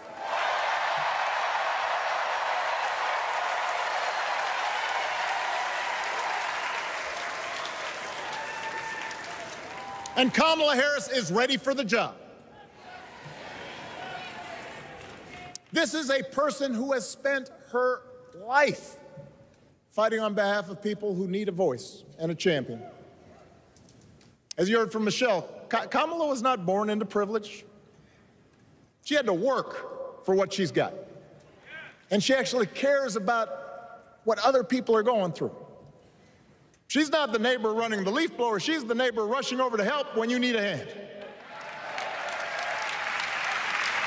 As a prosecutor, Kamala stood up for children who had been victims of sexual abuse. As an attorney general of the most populous state in the country, she fought big banks and for-profit colleges, securing billions of dollars for the people they had scammed. After the home mortgage crisis, she pushed me and my administration hard to make sure homeowners got a fair settlement. Didn't matter that I was a Democrat. Didn't matter that she had knocked on doors for my campaign in Iowa. She was going to fight to get as much relief as possible for the families who deserved it.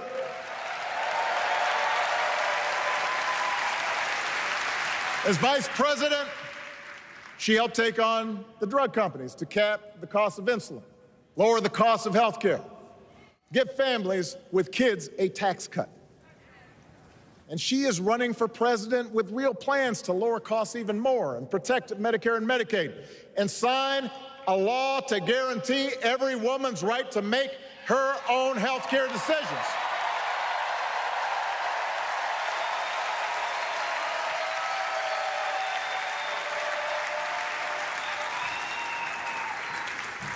In other words, Kamala Harris won't be focused on her problems.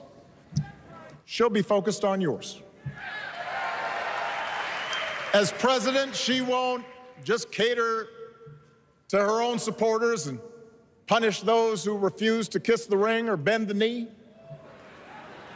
She'll work on behalf of every American. That's who Kamala is. And in the White House, she will have an outstanding partner in Governor Tim Walz.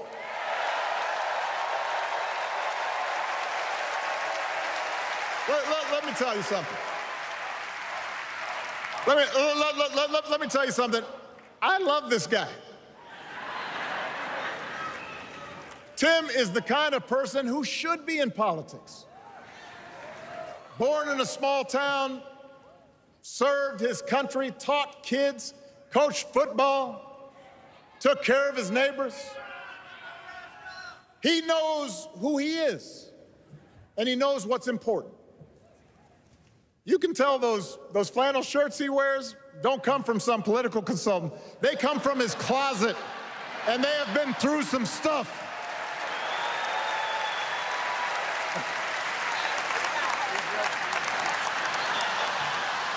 They have been through some stuff. That's right.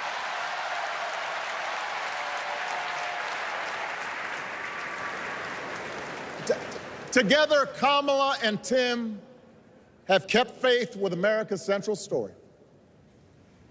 A story that says we are all created equal. All of us endowed with certain inalienable rights, that everyone deserves a chance, that even when we don't agree with each other, we can find a way to live with each other. That's Kamala's vision. That's Tim's vision. That's the Democratic Party's vision. And our job over the next 11 weeks is to convince as many people as possible to vote for that vision. Now, it won't be easy. The other side knows it's easier to play on people's fears and cynicism, always has been. They will tell you that government is inherently corrupt, that sacrifice and generosity are for suckers. And since the game is rigged, it's okay to take what you want and just look after your own. That's the easy path. We have a different task. Our job is to convince people that democracy can actually deliver. And in doing that, we can't just point to what we've already accomplished. We can't just rely on the ideas of the past. We need to chart a new way forward to meet the challenges of today. And Kamala understands this. She knows, for example, that if we want to make it easier for more young people to buy a home, we need to build more units and clear away some of the outdated laws and regulations that made it harder to build homes for working people in this country. That is a priority, and she's put out a bold new plan to do just that.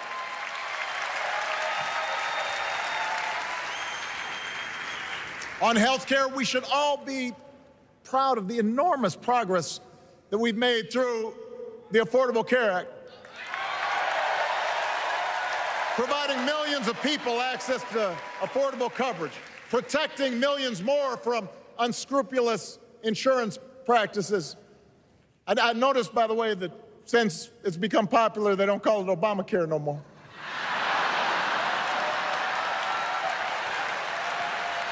But Kamala knows we can't stop there, which is why she'll keep working to limit out-of-pocket costs. Kamala knows that if we want to help people get ahead, we need to put a college degree within reach of more Americans. But she also knows college shouldn't be the only ticket to the middle class. We need to follow the lead of governors like Tim Walz, who said, if you've got the skills and the drive, you shouldn't need a degree to work for state government. And in this new economy, we need a president who actually cares about the millions of people all across this country who wake up every single day to do the essential, often thankless work, to care for our sick, to clean our streets, to deliver our packages. We need a president who will stand up for their right to bargain for better wages and working conditions. And Kamala will be that president.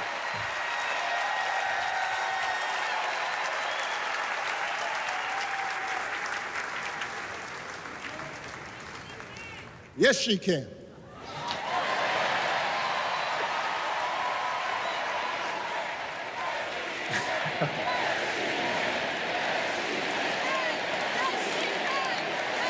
Yes, she can.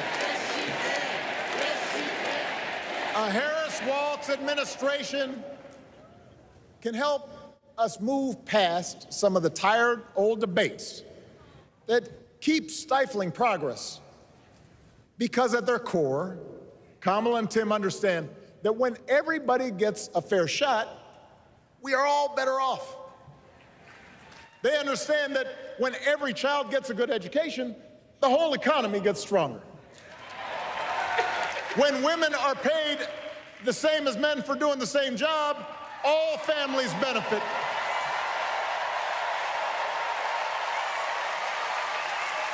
They understand that we can secure our borders without tearing kids away from their parents. Just like we can keep our streets safe while also building trust between law enforcement and the communities they serve and eliminating bias. That will make it better for everybody.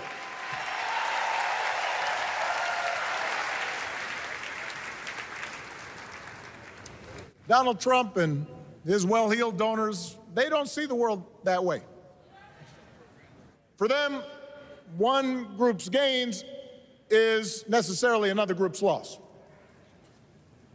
For them, freedom means that the powerful can do pretty much what they please, whether it's fire workers trying to organize a union or put poison in our rivers or avoid paying taxes like everybody else has to do. Well, we have a broader idea of freedom. We believe in the freedom to provide for your family if you're willing to work hard. The freedom to breathe clean air and drink clean water and send your kids to school without worrying if they'll come home. We believe that true freedom gives each of us the right to make decisions about our own life, how we worship, what our family looks like, how many kids we have, who we marry. And we believe that freedom requires us to recognize that other people have the freedom to make choices that are different than ours. That's okay.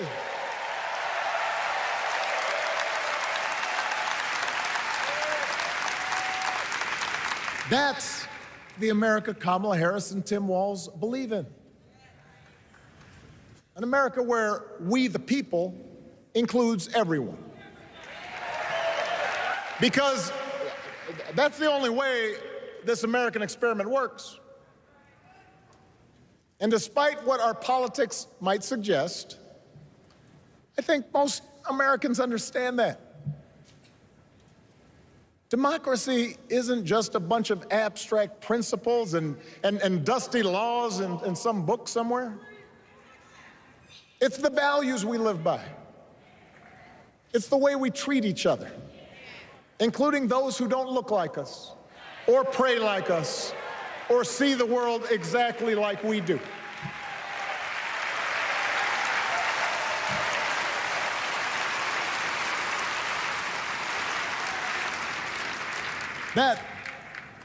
That sense of mutual respect has to be part of our message. Our politics have become so polarized these days that all of us across the political spectrum seem so quick to assume the worst in others, unless they agree with us on every single issue. We start thinking that the only way to win is to scold and shame and out-yell the other side. And after a while, regular folks just tune out, or they don't bother to vote.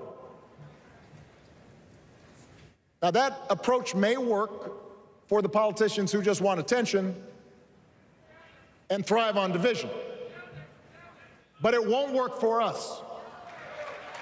To make progress on the things we care about, the things that really affect people's lives, we need to remember that we've all got our blind spots and contradictions and prejudices, and that if we want to win over those who aren't yet ready to support our candidates, we need to listen to their concerns and maybe learn something in the process. After all, if a parent or grandparent occasionally says something that makes us cringe, we don't automatically assume they're bad people. We recognize that the world is moving fast, that they need time and maybe a little encouragement to catch up. Our fellow citizens deserve the same grace we hope they'll extend to us.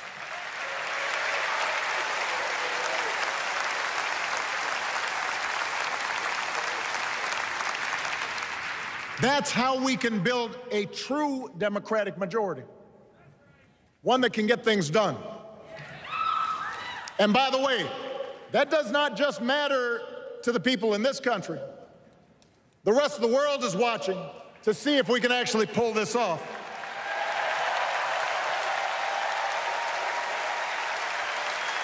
No nation,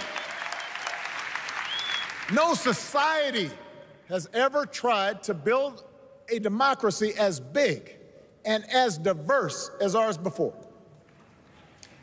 One that includes people that over decades have come from every corner of the globe. One where our allegiances and our community are defined not by race or blood, but by a common creed. And that's why when we uphold our values, the world's a little brighter. When we don't, the world's a little dimmer. And dictators and autocrats feel emboldened. And over time, we become less safe. We shouldn't be the world's policemen, and we can't eradicate every cruelty and injustice in the world. But America can be and must be a force for good.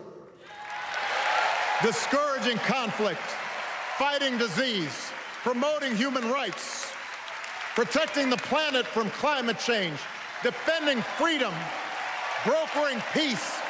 That's what Kamala Harris believes, and so do most Americans.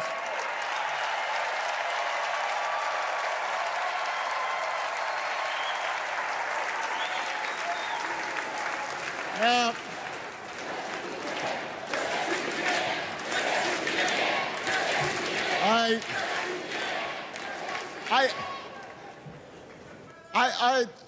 I know these ideas can feel pretty naive right now.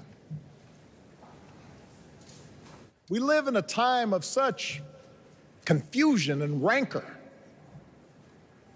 with a culture that puts a premium on things that don't last. Money, fame, status, likes. We chase the approval of strangers on our phones. We build all manner of walls and fences around ourselves, and then we wonder why we feel so alone. We don't trust each other as much because we don't take the time to know each other. And in that space between us, politicians and algorithms teach us to caricature each other and troll each other and fear each other. But here's the good news, Chicago. All across America, in big cities and small towns, away from all the noise, the ties that bind us together are still there. We still coach Little League and look out for our elderly neighbors. We still feed the hungry in churches and mosques and synagogues and temples. We share the same pride when our Olympic athletes compete for the gold. Because the vast majority of us do not want to live in a country that's bitter and divided. We want something better. We want to be better. And the joy and the excitement that we're seeing around this campaign tells us we're not alone. You know, I've spent a lot of time thinking about these past few months because, as Michelle mentioned, this summer we lost her mom, Ms. Marion Robinson. And I don't know that anybody has ever loved their mother-in-law any more than I love mine. Mostly it's because she was funny and wise and the least pretentious person I knew. That, and she always defended me with Michelle when I messed up. I'd hide behind her.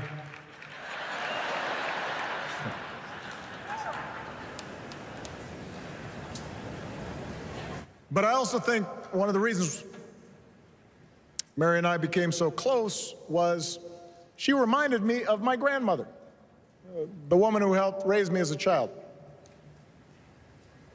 And on the surface, the two of them did not have a lot in common.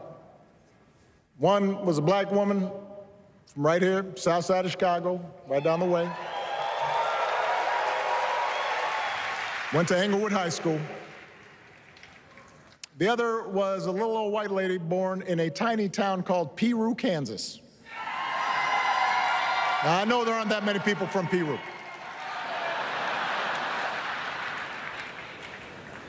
And yet they shared a basic outlook on life.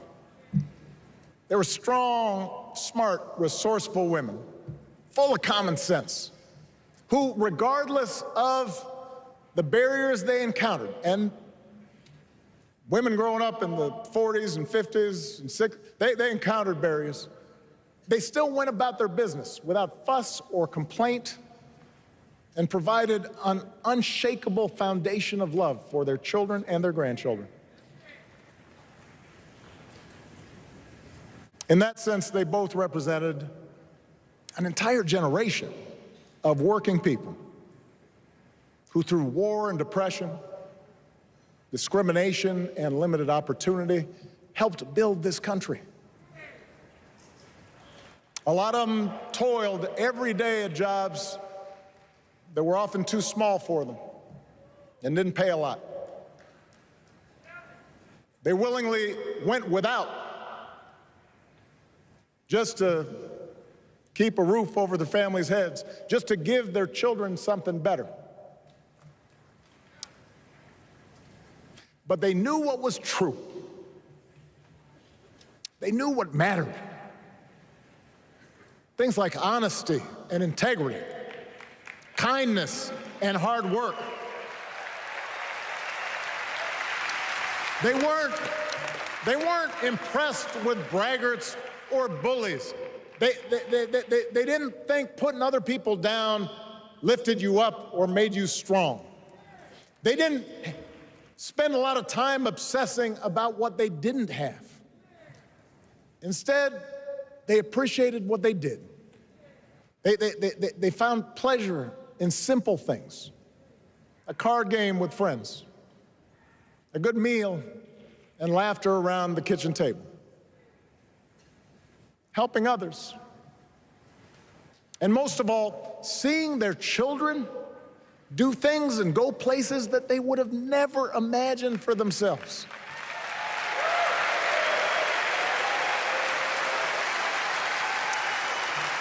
Whether you are a Democrat or a Republican or somewhere in between, we have all had people like that in our lives. People like Kamala's parents, who crossed oceans because they believed in the promise of America. People like Tim's parents, who taught him about the importance of service. Good, hard-working people who weren't famous or powerful, but who managed in countless ways to leave this country just a little bit better than they found it. As much as any policy or program, I believe that's what we yearn for. A return to an America where we work together and look out for each other. A restoration of what Lincoln called, on the eve of Civil War, our bonds of affection. An America that taps what he called the better angels of our nature. That is what this election is about. And I believe that's why if we each do our part over the next 77 days, if we knock on doors, if we make phone calls, if we talk to our friends, if we listen to our neighbors, if we work like we've never worked before, if we hold firm to our convictions, we will elect Kamala Harris as the next president of the United States and Tim Walz as the next vice president of the United States. We will elect leaders up and down the ballot who will fight for the hopeful, forward-looking America we all believe in. And together, we too will build a country that is more secure and more just, more equal, and more free. So let's get to work. God bless you. And God bless the United States of America.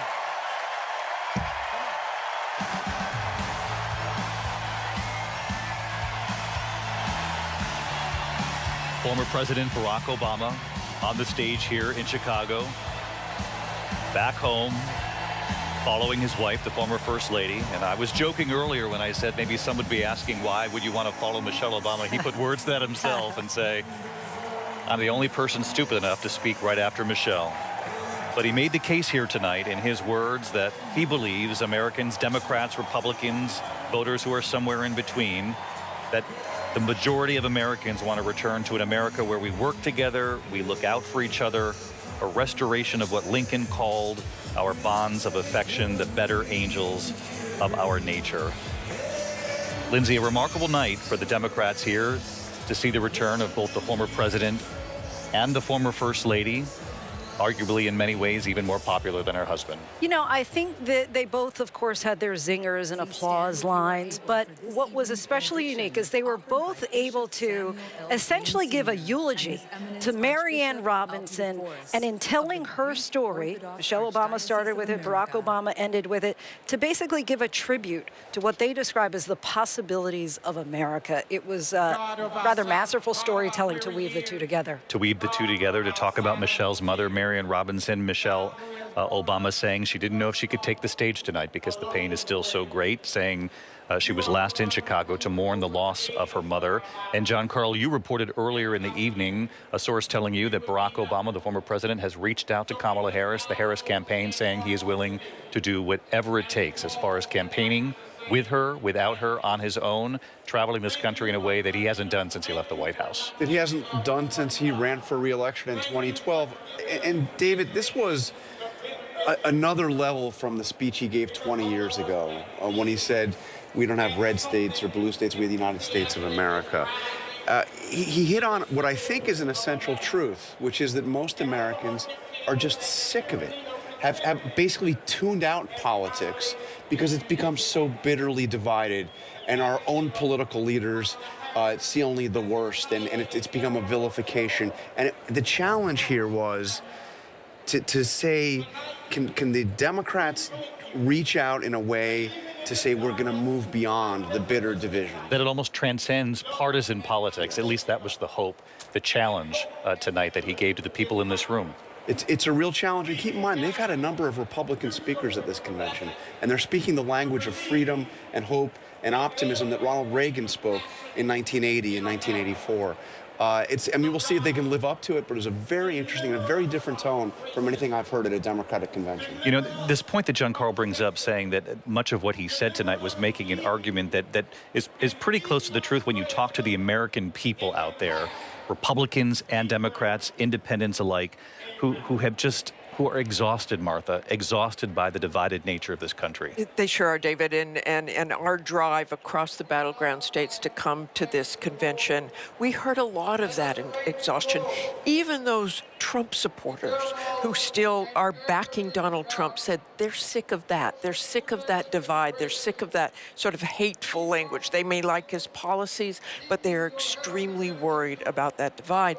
And you saw former President Obama and Michelle Obama tonight try to shine a light. I mean, they defined Kamala Harris by tying her in to their own hope, which was, of course, his message in 2008 as well. But of course, they all said there's still work to be done. Michelle Obama saying, let us work like our lives depended on it. Tying Kamala Harris into their own hope and into the story of their mother and mother-in-law, and Marianne Robinson as Linsey. And Kamala Harris's life. And Kamala Harris's life and Kamala Harris's mother. She was raised in a middle-class home by a working mom and tried to thread the needle on this through their own experience and in trying to introduce Kamala Harris to the country and say, look, folks, we only have a few weeks here before the election. And that perhaps might be the most powerful message here from the Obamas, from what was a very remarkable 1-2 punch here tonight. I mean, that was some serious straight talk. But in addition to the blistering takedown of Donald Trump, I mean, I think you could argue that that is the most blistering takedown of Trump that we have heard from Democrats in recent memory. It was a powerful lifting up of Kamala Harris, passing very clearly that mantle of hope and change now to her. But perhaps most important was the message they had to Americans. Do not get complacent. This is going to be a fight, Barack Obama said. They cannot take their eye off the ball. Americans have to get out and vote because they say the future of this very country is on the line. Yeah, the former First Lady saying, don't wait for that call. No. That call from a campaign this your somewhere. Call, your message, Consider this my official ask, she said. Let's go down to the floor. Rachel Scott, what was it like on the floor? David, there are a few leaders in the Democratic Party that could really energize and command a room, like former President Barack Obama and former First Lady Michelle Obama. In 2016, Michelle Obama said, when they go low, we go high. Tonight, she said, when they insult, when they try to demonize you, when they attack you, do something. Do something. And those are the words that many here are leaving with, David. Rachel Scott on the floor. Rachel, thank you. Terry Moran, your thoughts? Well, David, from the moment Michelle Obama started talking, this crowd, this stadium listened rapt and rapturously to both her and Barack Obama. Of course, they would. They're Democrats. For so many here and so many like them across the country, he's the greatest president of their lifetimes. They'll tell you that. And she's forever a first lady in their hearts. But it was more than that. It was the claim that both Michelle and Barack Obama made, that sense of hope that they stirred across the country can be recaptured and renewed in the candidacy of Kamala Harris. The problem, the challenge, so many people did not feel that hope was realized after the presidency of Barack Obama. So many turned away from it. And the challenge for the Democrats is going to be to capture the mood in this hall that, yes, hope's alive across the country. And it was really interesting, Terry, just a quick follow, because I was studying the folks in the crowd here in the convention hall during one of the very sort of quiet moments during the former president's speech, when he talked about having to listen to your fellow Americans, listen to your neighbors, the freedom to make choices and have a belief system that's different from your neighbors, that's what this country is supposed to be about. It was very quiet in this hall, but you saw a lot of heads sort of nodding when he said, even if you don't agree, it's really time to start listening to your neighbor. You know, I think there are polls and focus groups that show that Americans don't want to hate each other, right? People talk about a national divorce or a new civil war. The secret of American politics that Obama tried to tap into tonight is that most Americans are still normal. They're going to disagree, but they're pragmatic, fair-minded. They want results. That's what they're waiting to hear from Kamala Harris, how she's going to get them. But they don't want the politics of the past 10 years. Terry Moran on the floor for us. Terry, thank you. Donna Brazil, let's go to you. We went to you during the Republican convention as well as Reince Priebus when he was with us during the Republican convention. We would ask you night by night how the night went. This night in particular, you have worked with all of these leaders from last night, President Joe Biden, former Secretary of State Hillary Clinton. Tonight, a very different night, but two giant Democratic stars making the case that this is about something larger than even just voting as a Democrat at this country, making an appeal to Democrats, Republicans, independents, and people even somewhere in between, the former president said. You know, you come to these conventions and you get excited to hear speeches. We heard a lot of speeches, but what concluded this night was not a speech. It was a sermon that inspires us, that tells us that we can go higher, that we can come together, that we can make hope come back into our lives. I am very, very excited that the tone as we ended was about making sure that hope comes back, but that means action. Last night, Joe Biden called us to continue the job, and tonight, the Obamas reminded us that hope is still in the air. Night 2 of the Democratic National Convention down in Brazil. We always appreciate your analysis, and we have to be reminded that for Kamala Harris tonight, who was in Milwaukee, she was on her way back when her husband, the second gentleman, was speaking, introducing his wife to the country, reintroducing her and talking a little bit about their relationship. They marked their 10-year anniversary on Thursday when she accepts the nomination here, and we're going to show you this image that she did post just a short time ago. Reports from our Karen Travers that Air Force 2 was circling in the air so that the vice president could watch her husband give his speech here at the Democratic National Convention. The message there, love you, Dougie. He'll appreciate that as she plays that voicemail for him once again on their anniversary this Thursday, that first voicemail he left. I'm David Muir here in Chicago with the entire ABC News team. Thank you for being with us here on Night 2. We'll be back tomorrow night, same time, same place, and I'll see you tomorrow for World News Tonight from all of us at ABC News. Thanks for watching. Nightline is next in GMA, first thing in the morning. Good night.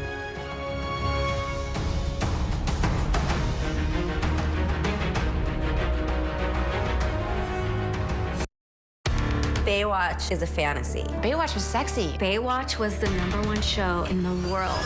When you hear that theme song, I had no idea how much fun I was going to have. It was addicting. People were just eating that stuff alive. it was a wild time, and I was a wild chick. Jason Momoa exploded. Carmen was a bombshell. Pamela Anderson was an icon. Pamela was the sweet girl from Canada who came to get the American dream. I'm really proud of everything I've done. Almost. Baywatch was a whirlwind of epic highs and bitter lows. It was a lot of pressure. Everybody was disposable, and if you didn't fit into their brand, you were gone. Greed, lust, fame. Everyone likes to watch sexy things. Let's go. The ship is incredible. It feels like living in a science fiction movie. We just saw what no one has seen before. Wow, look at that. Oh my gosh. Well, dead ahead. We are heading into the unknown. Hammer, hammer, hammer. It doesn't get any more cutting edge than this.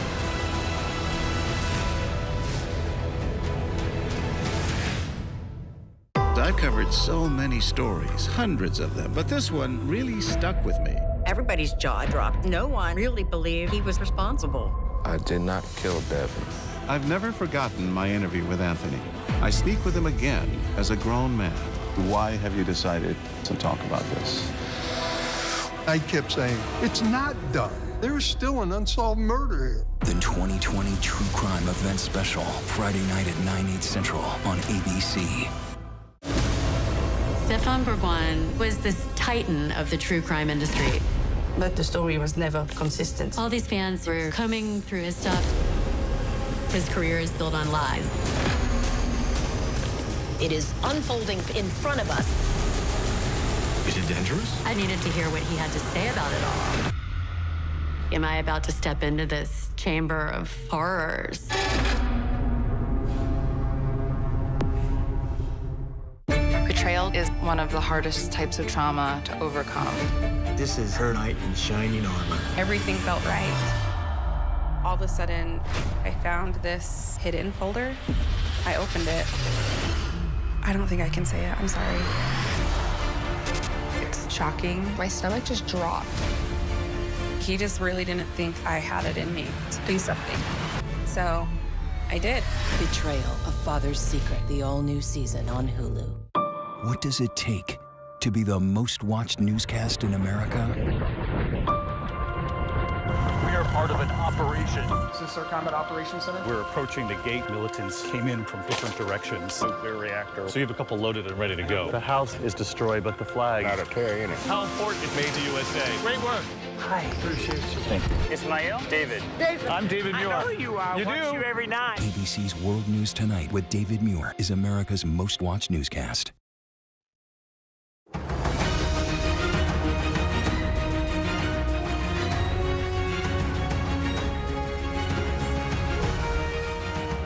Welcome back, everyone, to ABC News Live special coverage of day 2 of the Democratic National Convention. And what a night it was, with some of the most popular names in the Democratic Party taking to the stage.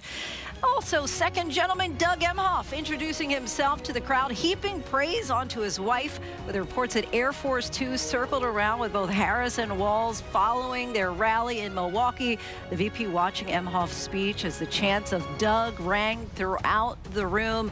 And of course, Michelle and Barack Obama took to the stage just a few moments ago, addressing an adoring and raucous crowd, celebrating the Harris-Walz ticket while jabbing at former President Donald Trump multiple times. It was a big night here in Chicago. We'll have our powerhouse political panel standing by to break it all down. Plus, Senate Majority Leader Chuck Schumer joins us live. But first, here are some of the highlights from ABC's Jay O'Brien. The Obamas back in the spotlight on the second night of the Democratic National Convention in their hometown, Chicago. We are ready for a President Kamala Harris.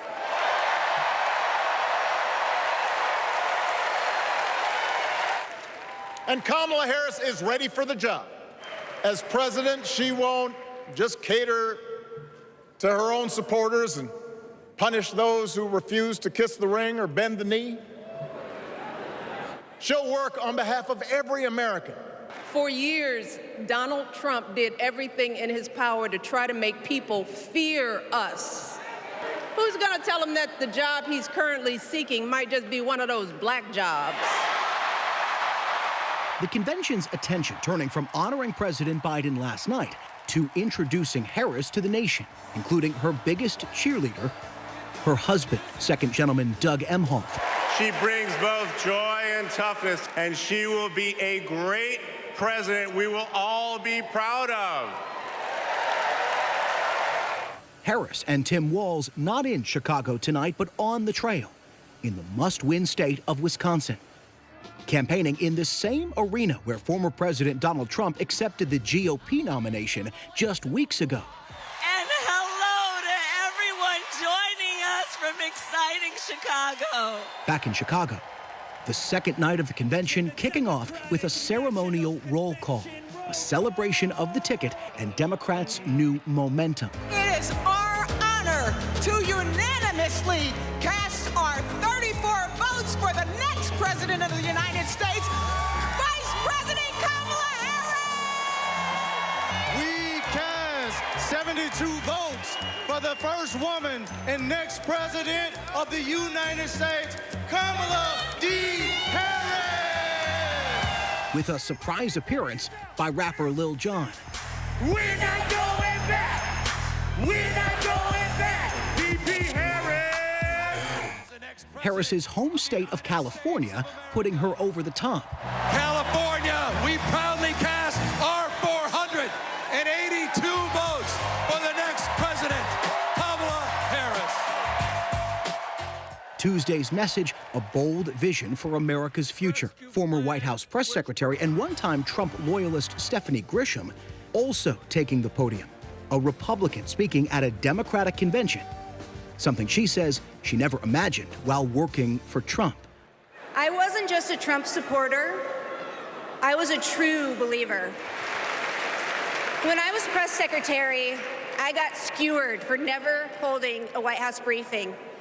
It's because, unlike my boss, I never wanted to stand at that podium and lie. Now here I am, behind a podium, advocating for a Democrat. And that's because I love my country more than my party. Our thanks to Jay O'Brien for that. And now we are joined by Senate Majority Leader Chuck Schumer. Thank you so much for coming on the show. Great to be here on a great night. We heard, obviously, Barack Obama joke that it was a tough act to follow his wife, Michelle Obama. What did you make of the evening? I thought it was incredible. I mean, nobody does it better than Obama, but Michelle came real close. I mean, they were incredible and appealing both to the, the problems of what a Trump administration would do, but at the same time appealing to what he called and Lincoln called our better angels. I think it hit the right note. And I'll tell you, I've been to conventions. I've been to every Democratic convention since 1984, San Francisco. I have never been to a convention where people are more excited, more unified, and more focused on winning. It's incredible. We heard from both of the Obamas talk about the razor-thin margins and just how tight this race is going to be. What do you think that the messaging is in that? Well, the messaging is very simple. Don't get complacent. Democrats are feeling great right now because we're ahead. You look at our Senate races, and the last Cook poll and some of the others showed us ahead by probably more than I would ever imagine. But complacency is our enemy. And, the Trump people are relentless. They do appeal to the dark side of human nature, but as the president alluded to, that can sometimes work. So I think there's a feeling of not confidence, that would be too strong a word. There's a feeling of optimism, but there's also always a worry that it could be real close. We better not rest on our laurels. Of course, it's been just 30 days since President Biden announced that he was going to step aside. Give us just a glimpse into what this whirlwind has been within the Democratic Party in order to get us to this night. It's been incredible. And, everything is good now. Biden was so well received, and the fact that he made the patriotic decision to step down, it is hard. You're president of the United States. You have such power, and for anyone to step down from that office is really a feat of humility and feat of integrity. He did it. And no one's mad at each other anymore. It's just unbelievable. So it's just a great convention. We feel very good.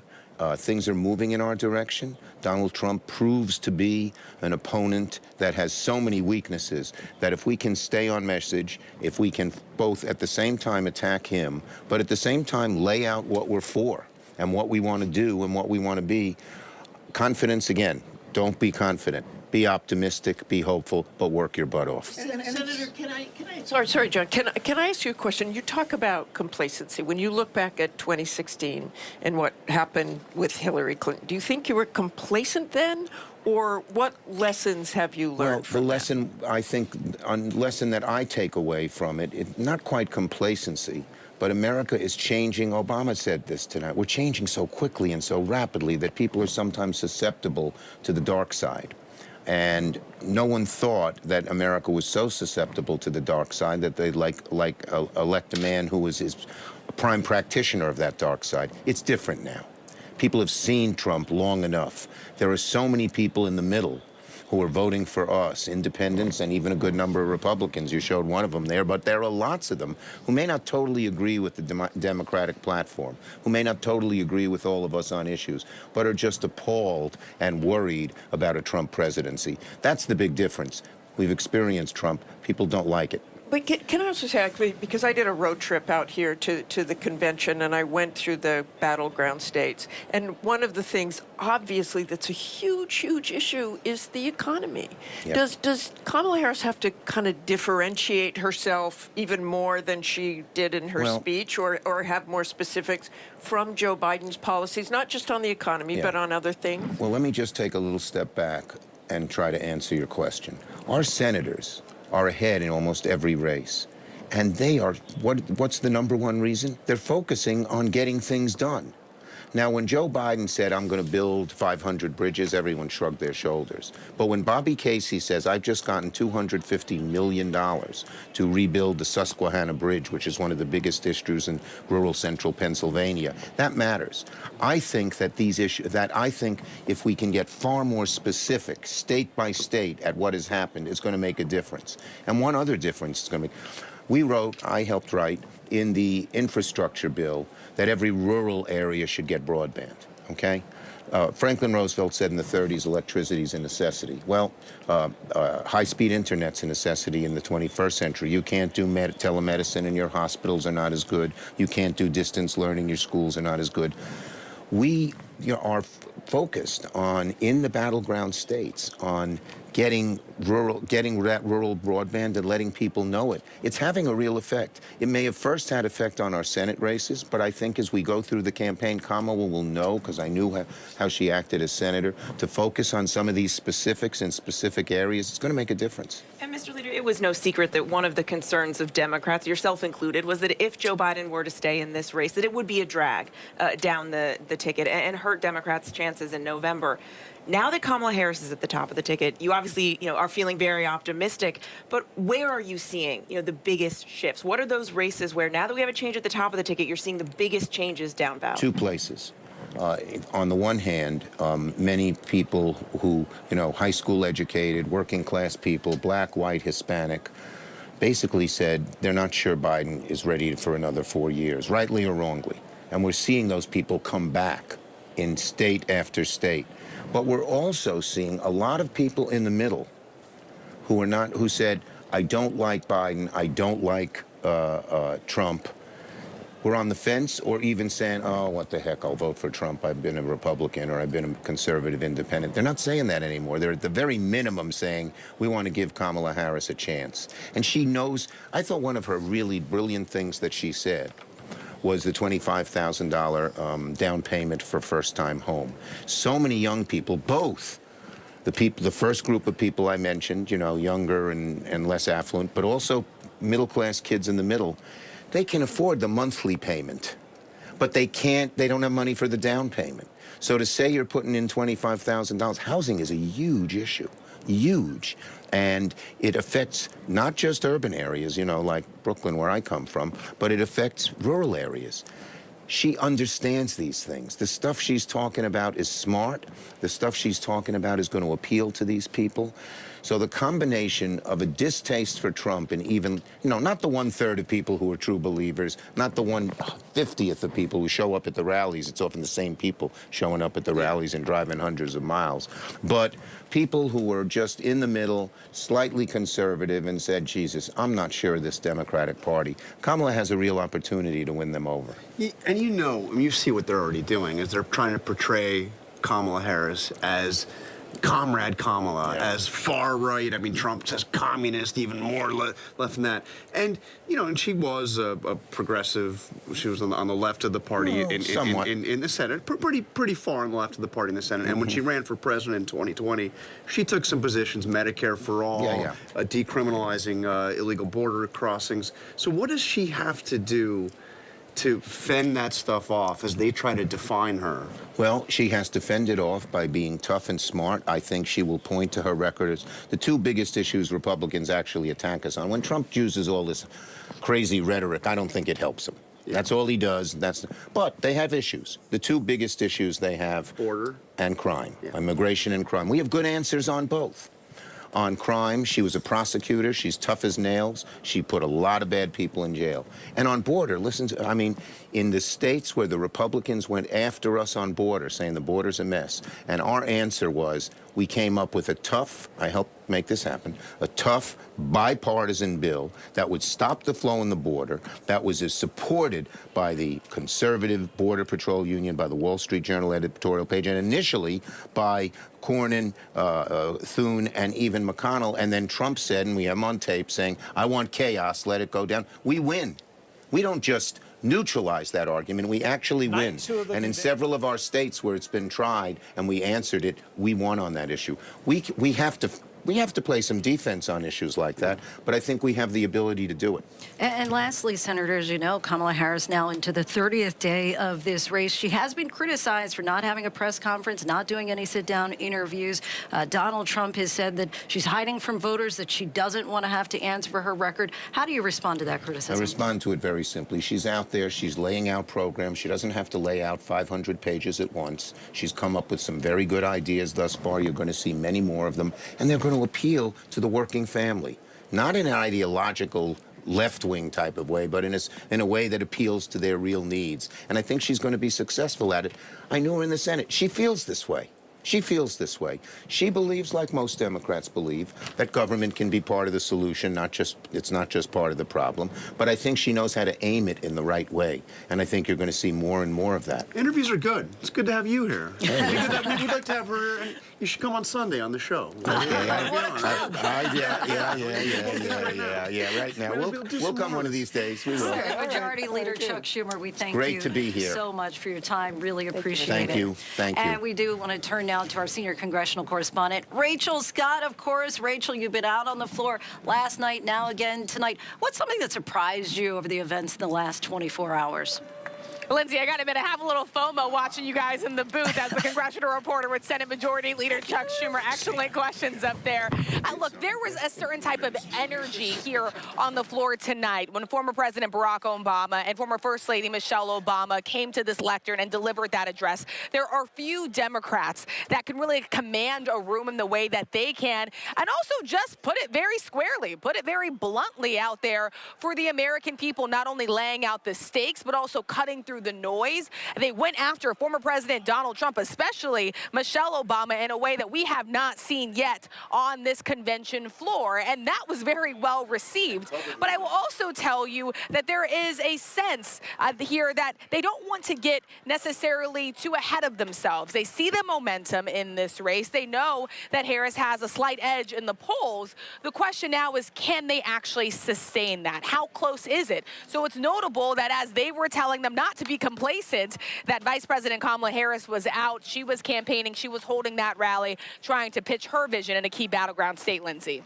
And Rachel, of course, one thing we know is important to a potential Harris administration is not only to win the presidency, but also control the House and Senate. How difficult would it be for Democrats to achieve those policy goals without control of Congress? Entirely very difficult, Lindsay, and that is just the truth of the matter. Now, I was told that that was something that former President Barack Obama really wanted to stress tonight, that it's not just the top of the Democratic ticket. It also matters all of those down-ballot races. It's a reason why we saw Angela Olsen come forward and deliver an address as well, because it was important for them to have someone who could possibly be a change maker, someone that could prove to be the difference between Democrats keeping the majority in the Senate or losing it to Republicans, deliver this primetime address. That is something that I believe the Democratic leaders, including Chuck Schumer, who you just spoke to, are keenly aware of. It is notable, Lindsay, there is probably about 3 Democratic senators, including Senator John Tester, Sherrod Brown. They are not here at this convention. They are working to try and win over the voters in their states, because any one of those races could determine the control of the Senate and have a major impact if Vice President Kamala Harris wins this race, Lindsay. Rachel Scott on the floor for us. Thank you so much, as always, Rachel. I want to go now to Terry Moran, who's also on the convention floor. Terry, Donna Brazile described it earlier that former President Barack Obama's words basically were not a speech, but a sermon, in fact. Was it enough, do you think, to get out to those who might be sitting on the sidelines this November?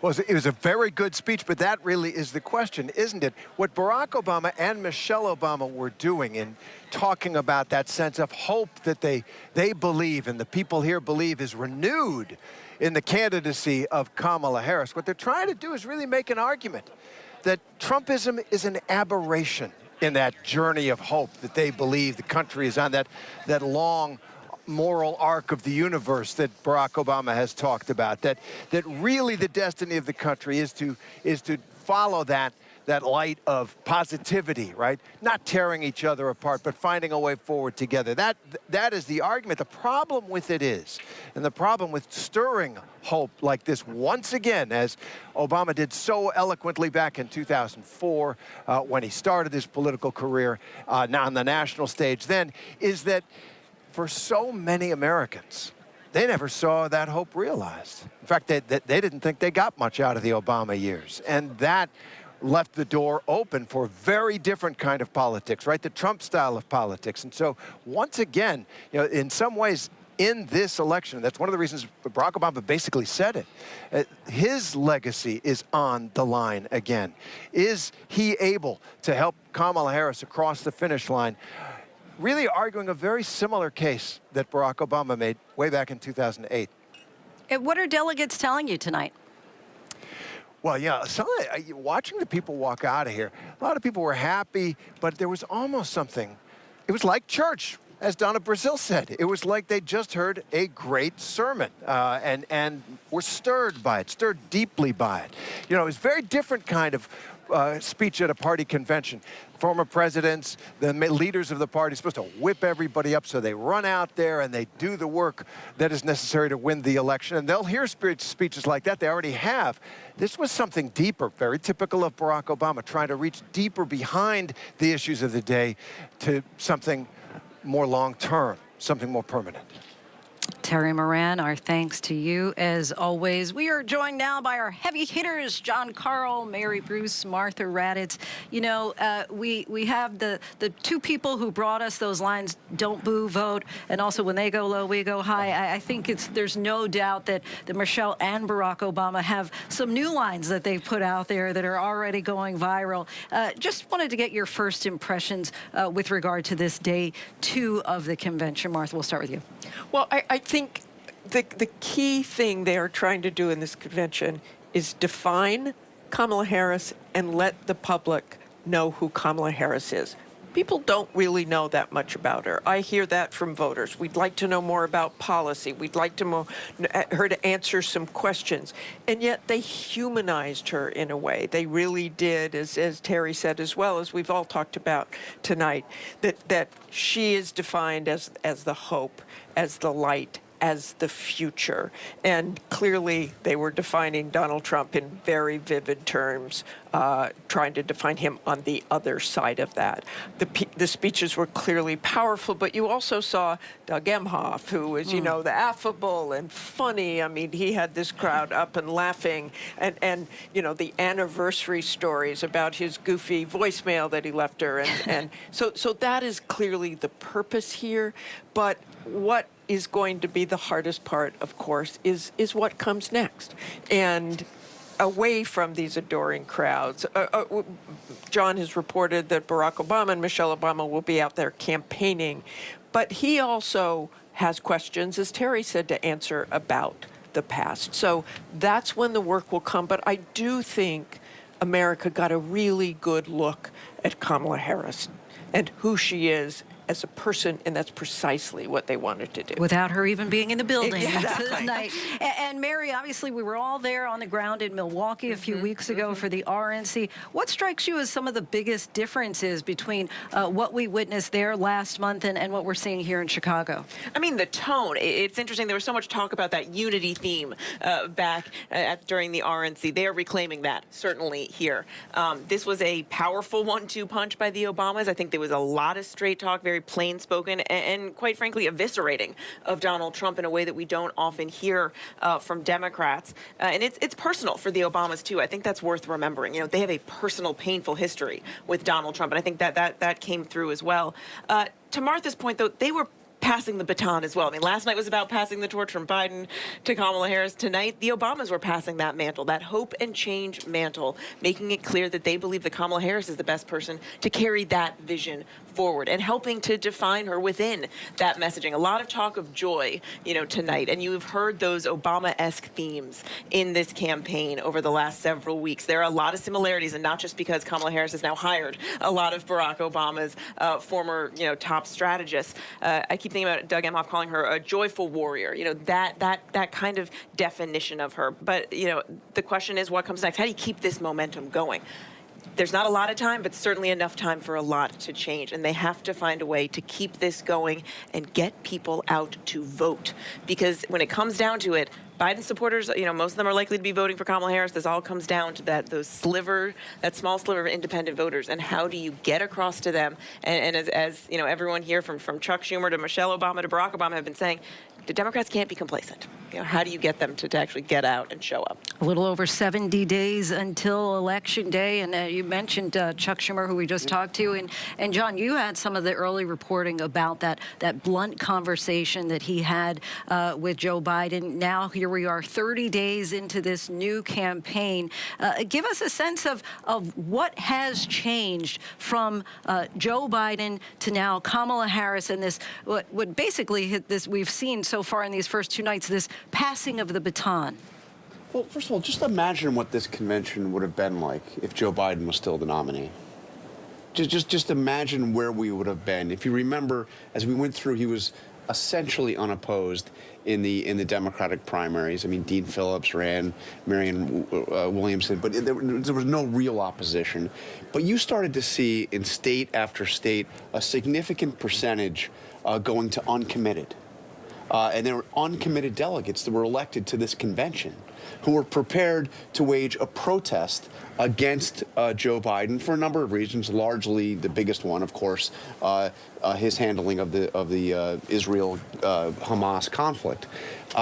So imagine where we would have been. You had a party that was not energized by Joe Biden, that was fearing it was headed towards a defeat against Donald Trump. You had a sense of defeatism on the part of so many Democrats. And instead, you have a convention that is entirely unified. And what's fascinating about that, by the way, is on the substance, is there any actual difference between Kamala Harris and Joe Biden? We're still waiting to hear that. We're waiting to see. But an entirely different place this party is in. And you saw that vividly tonight. John Carl, Mary Bruce, Martha Raddatz, our thanks to you as always, staying up with us late. Still much more to get to here on this special edition of ABC News Live Prime, the Democratic National Convention here in Chicago. More analysis and coverage of the day's events as we are live here in Chicago. Day 2 just wrapping up. Stay with us.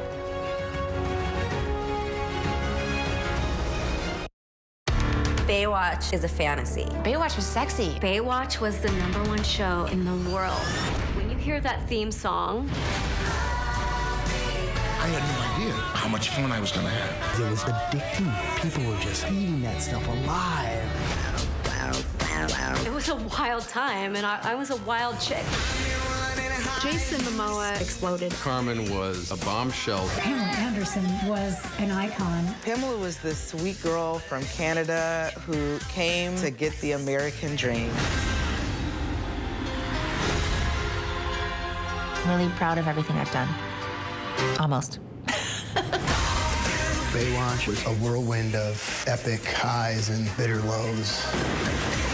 It was a lot of pressure. Everybody was disposable, and if you didn't fit into their brand, you were gone.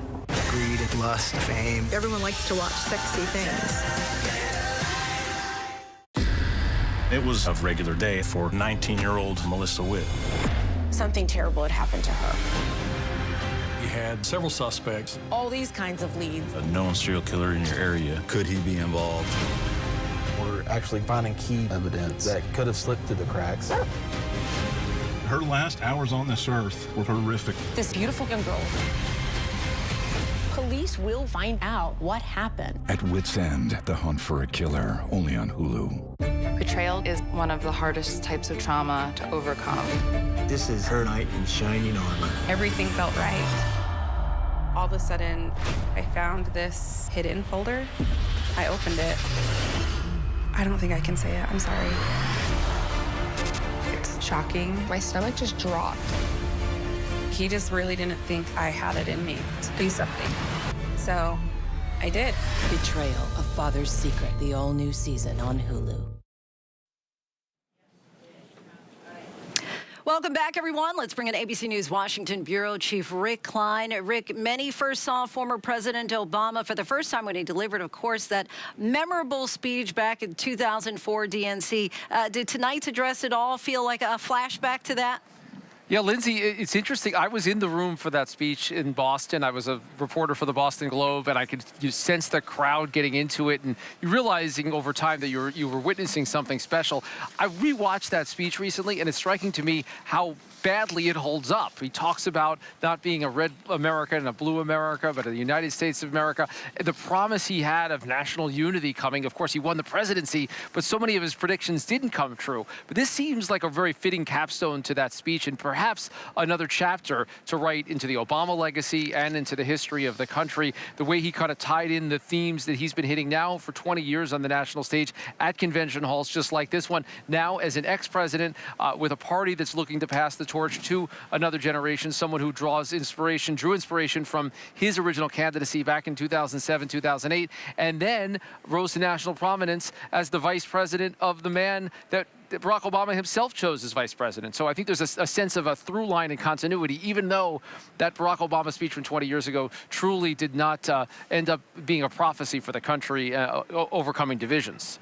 And Rick, you actually have a rather unique vantage point where you are tonight, just off of the podium. What have you been seeing, and who have you been talking to?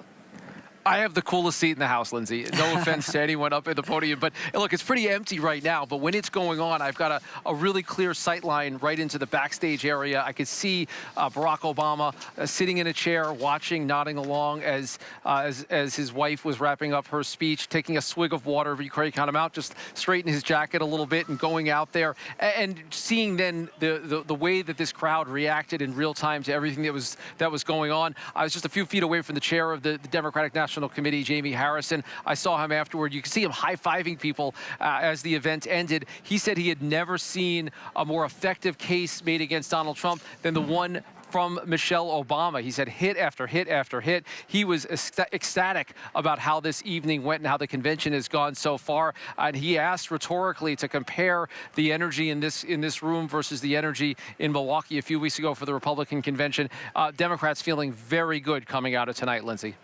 All right, Rick Klein, our thanks to you as always. And joining us once again, senior White House correspondent Selena Wang. Selena, I know while the convention was going on, you had an eye on Harris and Walz simultaneously campaigning in Milwaukee. What were their messages there tonight? Yeah, well, Lindsay, it was quite the show of force that during her own convention, Harris was able to pull away and rally a crowd of more than 15,000 people at the arena today. And her message was really one of hope and joy, but also about a fight for the future, a fight for the middle class, and a fight for the average American.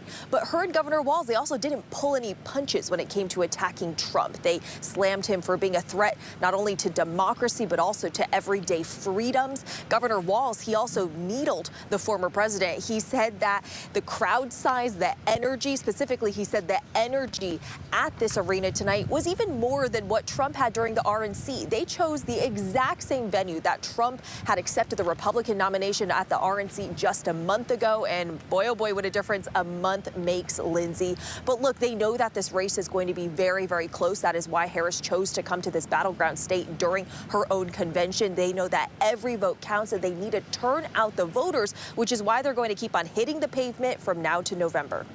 And we know from our reporting that the Harris-Walz campaign will certainly go big on the issue of abortion. What are their tactics expected to be on that front?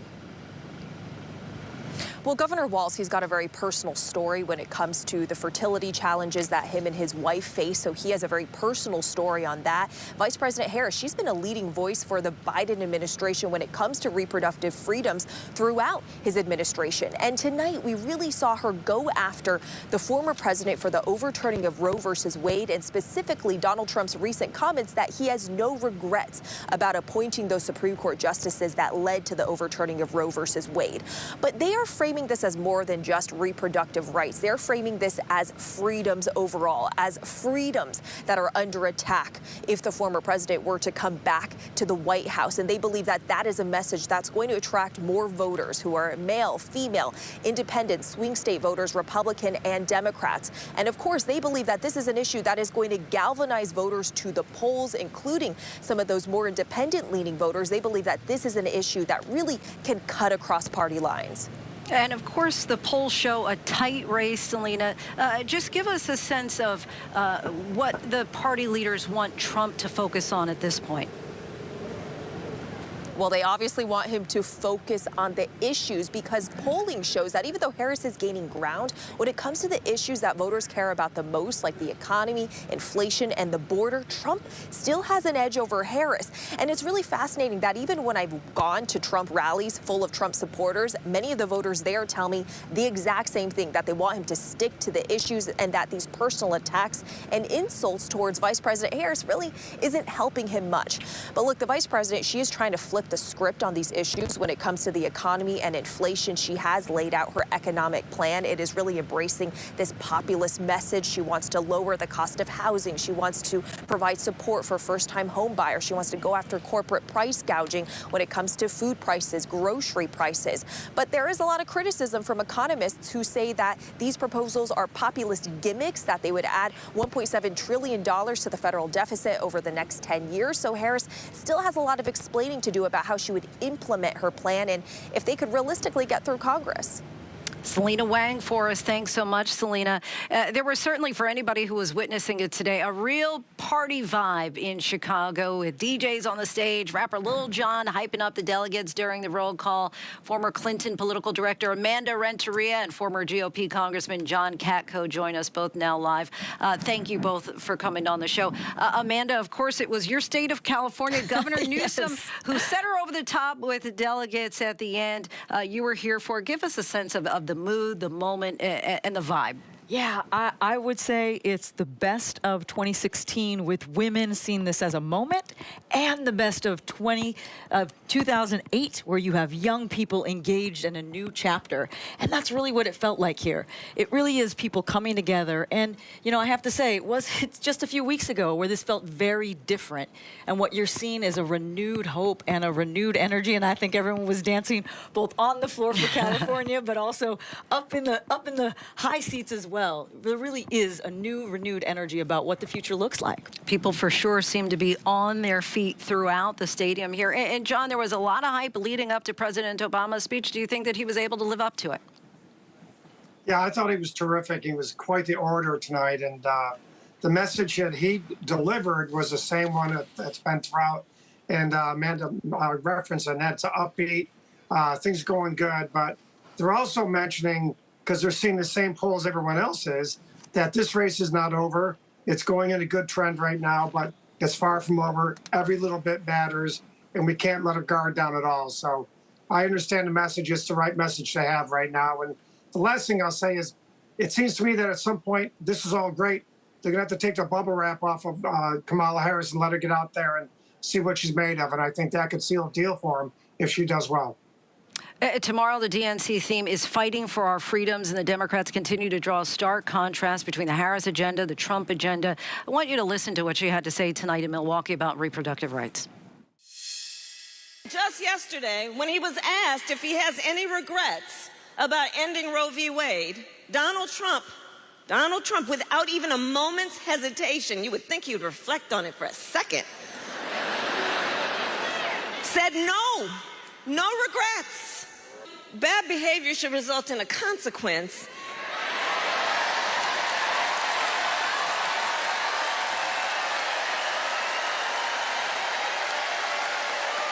Well, we will make sure he does face a consequence, and that'll be at the ballot box in November. And Amanda, Donald Trump has said in recent days that he thinks that abortion will be a little issue in November.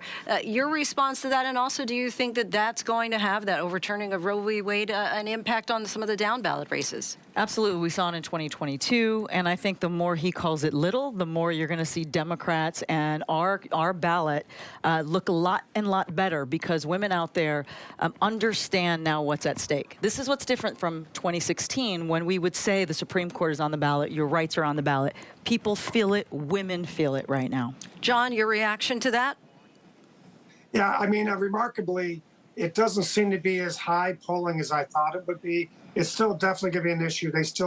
That is still a great issue for Democrats. It's a terrible issue for Republicans.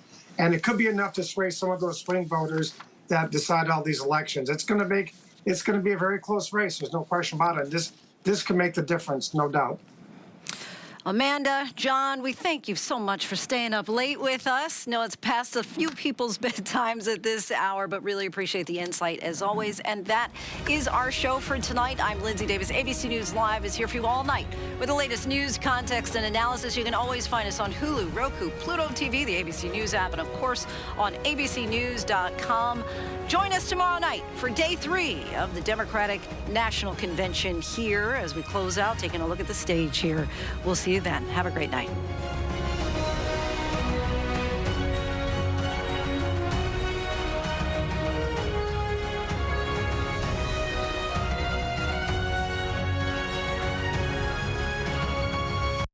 They both want to be your next president. Now finally, Kamala Harris. Do we believe in the promise of America? Donald Trump. We will soon be a great nation again.